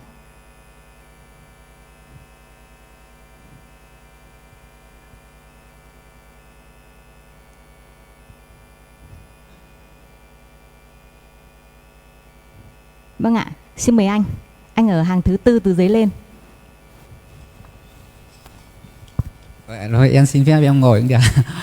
Cái câu hỏi này em hỏi ở trên nền tảng trực tuyến rồi, nhưng mà tôi ở đây tiện thì em hỏi luôn. Hiện nay thì công ty em là folder mở cho công ty ở Hà Nội thì đang mở tờ khai ở chi cục Hải quan đầu tư gia công, của em là loại hình A41. Thì em xin hỏi là cái A41 đấy hiện giờ em có về hải quan tập trung không hay vẫn mở ở hải quan đầu tư gia công? Em xin hết. Vâng, cảm ơn anh. Kính thưa quý vị, là khi chúng tôi giới thiệu quy trình 702 thì chúng tôi đã nêu về phạm vi khi mà thực hiện thủ tục hải quan. Thì có lẽ rằng là đây cũng là chúng tí nữa thì đề nghị anh Tráng, trưởng phòng nghiệp vụ sẽ nhắc lại một lần nữa về phạm vi và đối tượng áp dụng cho các tờ khai mở khi thực hiện thủ tục tại đội thông quan. Cảm ơn anh. Xin mời ý kiến tiếp theo ạ. Vâng ạ, xin mời chị. Dạ, kính thưa các lãnh đạo, em có một câu hỏi là khi mà mình khai tờ khai về thông quan tập trung ấy ạ, mã hải quan sẽ là 03II thì các mã cảng kho thì có giữ nguyên không hay sẽ thay đổi ạ? Vâng, cảm ơn chị. Kính thưa quý vị, liên quan đến nội dung mã đơn vị, mã quan hệ ngân sách thì chúng tôi đã chuyển thành một poster có in các màu sắc để cho các doanh nghiệp nhận biết rất dễ dàng. Và hôm nay thì tí nữa thì đến phần chốt lại kết luận chúng tôi sẽ đưa lên nội dung màn hình. Và sau đó thì các quý vị có thể khai thác ngay ở mã QR code khi chúng tôi chuyển tài liệu cho các quý vị về mã đơn vị, mã quan hệ ngân sách và tài khoản của đội thông quan. Xin cảm ơn chị. Xin mời ý kiến tiếp theo ạ. Chúng tôi rất muốn nghe ý kiến vướng mắc khi trong thực hiện cái quy trình 702 cũng như trong quá trình mà các doanh nghiệp còn phát hiện những vấn đề gì mà cần quan tâm. Xin mời chị. Vâng. Vâng ạ, em ở công ty cổ phần giao nhận vận tải quốc tế Lacco ạ. Em có mấy câu hỏi như này ạ. Khi triển khai thì nếu doanh nghiệp mà không may mà vẫn chọn sai những cái mã chi cục, ví dụ như 03TG, 03EE ấy ạ, thì có được hỗ trợ là sẽ chuyển về mã là 03II không, hay tờ khai sẽ phải hủy luôn ạ? Câu hỏi tiếp theo là nếu những tờ khai mà hồ sơ mà đang ở cái tình trạng là tồn của thời điểm tháng 5 sang tháng 6 ấy ạ, thì sẽ được xử lý tiếp theo như thế nào? Câu hỏi thứ ba là nếu bọn em có hàng mà cần phải kiểm tra trước rồi mới mở tờ khai ấy ạ, thì tình huống đấy sẽ được xử lý sao ạ? Câu hỏi thứ tư là em có hàng mà nhập khẩu, xong sau đấy là em vẫn lưu kho tại cửa khẩu, và đến lúc này thì em mở tờ khai xuất để bán cho các doanh nghiệp chế xuất chẳng hạn, thì tờ khai xuất của em lại luồng đỏ, thì lúc này trường hợp của em sẽ được xử lý cái phần kiểm hóa như thế nào ạ? Em xin hết ạ. Vâng, cảm ơn chị ạ. Chị đặt 5 nội dung, đặt câu hỏi với 5 nội dung. Nhưng có lẽ rằng là trong cái phần chúng tôi cũng xin được giải đáp luôn một nội dung là liên quan đến là cái việc xử lý công việc trước thời điểm mùng 1 tháng 6 và sau mùng 1 tháng 6. Đối với các tờ khai mở trước thời điểm mùng 1 tháng 6 thì liên quan đến nội dung này thì từ yêu cầu và các nội dung quy định ở quy trình 702 thì Chi cục Hải quan khu vực 3, đồng chí Chi cục trưởng đã ký quyết định số 948 ban hành về cơ chế xử lý thông tin các vấn đề về nghiệp vụ nội bộ của Chi cục Hải quan khu vực 3. Theo đó thì đối với những công việc xảy ra trước thời điểm mùng 1 tháng 6 sẽ do Hải quan thực hiện, Hải quan cửa khẩu thực hiện. Còn từ ngày mùng 1 tháng 6 là các tờ khai được mở thủ tục tại đội thông quan thì sẽ thực hiện theo quy trình 702 và cái công văn quyết định số 948 ban hành về cơ chế thông tin.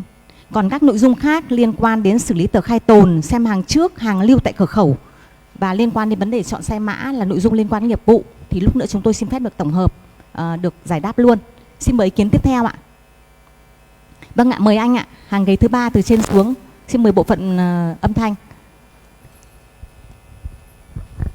Em đại diện cho công ty trách nhiệm hữu hạn phát triển Daily Việt Nam thì xin đặt ra được 2 câu hỏi. Câu hỏi đầu tiên là về việc chúng tôi có gửi công văn về việc nộp lệ phí hải quan theo tháng và đã được cửa khẩu khu vực 2 chấp thuận. Thì với cái mô hình khai báo tập trung như này thì chúng tôi có cần phải gửi công văn lại hay không? Câu hỏi thứ hai là ví dụ khi mà doanh nghiệp chúng tôi mở tờ khai trong ngày hôm nay là ngày 18 tháng 5 tới ngày 19 thì đội thông quan duyệt hồ sơ và có trả về thông báo thuế là thời hạn nộp thuế trong vòng 1 ngày kể từ ngày đăng ký tờ khai. Vậy thì cái việc nộp thuế này thì sẽ được xảy ra như thế nào thì được coi là hợp lệ? Em xin cảm ơn ạ. Vâng, cảm ơn anh ạ. Anh đặt 2 câu hỏi cũng liên quan đến cái việc nộp lệ phí thì kính thưa quý vị, để hỗ trợ cho các doanh nghiệp để tra cứu việc thông tin nợ phí thì vừa nãy đồng chí Đỗ Văn Chính đã có hướng dẫn về việc các cảnh báo liên quan đến việc tra soát các tờ khai đã nộp phí và lệ phí hay chưa. Thì liên quan nội dung này thì các doanh nghiệp nộp đăng ký phí theo tháng. Thì về việc này thì các hải quan cửa khẩu sẽ bàn giao thông tin về đội thông quan đối với trường hợp doanh nghiệp nộp phí theo tháng và doanh nghiệp không phải đăng ký lại. Việc này các doanh nghiệp yên tâm và chúng tôi thực hiện việc theo dõi này. Ngoài ra thì cũng tại hội tập huấn ngày hôm nay cũng xin được phép thông tin và khuyến nghị các doanh nghiệp, với đặc biệt đối với những doanh nghiệp mở có số lượng tờ khai nhiều thì các doanh nghiệp đăng ký nộp phí theo tháng Và về việc này thì chúng ta vừa thuận tiện trong việc theo dõi nhưng vừa để cũng giúp cho cái việc mà chúng ta không phải thực hiện việc tra soát thường xuyên. Còn đối với các tờ khai nhỏ lẻ số lượng ít thì các doanh nghiệp có thể ngay lập tức tra cứu nếu trong trường hợp chúng ta có thể sơ suất hoặc quên về việc này để giúp cho cái việc mà chúng ta không vướng mắc và không nợ cái tiền phí trên hệ thống. Xin cảm ơn anh. Còn liên quan đến tờ khai, mở tờ khai ngày 18 tháng 5 và sau đó thì thực hiện, thì đây là một câu hỏi trong chùm liên quan nghiệp vụ. Thì lúc nữa thì phần nghiệp vụ chúng tôi sẽ giải đáp cụ thể hơn. Xin mời ý kiến tiếp theo ạ. Vâng, mời anh ạ. Mời anh ở hàng ghế thứ 6 từ dưới lên. Sau đó anh hàng ghế cuối cùng chuẩn bị ạ. Dạ vâng, kính thưa toàn thể hội nghị, thì em có câu hỏi dành cho hội nghị như sau ạ. Thì chủ yếu em đang làm dựa trên hàng quá cảnh. Ở đây em cũng chưa nói đến nơi làm thủ tục cho hàng quá cảnh và các như hiện tại là em đang làm ở đội giám sát ở các cửa khẩu. Thì không biết là sau khi 1 tháng 6 áp dụng thông quan tập trung thì nơi làm thủ tục sẽ làm ở đâu ạ? Và các mã cảng, mã nơi quản lý có thay đổi gì không? Em xin hết. Vâng, cảm ơn anh ạ. Câu hỏi liên quan hàng quá cảnh là đối tượng là sau ngày 1 tháng 6 thì vẫn thực hai tại cửa khẩu và các mã cảng thì không thay đổi. Vâng, cảm ơn anh. Mời ý kiến tiếp theo ạ. Anh ở hàng cuối cùng ạ. Dạ vâng. Em thì làm cho bên doanh nghiệp nhập khẩu về rượu ạ. Nhưng mà nó có cái vấn đề như thế này. Sau khi mà thông quan xong và đăng ký mua tem, doanh nghiệp cũng lấy tem về kho và dán. Nhưng mà từ cái đợt tháng 10 thì sau khi mà được cập nhật cái công văn mới ấy, thì bên em chưa cập nhật nên là truyền theo cái công văn cũ lên trên dịch vụ công. Thì có rất nhiều những cái lô mà từ tháng 10 đến thời điểm hiện tại ấy, thì sau khi mà các anh chị ở bên chi cục các anh ấy hoàn tất được cái vấn đề phê duyệt về cái vấn đề báo cáo tem, thì bọn em vẫn khi mà đến thời điểm này thì doanh nghiệp mới quét cái mã QR trên cái chai rượu ấy thì nó lại không lên QR. Và sau đó thì bên em cũng nhờ các anh chị ấy là liên hệ giúp bên trên tổng cục để mà thao tác hộ mở hoặc là làm một cái quy trình gì đấy. Thì sau khi mà truyền những cái công văn mới thì bên em cũng mở được một số cái lô hàng quét được mã QR. Nhưng mà đến thời điểm này những cái lô mới và những lô sửa thì sau khi bọn em up lên công văn mới thì tình trạng nó vẫn không quét được. Thì bọn em cũng nhờ các anh chị bên chi cục IT ấy với cả bên cục mình này liên hệ. Nhưng mà thực ra thì cái người mà xử lý trực tiếp ấy thì lại là bên tổng cục ấy. Thì bên em không chủ động được, mà doanh nghiệp họ cũng kiểu bị các cơ quan chức năng đến kiểm tra tại cái thời điểm này. Thì khi mà không có cái nội dung ở trên QR thì họ sẽ vướng mắc cái vấn đề xử phạt đấy. Thì bây giờ bọn em đang mắc không biết là hỏi như thế nào. Hỏi tổng cục thì cũng chỉ gửi mail thôi, cũng không được trả lời ngay. Đấy thì mong các anh chị tư vấn giúp ạ. Cảm ơn anh. Câu hỏi của anh liên quan vấn đề tem rượu và các vướng mắc liên quan đến việc anh mở tờ khai ở đơn vị nào ạ? Dạ em ở Hải quan khu vực 3. Vâng ạ. Đề nghị đồng chí Vũ Ngọc Toàn, đội trưởng Hải quan khu vực 3 sẽ trực tiếp xem lại cái nội dung này. Hôm nay trong phạm vi thời gian và cũng như điều kiện của hội nghị, chúng tôi rất mong muốn nhận được các ý kiến mà từ cái nội dung nghe về tổ chức bộ máy, về quy trình nghiệp vụ, về hệ thống công nghệ thông tin và các điều kiện đáp ứng để chúng ta có thể thực hiện việc khai báo theo mô hình thông quan tập trung từ ngày 1 tháng 6. Rất mong các doanh nghiệp phản hồi những nội dung này để chúng tôi xin được tiếp nhận. Còn những nội dung khác liên quan đến vấn đề như ý kiến của một doanh nghiệp, đại diện doanh nghiệp liên quan nhập khẩu rượu, vừa nãy là những nội dung về nghiệp vụ cụ thể và đặc biệt hiện nay đang triển khai tại 4 hải quan cửa khẩu 1, 2, 3 và Đình Vũ. Cho nên rằng là đề nghị bộ phận thư ký chuyển cái thông tin này tới anh Vũ Ngọc Toàn. Hôm nay cũng báo cáo các doanh nghiệp là có thành phần dự hội nghị ngày hôm nay có lãnh đạo chi cục và lãnh đạo đội trưởng của các hải quan cửa khẩu ngoài cửa khẩu của chúng tôi cũng như các phòng tham mưu tham dự để vừa cũng đồng thời tiếp thu các thông tin mà nếu như không có điều kiện giải đáp được chúng tôi sẽ phân công để trả lời trực tiếp các doanh nghiệp thông qua hệ thống email hoặc điện thoại. Sau đây xin mời ý kiến tiếp theo ạ.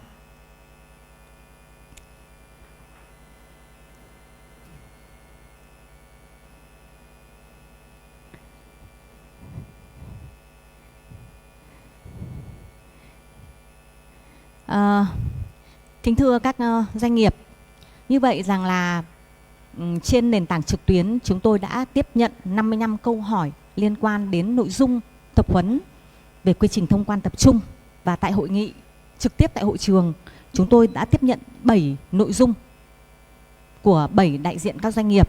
Có lẽ rằng là chúng ta cũng ước ao rằng là mọi việc sẽ được thông suốt, cho nên rằng là dứt khoát là từ nãy đến giờ các quý doanh nghiệp còn đang nghiên cứu và nghĩ thêm xem là chúng ta có thể phát sinh những tình huống nào. Cho nên là chắc là thời gian tới chúng tôi cũng sẽ tiếp tục nhận được những câu hỏi xoay quanh cái triển khai thông quan tập trung. Để đảm bảo thời gian, sau đây chúng tôi xin phép được giải đáp các nội dung vướng mắc, kiến nghị cũng như các ý kiến của các doanh nghiệp thông qua bộ phận thư ký đã tổng hợp. Về nội dung liên quan đến nghiệp vụ, xin mời ông Nguyễn Đình Tráng, trưởng phòng nghiệp vụ hải quan sẽ giải đáp. Liên quan đến phần công nghệ thông tin và những nội dung liên quan đến, đặc biệt liên quan đến số hóa chứng từ, xin mời ông Đỗ Văn Chính, phó trưởng phòng phụ trách phòng công nghệ thông tin.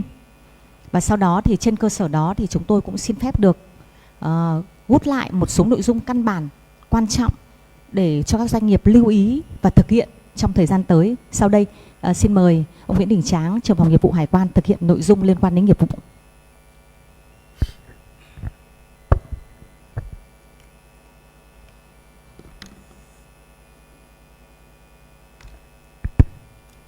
Alo. Kính thưa đồng chí Bí thư ủy, Chi cục trưởng Trần Mạnh Cường, thưa các đồng chí tham dự hội nghị, và thưa các cái quý hiệp hội doanh nghiệp đang theo dõi phát trực tuyến hội nghị ngày hôm nay. Theo sự phân công của ban tổ chức thì tôi sẽ xin trả lời và làm rõ một số cái nội dung mà các hiệp hội và các doanh nghiệp quan tâm. Thưa các đồng chí, là đến thời điểm hiện nay là khoảng 10 giờ 35 phút thì đồng chí phó trưởng vừa có thông báo là nhận được 55 ý kiến. Tuy nhiên là qua tổng hợp thì tôi thấy là có 10 ý kiến chung. Như vậy là còn lại 45 ý kiến và 7 ý kiến các đồng chí vừa hỏi trực tiếp tại hội nghị. 7 ý kiến các đồng chí hỏi trực tiếp tại hội nghị thì có những nhánh, có những nội dung cũng trùng với nội dung ý kiến. Do vậy là tôi xin phép được trả lời theo phương án như sau. Cái thứ nhất là tôi sẽ trả lời các đồng chí một số nguyên tắc, để cái câu trả lời của tôi nếu đã bao trùm rồi thì những cái câu hỏi đó các đồng chí sẽ có thể là thay cái câu trả lời. Một số cái câu hỏi các đồng chí nó có đặc thù, tôi sẽ trả lời trực tiếp vào câu hỏi và rất ngắn gọn là có hay không, để chúng ta theo dõi và có cách xử lý kịp thời.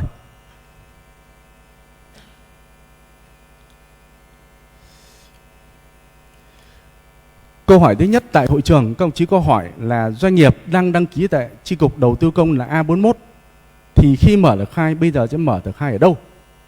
Thì báo cáo đồng chí là trước hết là địa điểm mở tờ khai thì các đồng chí phải xem quy định tại điều 19 và điều 58 tại thông tư 21.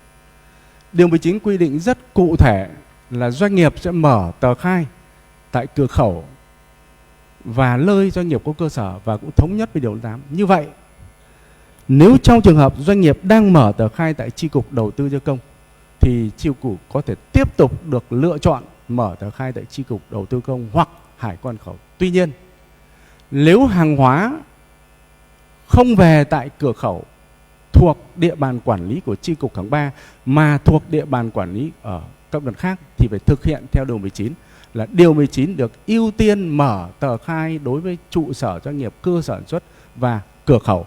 Nay là đội thông quan sẽ thực hiện sau ngày 1 tháng 6. Như vậy, theo câu hỏi của đồng chí được lựa chọn theo phương án là thực hiện tại Chi cục Nobra mà đầu tư công được trực thuộc hoặc là hải quan cửa khẩu. Thì báo cáo đồng chí nội dung cũng trả lời đồng chí như vậy. Câu hỏi tiếp theo các đồng chí có hỏi là mã của đội thông quan là 03II, còn mã của cảng thì có thay đổi không? Thì báo cáo đồng chí là hiện tại trước và sau mùng 1 tháng 6 khi triển khai thông quan tập trung thì chưa. Và mã của hải quan cửa khẩu chỉ thay đổi khi mà Chi cục Hải quan 3 phân công lại địa bàn, hiện tại không thay đổi.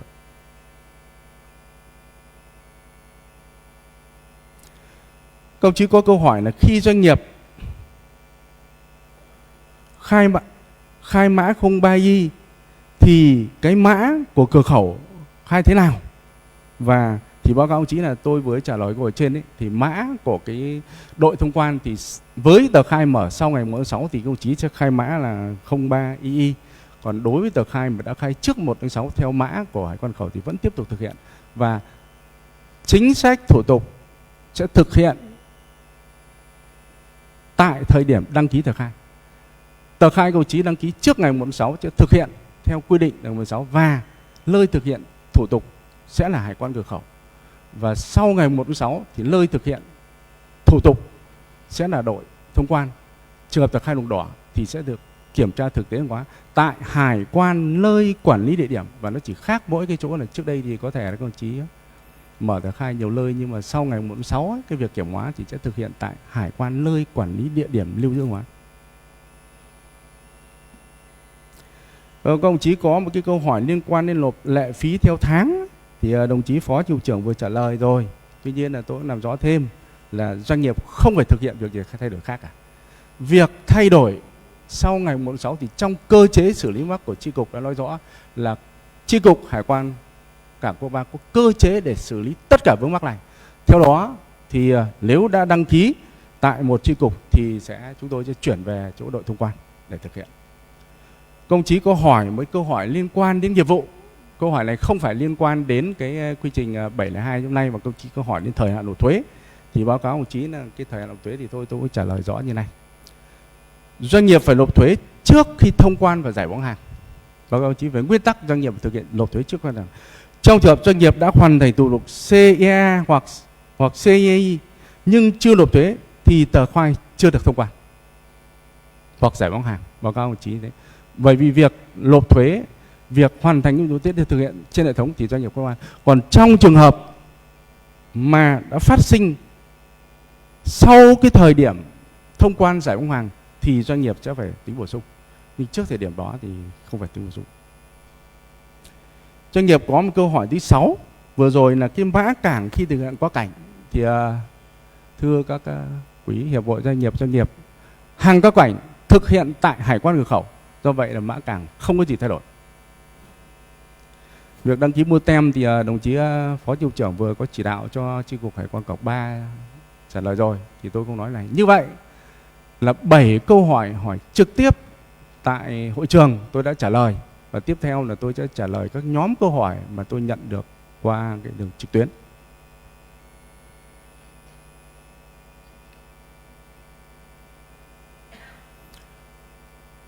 Chúng tôi có nhận được câu hỏi của chi nhánh Tân Cảng miền Bắc, Tân Cảng Sài Gòn.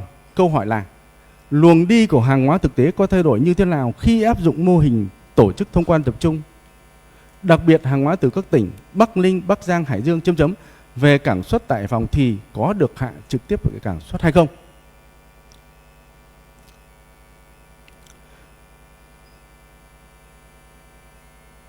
Báo cáo ông chí câu hỏi này sẽ trả lời các ông chí là các ông chí phải khai cái mã địa điểm tập kết đối hàng xuất khẩu và việc hạ mã được hạ bình thường, không thay đổi. Chúng tôi có nhận được câu hỏi của công ty kinh doanh lốp Bridgestone. Câu hỏi như sau. Hiện tại chúng tôi đang thực hiện mở tờ khai loại hình A41 tại Chi cục Hải quan khu chế xuất và khu công nghiệp cũ.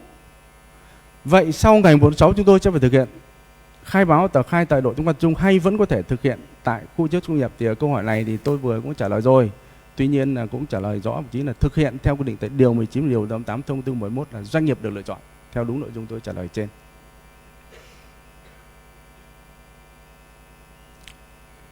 Câu hỏi thứ tư trong cái bảng tổng hợp chúng tôi là trùng với câu hỏi mà vừa tôi trả lời tại 7 câu hỏi trên.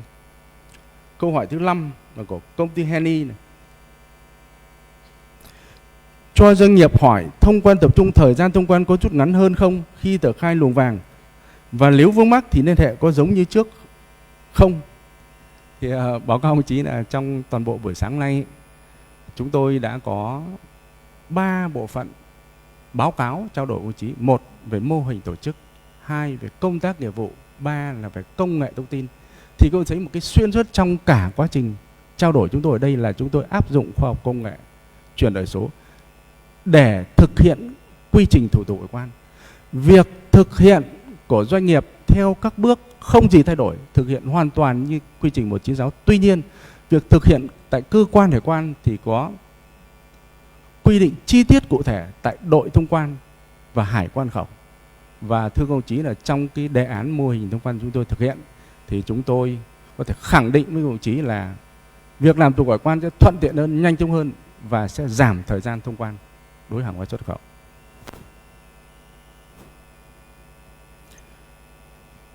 Chúng tôi có nhận được câu hỏi của công ty Vaqua Việt Nam. Câu hỏi là khi có vướng mắc trong quá trình xử lý tờ khai làm thế nào chúng tôi biết công chức hải quan nào đang xử lý để trao đổi làm rõ hơn vướng mắc? Liệu trên thông điệp phản hồi có thông tin công chức và nội dung cần bổ sung hay không? Nếu là hàng đồng đỏ thì doanh nghiệp chúng tôi tại Hải Dương sẽ kiểm hóa tại đâu nếu không có kho riêng? Số hóa chứng từ rồi thì doanh nghiệp cần lưu trữ hồ sơ nữa không? Đó các ông chí là một câu hỏi của ông chí nhưng nó có 3 cái ý. Để tôi xin phép được trả lời công chí này. Cái ý thứ nhất đấy,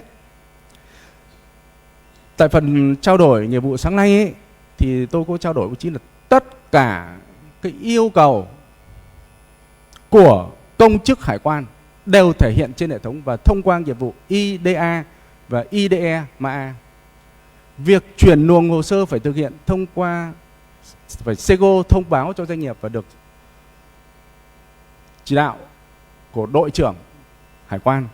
Do vậy là cái việc phản hồi của công chức hải quan đối với doanh nghiệp phải rõ ràng, cụ thể, yêu cầu bổ sung cái gì. Thì báo cáo đồng chí về nguyên tắc như vậy. Tuy nhiên là trong thực tế nếu còn có trường hợp nào công chức chúng tôi mà phản ánh chưa rõ cụ thể thì chúng tôi sẽ có cái điều chỉnh. Về nguyên tắc là phải phản hồi cho doanh nghiệp rất cụ thể và nhất là khi thực hiện thông quan tập trung là lưu vết toàn bộ trên hệ thống.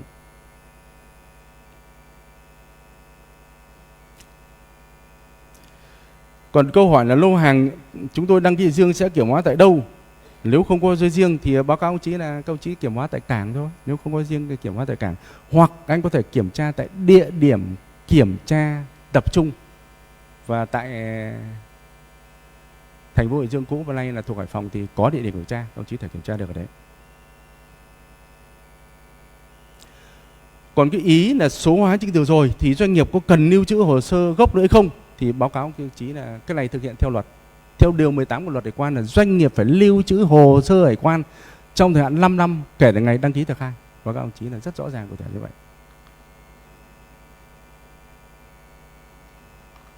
Nhiều phết đấy.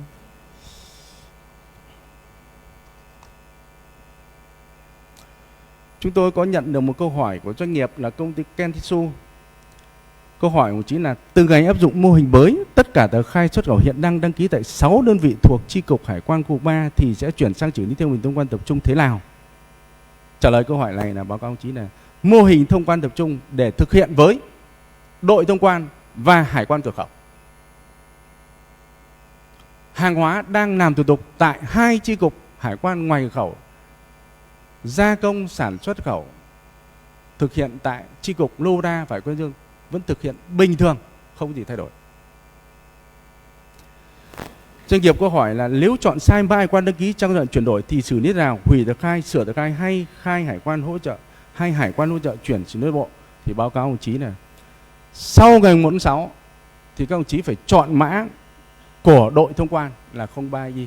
Còn đối tờ khai mở trước ngày 1 tháng 6 thì theo thời hạn của tờ khai thực hiện bình thường. Nếu các đồng chí thực hiện sai thì theo quy định tại thông tư 38 sửa đổi 9 phải hủy tờ khai.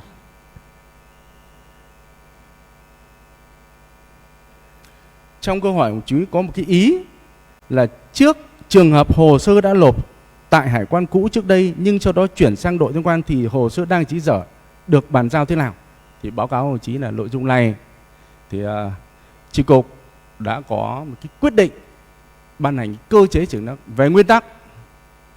Tất cả các tờ khai đang thực hiện trước ngày 1 tháng 6 và các công việc đang thực hiện trước 6 thì hải quan cửa khẩu sẽ thực hiện. Đội thông quan sẽ thực hiện đối với tờ khai sau 1 tháng 6.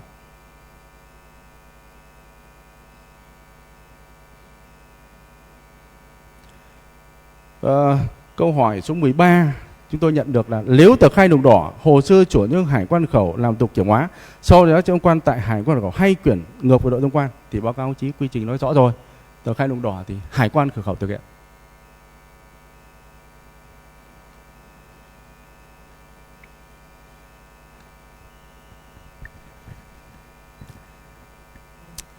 chúng tôi nhận được một câu hỏi là cũng khá hay và cũng cần phải trao đổi, đó là doanh nghiệp chúng tôi hiện đang thực hiện hoạt động gia công cho thương nhân nước ngoài sử dụng loại hình E21 và E52. Đối loại hình E21, doanh nghiệp thực hiện nhập khẩu qua khẩu Móng Cái, kính đề nghị quý chi cục hỗ trợ giải đáp.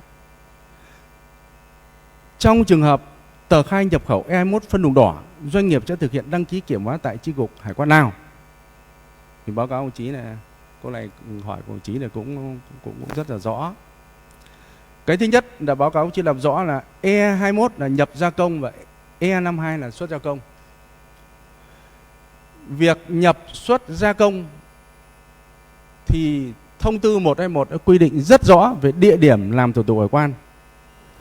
Về cơ bản thực hiện theo điều 19, với trường hợp đặc thù gia công sản xuất khẩu được thực hiện điều 8. Theo đó, nếu doanh nghiệp có cơ sở sản xuất tại Hải Phòng hoặc chi nhánh Hải Phòng thì có chỉ thể mở tờ khai tại chi cục đầu tư gia công hoặc Logada. Còn nếu doanh nghiệp không có trụ sở tại thành phố Hải Phòng nhưng hàng hóa lại về các cảng biển thuộc thành phố Hải Phòng thì các đồng chí có thể mở tờ khai tại đội thông quan. Vì đội thông quan thực hiện mở tất cả các loại hình tờ khai, chỉ trừ loại hình C11 là kho hải quan và tờ khai vận chuyển độc lập đầu năm. Tuy nhiên là báo cáo đồng chí là nó có, đồng chí hết sức lưu ý về chỗ quý doanh nghiệp hết sức lưu ý là liên quan mở tờ khai ở chi cục, ở đội, ở hải quan khu chế xuất và hải quan Hải Dương ấy, thì nó sẽ liên quan đến cái việc nơi tiếp nhận báo cáo kế toán. Hàng sản xuất khẩu nó liên quan đến nơi báo cáo kế toán. Nếu doanh nghiệp có cơ sở sản xuất, có chi nhánh tại thành phố Hải Phòng thì các đồng chí hoàn toàn được mở tờ khai tại hai chi cục của chúng tôi là Hải quan Nobra và Hải quan Hải Dương theo cái địa bàn quản lý mà chi cục đã phân công. Vì cái việc này thì rất rõ ràng rồi. Một câu hỏi tiếp số 16 là doanh nghiệp có hồ sơ hoàn thuế liên quan đến CO giá tạm tính hiệp định CPTPP thì sẽ thực hiện tại đội thông quan như thế nào? Báo cáo ông chí quy định này rất rõ. Luồng vàng và luồng xanh thực hiện tại đội thông quan, luồng đỏ thực hiện tại quan cửa khẩu.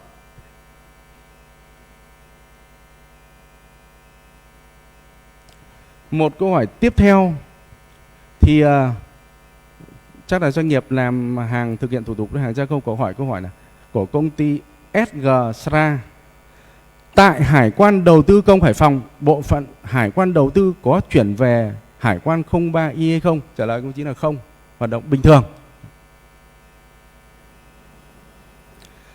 Câu hỏi của công ty FDI tại Hải Phòng, công ty GLHH, tờ khai luồng vàng chuyển đi lấy mẫu phân biệt lại thì sau khi lấy mẫu hải quan khẩu sẽ trả bóng hàng hay quay lại đội quan trả bóng hàng? Thì báo cáo ông chí là trong cái phần trao đổi sáng nay chúng tôi đã nói là đối tờ khai luồng vàng phải lấy mẫu thì thực hiện theo nguyên tắc không chuyển luồng. Đội thông quan sẽ chuyển thông tin cho hải quan khẩu để thực hiện lấy mẫu và đội thông quan sẽ thực hiện thông quan khi có kết quả phù hợp đáp ứng theo quy định.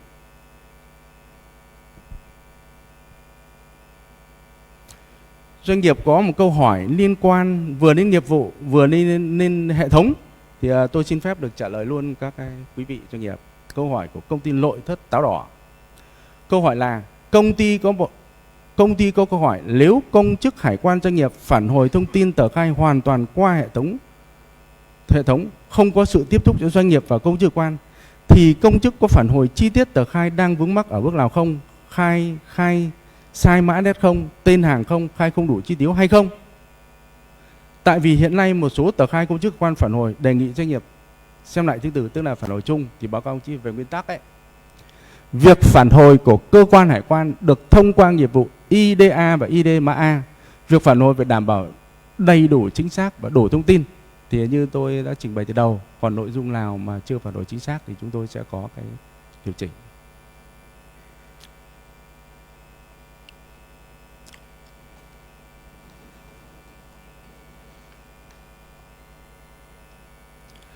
Tiếp theo là câu thứ 22, 23, 24, 25, 26, 27, 28 thì báo cáo ông chí là 9 cái câu hỏi này nó trùng vào các câu hỏi tôi trả lời trên thì các quý vị doanh nghiệp nghe rồi xem tôi trả lời rồi Nếu còn nội dung nào chưa rõ cần bổ sung thì tôi sẽ xin phép được bổ sung cho các đồng chí sau.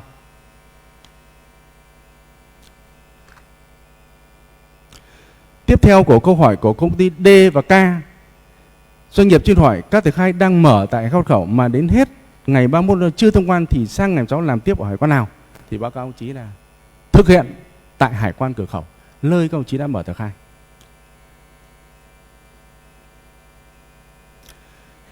Công ty trách nhiệm nội thất táo đỏ thì câu hỏi này cũng trùng với câu hỏi ở trên thì tôi không trả lời nữa, và chỉ trả lời cô ông chí là cái việc mà yêu cầu doanh nghiệp là đều thực hiện qua mã IDA và ID qua hệ thống Vinapechip.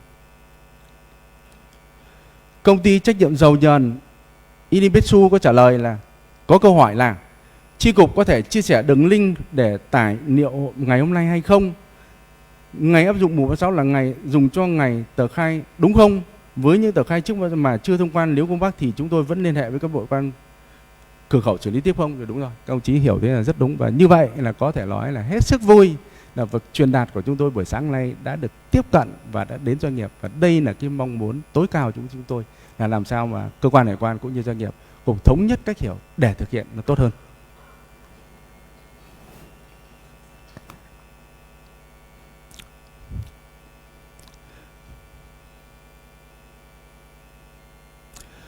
Tôi có nhận được một câu hỏi của công ty trách nhiệm vật liệu mới tại Hải Dương có hỏi là cho em hỏi doanh nghiệp em ở Hải Dương mở tờ khai xuất nhập khẩu tại chỗ ở Hải Dương thì có phải chuyển sang mở tờ khai đội thông quan hay không? Thì báo cáo câu hỏi này thì tương tự với câu hỏi tôi vừa trả lời trên. Tuy nhiên là tôi sẽ hướng dẫn lại đồng chí là về địa điểm làm thủ tục quan thì được quy định tại điều 19 và điều 58 của thông tư 11, và trường hợp của đồng chí là trường hợp đặc thù xuất khẩu tại chỗ thì thực hiện tại điều 58 và đồng chí có thể lựa chọn. Tuy nhiên là đối với trường hợp xuất khẩu này đồng chí mở tờ khai tại Hải Dương. Tuy nhiên đội thông quan vẫn có thể mở tờ khai được tùy theo cái trường hợp mà tôi vừa có báo cáo ở trên. Tiếp theo câu hỏi của công ty cổ phần TM Đất Mới. Doanh nghiệp có hỏi là tôi muốn hỏi cho phần đóng thuế hiện theo văn bản thông báo số 16016 thì đội thông quan có mã quan hệ trách. Tuy nhiên thông tin cho kho bạc chưa đề cập. Nhờ quý hải quan cho biết đội thông quan vẫn thuộc kho bạc nhà nước qua hay không? Thì báo cáo ông chí câu hỏi này trả lời. Cái ý thứ nhất, mã quan hệ ngân sách của đội thông quan là 2995544. Kho bạc nhà nước thì vẫn thực hiện kho bạc nhà nước khu vực 2. Báo cáo ông chí rất rõ ràng như vậy. Khu 3, kho bạc nhà nước khu vực 3 rất rõ ràng như vậy. Công chí có hỏi một doanh nghiệp của công ty DHG có hỏi câu hỏi là các đội tập trung thì khai chung một mã khai hay khai các mã khác nhau, và tờ khai luồng đỏ vẫn phải đẩy từ đội tập trung xuống giám sát và xuống giám sát làm tiếp hay không? Thì báo cáo ông chí này, mã chung của đội thông quan tập trung từ ngày 1 tháng 6 năm 2006 là 03 II, đội thông quan chỉ có một mã. Nếu với trường hợp tờ khai luồng đỏ thì hệ thống sẽ tự động chuyển cửa khẩu. Nhưng khác trước mùng 1 tháng 6 là cửa khẩu đây là cửa khẩu nơi lưu giữ hàng hóa. Trước 1 tháng 6 thì các đồng chí có thể là mở tờ khai ở chi cục hải quan khu vực 2, nhưng hàng hóa có thể trong địa bàn hải quan khu vực 3 thì khu vực 2 vẫn kiểm hóa. Nhưng sau ngày 1 tháng 6 thì hàng hóa về địa bàn quản lý của chi cục hải quan nào thì hải quan khẩu đó sẽ thực hiện kiểm tra thực tế hóa. Tiếp theo câu hỏi, chúng tôi có nhận được một câu hỏi cũng liên quan công tác nghiệp vụ của cái doanh nghiệp gia công xuất khẩu của công ty PVKC Việt Nam. Thì công ty hỏi cho hỏi báo cáo toán thì sẽ nộp cho đơn vị nào? Thì báo cáo chỉ là báo cáo quyết toán hiện nay ấy, thì báo cáo chỉ thực hiện theo quy định tại điều 60 thông tư 121 là sẽ nộp cho hải quan nơi đã thông báo cơ sở sản xuất. Công chí thông báo sản xuất đâu nộp báo cáo toán đấy.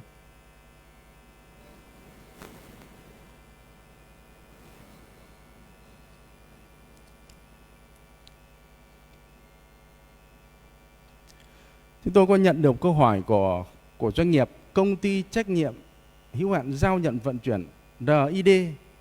Công ty có hỏi là trong hợp tờ khai nhập khẩu, trong trường hợp tờ khai nhập khẩu hàng xuất khẩu bị trả lại loại hình A1 thì thủ tục xin không thu thuế nhập khẩu sẽ thực hiện tại đội thông quan hải khẩu. Báo cáo ông chí là trong quy trình sáng nay tôi nói là thực hiện tại qua cửa khẩu.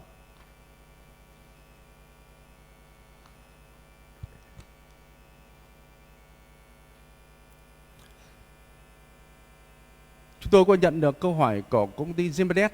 Thì câu hỏi như sau: từ 1 tháng 6 sau khi chuyển qua mô hình thông quan tập trung, ý bắn mã vạch tờ khai vẫn thực hiện tại hải quan giám sát cảng đúng hay không? Đối với tờ khai A1 đang mở tại 03PA vẫn tiếp tục mở tại 03PA đúng hay không? Đối với hàng hóa của quan sĩ vẫn tiếp tục mở tờ khai hải quan quản lý đúng không? Thì báo cáo ông chí câu hỏi này trả lời chung nguyên tắc này: việc bắn mã vạch, việc xác nhận hàng qua cuộc giám sát theo quy định tại luật hải quan tại điều 1 thì trách nhiệm thuộc đơn vị kinh doanh cảng biển. Báo cáo ông chí là hải quan cửa khẩu hiện nay là không có bắn mã vạch. Việc xác nhận hoàng công giáp là thuộc hải quan khẩu. Và báo cáo ông chí là toàn bộ công tác giám sát tại chi cục hải quan cảng 3 chúng tôi hiện nay đang thực hiện trên hệ thống giám sát camera của các đơn vị kinh doanh cảng biển. Hiện nay tại thành phố Hải Phòng là có 52 cảng biển được công nhận. Chúng tôi kết hợp giám sát trên hệ thống camera, giám sát trên hệ thống, trong đó có một phần giám sát của công chức hải quan. Trường hợp xác nhận hàng qua giám sát còn vướng mắc, còn bất cập thì cơ quan hải quan mà cụ thể là hải quan cửa khẩu đây chúng tôi sẽ xử lý kịp thời. Và báo cáo các đồng chí là cho dù thực hiện thông quan tập trung hay thông quan theo quy trình 196 thì việc xác nhận hàng qua cuộc giám sát không có gì thay đổi. Và cơ bản thay đổi là hải quan cửa khẩu sẽ tập trung toàn bộ nguồn lực để kiểm tra thực tế hàng hóa và thực hiện công tác giám sát. Tôi cho rằng công việc sẽ tốt hơn và nhanh chóng hơn và đáp ứng được yêu cầu đặt ra hơn theo đúng cái mục tiêu tôi đặt ra vào việc thực hiện mô hình tập trung.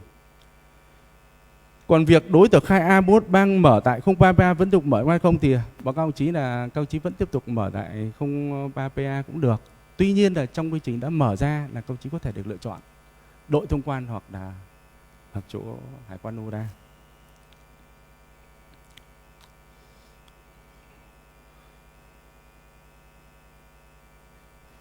Chúng tôi có nhận được một câu hỏi thì báo cáo ông chí là câu hỏi này thì thực ra là tôi thấy là không có liên quan đến quy trình 7/2 lắm. Tuy nhiên là có thể là trong quá trình thực hiện và qua theo dõi trên cái buổi trao đổi ngày hôm nay doanh nghiệp có đề cập thì chúng tôi cũng xin phép được trả lời luôn là kết quả kiểm tra phân tích phân loại bao lâu thì có. Câu hỏi công ty trách nhiệm hữu hạn thương mại BI Rin thì báo cáo ông chí nội dung này thì có thể trả lời công chí rất rõ ràng này. Nội dung này được quy định tại thông tư 17/2021 của Bộ Chính, quy định rất rõ là không quá 5 ngày làm việc kể từ ngày nhận đủ cái chứng từ và mẫu hàng. Trường hợp phức tạp cần kéo dài thì thời gian là không quá 20 ngày làm việc. Báo cáo ông chí là trong 55 câu hỏi thì chỉ còn 5 câu hỏi nữa, tôi xin phép tôi trả lời tiếp các ông chí để các ông chí tiếp tục theo dõi. Câu hỏi thứ 51 là của công ty cổ phần SIB Logistics. Thì công ty có hỏi thế này: trường hợp do sơ suất doanh nghiệp up sai chứng từ điện tử lên hệ thống thì từ 1 tháng 6 có thể sửa lại không? Cách phục doanh nghiệp up sai chứng từ thế nào? Thì báo cáo ông chí là có thể là công nghệ thông tin tí trả lời rõ, nhưng mà tinh thần là báo cáo ông chí là nó rất rõ ràng là sau mùng 1 tháng 6 về chứng từ thuộc hồ sơ hải quan thì trước ngày 1 tháng 6 hoặc sau ngày 1 tháng 6 không thay đổi. Vì luật hải quan và các nghị định thông tư hướng dẫn về chứng từ thuộc hồ sơ hải quan từng loại hàng thực vật là rất cụ thể, không liên quan đến việc thực hiện thông quan tập trung hay thông quan tập trung. Tuy nhiên là trước ngày 1 tháng 6 thì hải quan cửa khẩu sẽ thực hiện và sau ngày 1 tháng 6 thì đội thông quan sẽ thực hiện. Tiếp theo câu hỏi của Cảng Đình Vũ. Thì câu hỏi như sau: hiện nay doanh nghiệp đang làm thủ tục, một là hàng trung chuyển tàu xuất tàu sang cảng 189 Nam Đình Vũ và một số cảng khác. Hai là đóng hàng kho CPS làm tờ khai vận chuyển độc lập sang các cảng xuất khẩu khác. Khi áp dụng thông quan chung cảng mong quý cơ quan quân hướng dẫn giúp ạ. Trân trọng cảm ơn. Và các ông chí câu hỏi rất là hay và rất là trân trọng. Từ các ông chí thì trả lời các ông chí này Cái này trong cái quyết định 702 và trong cái phần trình bày tôi sáng nay rất rõ về cái nguyên tắc. Nếu quý vị doanh nghiệp Lào còn có những câu hỏi tương tự này thì tôi trả lời nguyên tắc như sau. Là đối với hàng COS, hàng tờ khai vận chuyển độc lập đầu năm đấy, tờ khai hải quan thì thống nhất là sau ngày 1 tháng 6 thực hiện tại hải quan cửa khẩu. Và các đồng chí cho nên cái việc đấy không có gì thay đổi. Khai thác vào hàng vào CFS rồi các đồng chí chuyển hàng từ kho hải quan này sang kho hải quan khác hoặc mở tờ khai kho hải quan C1 thì hoàn toàn thực hiện ở hải quan cửa khẩu, nơi quản lý địa bàn của các đồng chí. Câu hỏi cuối cùng là câu hỏi của Công ty Cổ phần Đầu tư Phát triển Cảng Đình Vũ. Câu hỏi này có 5 ý. Ý thứ nhất là gửi thông tin thay đổi thông tin đảo chiều nhập xuất hàng trung chuyển transit sẽ cho đội thông quan tập trung giải quyết hay chi cục hải quan cửa khẩu? Trả lời luôn chú là cửa khẩu. Ý thứ hai là hồ sơ chứng từ công ty vỏ rỗng xuất khẩu sẽ cho đội thông quan hay chi cục hải quan cửa khẩu giải quyết? Trả lời các đồng chí là hải quan cửa khẩu giải quyết. Ý thứ ba là doanh nghiệp cảng biển gửi yêu cầu hủy get in container do đội thông quan tập trung hay chi cục hải quan khẩu giải quyết? Báo cáo ông chí là hải quan cửa khẩu giải quyết. Ý thứ tư là tên và số điện thoại công chức hải quan hoặc tổ giải quyết những vướng mắc để doanh nghiệp cảng biển trao đổi thông tin trong thực hiện. Thì báo cáo ông chí là hiện nay và trước đây và tiếp theo là cơ quan đã thông báo các đầu mối xử lý các vướng mắc rất rõ ràng cụ thể. Và tôi nghĩ là các cái doanh nghiệp kinh doanh cảng biển thì hơn ai hết là các ông chí phải nắm được số điện thoại của cơ quan. Tinh thần là báo cáo các ông chí là vướng mắc là cơ quan hải quan đã xử lý, chưa cần đến doanh nghiệp phải xử lý. Các ông chí có thấy là cái hồi cuối năm của năm 2025 vào khoảng tháng 7 tháng 8 khi mà có một số cái sự cố về cái phí cơ sở tầng. Ở đây thì chắc tôi vừa có nhìn một số doanh nghiệp đây đã điện thoại trực tiếp và chúng tôi sẽ trực tiếp xử lý. Kể cả việc đó có thuộc trách nhiệm của cơ quan hải quan, chi cục hải quan cảng 3 hay không. Nhưng tất cả các thủ tục có liên quan đến hoạt động xuất nhập khẩu của doanh nghiệp qua địa bàn cảng 3 thì chi cục hải quan cảng 3 có trách nhiệm, và chúng tôi nghĩ chúng tôi phải có cách thức trao đổi với cơ quan liên quan để xử lý tốt nhất, nhanh nhất với một cái mục tiêu để đảm bảo thông suốt các hoạt động xuất nhập khẩu. Thì kính thưa quý vị hiệp hội, kính thưa các doanh nghiệp đang theo dõi tại hội nghị và các cái điểm cầu phát trực tiếp, tôi đã xin phép được báo cáo trả lời các đồng chí 55 câu hỏi, trong đó có 10 câu hỏi trùng và tôi báo cáo.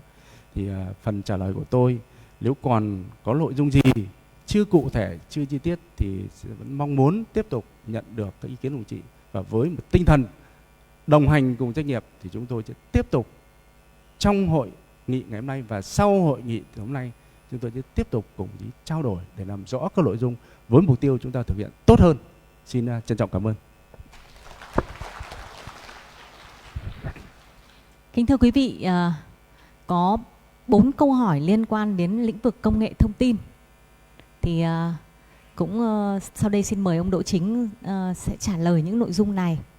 Cũng rất mong các quý vị doanh nghiệp thông cảm, bởi vì bây giờ chúng ta cũng bị hơi quá giờ, nhưng chúng tôi cũng xin phép trả lời xong thêm những cái câu hỏi liên quan công nghệ thông tin.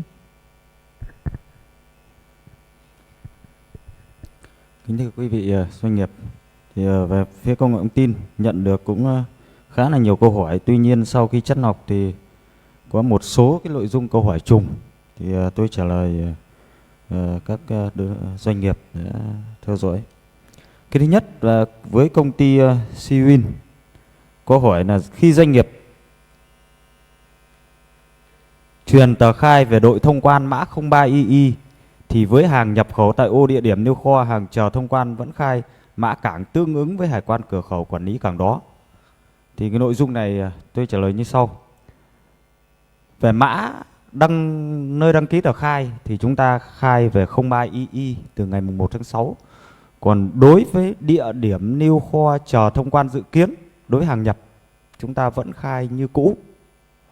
Ví dụ chúng ta khai về địa điểm 03 CE S11 thì chúng ta vẫn khai như vậy.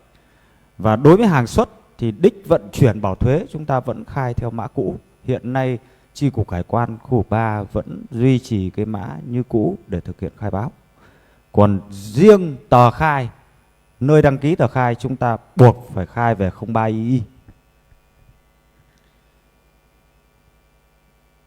Cái câu thứ hai thì với hàng kiểm hóa thì hải quan cửa khẩu quản lý cảng nào sẽ thực hiện kiểm hóa cho tờ khai cảng đó, thì cái này nội dung này anh Trám trả lời rồi.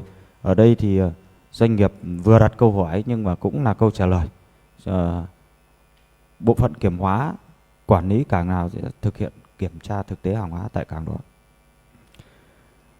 Câu thứ ba là với tờ khai kiểm hóa thì doanh nghiệp vẫn đăng ký thời gian xuất trình hàng hóa để kiểm hóa với hải quan cửa khẩu tương ứng. Thì ở nội dung này hiện nay, trước đây thì chúng ta biết là các đơn vị hải quan cửa khẩu có các cái phần mềm đăng ký kiểm hóa khác nhau. Tuy nhiên sau 1 tháng 6 chúng tôi xây dựng một ứng dụng duy nhất, chúng ta chỉ đăng ký trên một ứng dụng duy nhất. Hệ thống của chúng tôi sẽ tự phân luồng cái tờ khai luồng đỏ về theo mã địa điểm giám sát thuộc quản lý của hải quan cửa khẩu để thực hiện các nghiệp vụ tiếp theo. Đối với hồ sơ tờ khai có luân chuyển như thế nào thì hồ sơ hiện nay thực hiện cái số hóa chứng từ thì chúng tôi toàn bộ hồ sơ tự động luân chuyển trên hệ thống của cơ quan hải quan. Với các cái nội dung câu hỏi như vậy thì còn một câu hỏi liên quan đến công ty vừa hỏi tại hội trường thì tập trung xử lý tại một điểm. Thì ở điểm này thì chúng ta hiện nay hệ thống tiếp nhận thông tin tờ khai là duy nhất, cho nên là cái việc tập trung 4 hải quan cửa khẩu về đội thông quan sẽ không ảnh hưởng tác động gì đến cái việc mà xử lý trên hệ thống. Mặt khác thì trong 2 tuần gần đây nhất thì Cục Hải quan cũng đã có cái chuẩn bị cái hạ tầng công nghệ thông tin, thay thế một loạt các thiết bị để sẵn sàng cho cái việc đáp ứng thông quan tập trung. Còn cái vấn đề liên quan đến cái mã vạch thì về nguyên tắc là khi doanh nghiệp lấy được thông quan, lấy được trạng thái tờ khai thông quan giải phóng hàng, mang hàng về bảo quản là đã hoàn thành các cái thủ tục hải quan. Trong trường hợp vì lý do mà không lấy được mã vạch thì trong các cái quy trình hướng dẫn thì đã có cái nội dung hướng dẫn cho chúng ta để thực hiện với các cái trường hợp mà không lấy được mã vạch. Và trên hệ thống thì hiện nay tại sao chúng tôi số hóa chứng từ? Như chúng ta biết, có thời điểm chúng ta đính kèm file ảnh PDF đấy là quá tải của hệ thống. Với file ảnh nó rất là lớn, file ảnh có thể lên đến 10 MB.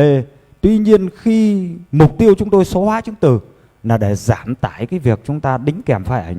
Khi đã thực hiện số hóa chứng từ, chúng ta không thực hiện đính cái file ảnh lên trên hệ thống nữa của cơ quan hải quan trên V5 như hiện nay. Thì về nội dung này sẽ cụ thể có cái văn bản hướng dẫn từ ban giám sát của hải quan, thì chúng tôi sẽ truyền đạt đến doanh nghiệp. Tuy nhiên mục tiêu số hóa chứng từ là chúng ta sẽ giảm tải cái việc đính kèm file PDF. Mà khi giảm tải cái đính kèm file PDF thì đồng nghĩa việc giải phóng cái dung lượng năng lực chịu tải của hệ thống, thì các cái khâu nghiệp vụ khác sẽ tránh bị cái đồng bộ dữ liệu giữa các hệ thống như hiện nay. Đây là một số cái nội dung mà nó trùng mà tôi xin thay mặt ban tổ chức thì trả lời các nội dung liên quan về mặt công nghệ thông tin.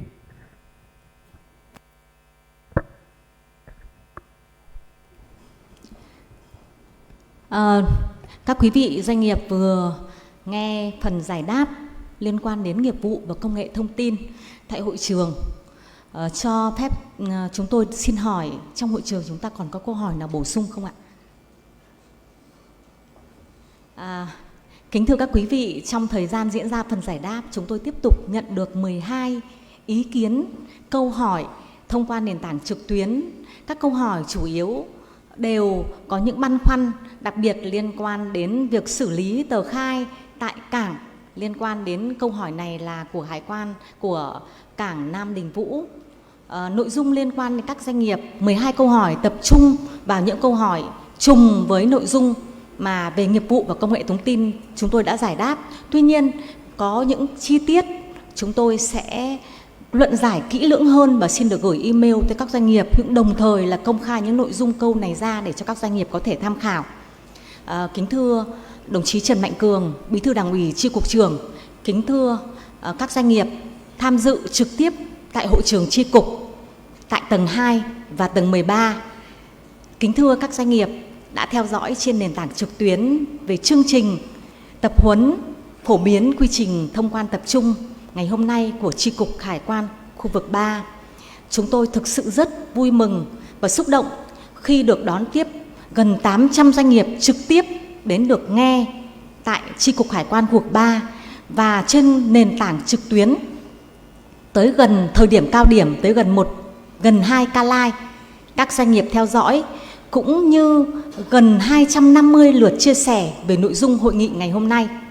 Điều này thể hiện sự quan tâm của doanh nghiệp tới công việc của mình cũng như tới công tác quản lý nhà nước về hải quan. Tại hội nghị, chúng tôi đã phổ biến về tổ chức bộ máy, về quy trình thông quan tập trung và những điểm mới để chúng ta đánh giá sự ưu việt khi triển khai thông quan tập trung. Việc triển khai thông quan tập trung là xử lý các tờ khai liên quan đến thực hiện tại 4 hải quan cửa khẩu hiện nay và bây giờ sẽ là đội thông quan và xử lý hàng hóa tại 4 cửa khẩu. Những nội dung khác liên quan tới 2 đơn vị thuộc Chi cục Hải quan khu vực 3 là khu công nghiệp, khu chế xuất và Hải quan Hải Dương vẫn thực hiện như cũ. Trong quá trình tập huấn và giải đáp vướng mắc, đôi lúc chúng tôi cũng có nói tên gọi như cũ, ví dụ như Chi cục Hải quan Hải Dương hay Chi cục Hải quan Đầu tư gia công. Bởi lẽ rằng là chúng ta đã ăn sâu vào tiềm thức này, cho nên là về việc này chúng tôi cũng xin được nhắc lại là về tổ chức bộ máy thì chúng tôi đã có tên gọi mới là các đơn vị thuộc Chi cục Hải quan khu vực 3.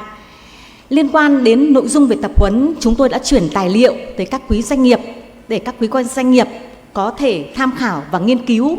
Như vậy, chúng ta có thể rút lại là đội thông quan sẽ triển khai từ ngày 1 tháng 6 theo mã 03II, mã quan hệ ngân sách là 2995544, tài khoản tại kho bạc thụ hưởng là kho bạc nhà nước khu vực 3 theo các tài khoản 7111, 3511, 3951. Về nền tảng công nghệ số và công nghệ thông tin, chúng tôi thực hiện trên nền tảng hệ thống hải quan và thông qua đơn vị hỗ trợ là công ty Thái Sơn. Về đầu mối giải quyết vướng mắc, Chi cục Hải quan khu vực 3 đã thành lập tổ thư ký để tiếp nhận các thông tin vướng mắc liên quan đến việc triển khai, cũng như chúng tôi thành lập tổ giải quyết vướng mắc. Và cũng xin vui mừng báo cáo các doanh nghiệp là trong tổ giải quyết vướng mắc thì có một đồng chí lãnh đạo chi cục làm tổ trưởng, đồng chí Lại An Ninh, phó chi cục trưởng. Đồng chí Chi cục trưởng Trần Mạnh Cường trực tiếp chỉ đạo những nội dung liên quan đến các hoạt động, đặc biệt chúng tôi hết sức quan tâm tới hoạt động thông quan tập trung. Tổ giải quyết vướng mắc gồm các thành viên, gồm có, xin được giới thiệu, chính là 2 người đang ngồi trên hội trường ngày hôm nay, Nguyễn Đình Tráng, trưởng phòng nghiệp vụ hải quan, và đồng chí Đỗ Văn Chính, phó trưởng phòng phụ trách phòng công nghệ thông tin. Và có 3 người là hiện nay đang là lãnh đạo của 3 cửa khẩu, sẽ là 3 lãnh đạo của đội thông quan. Đồng chí Trịnh Văn Khôi, phó đội trưởng Hải quan Cảng 1, đồng chí Nguyễn Cảnh Đông, phó đội trưởng Hải quan Cảng Hải Phòng khu vực 3 và đồng chí Hoàng Thị Hà, phó đội trưởng Hải quan Đình Vũ. Trong quá trình triển khai, chúng tôi đã bố trí 89 cán bộ công chức, trong đó có 4 lãnh đạo, gồm có 1 lãnh đạo chi cục phụ trách trực tiếp và 3 phó đội trưởng, cũng như các công chức được bố trí từ các hải quan cửa khẩu về. Có lẽ rằng là vợ các cụ có câu là ngày đầu chưa quen đường cày chưa thẳng ngay. Ngay khi năm 2014 khi chúng ta triển khai hải quan điện tử cũng có những băn khoăn, có những lúng túng và đặc biệt có rất nhiều câu hỏi đặt ra cho các doanh nghiệp. Và hôm nay năm 2026 ngày mùng 1 tháng 6 chúng ta lại tiếp tục tiến thêm một bước mới với xu hướng ngắn gọn, xúc tích, dễ hiểu và đặc biệt đạt được cái yêu cầu là giảm thời gian thông quan nhanh nhất cho công chức và cho các doanh nghiệp. Về việc này chúng tôi đã có sự chuẩn bị và việc tham gia hội nghị tập huấn cũng như là trong quá trình chúng tôi nhận được sự quan tâm của các hiệp hội doanh nghiệp, các doanh nghiệp cũng như thể hiện cái tinh thần ngày hôm nay tại đây. Chúng tôi cam kết sẽ nỗ lực cố gắng hết sức để đạt được cái yêu cầu trong công tác nghiệp vụ quản lý nhà nước về hải quan, và đặc biệt ngày 1 tháng 6 năm 2026 khi bấm nút thông quan sẽ đạt được cái yêu cầu tốc độ thông quan nhanh nhất. Các vướng mắc chúng tôi xin phép được tiếp thu, được kiến giải, được xử lý trong thời gian nhanh nhất. Cũng rất mong các doanh nghiệp đồng hành cùng với cơ quan hải quan để chúng ta cùng nhau đạt được cái yêu cầu và mục tiêu của mỗi bên. Do điều kiện thời gian chúng tôi đã làm thực hiện, bây giờ đang là 12 giờ 10 rồi. Một lần nữa xin được trân trọng cảm ơn các doanh nghiệp đã bố trí thời gian, dành thời gian quan tâm cho nội dung triển khai về mô hình thông quan tập trung tại Chi cục Hải quan khu vực 3. Xin được trân trọng cảm ơn và chúc sức khỏe các đồng chí lãnh đạo, các quý doanh nghiệp. Chúc cho tất cả chúng ta thành công trong giai đoạn tới, giai đoạn triển khai thông quan tập trung tại Chi cục Hải quan vực 3. Và chúng tôi hy vọng rằng đơn vị chúng tôi sẽ là điểm đến, là cầu nối cho các doanh nghiệp khi thực hiện các hoạt động của mình. Một lần nữa, xin trân trọng cảm ơn.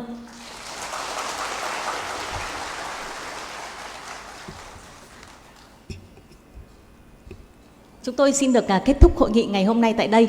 Xin chúc các doanh nghiệp ra về đảm bảo an toàn và tiếp tục cái hành trình mới, công việc mới của mình trong ngày hôm nay và các ngày tiếp theo.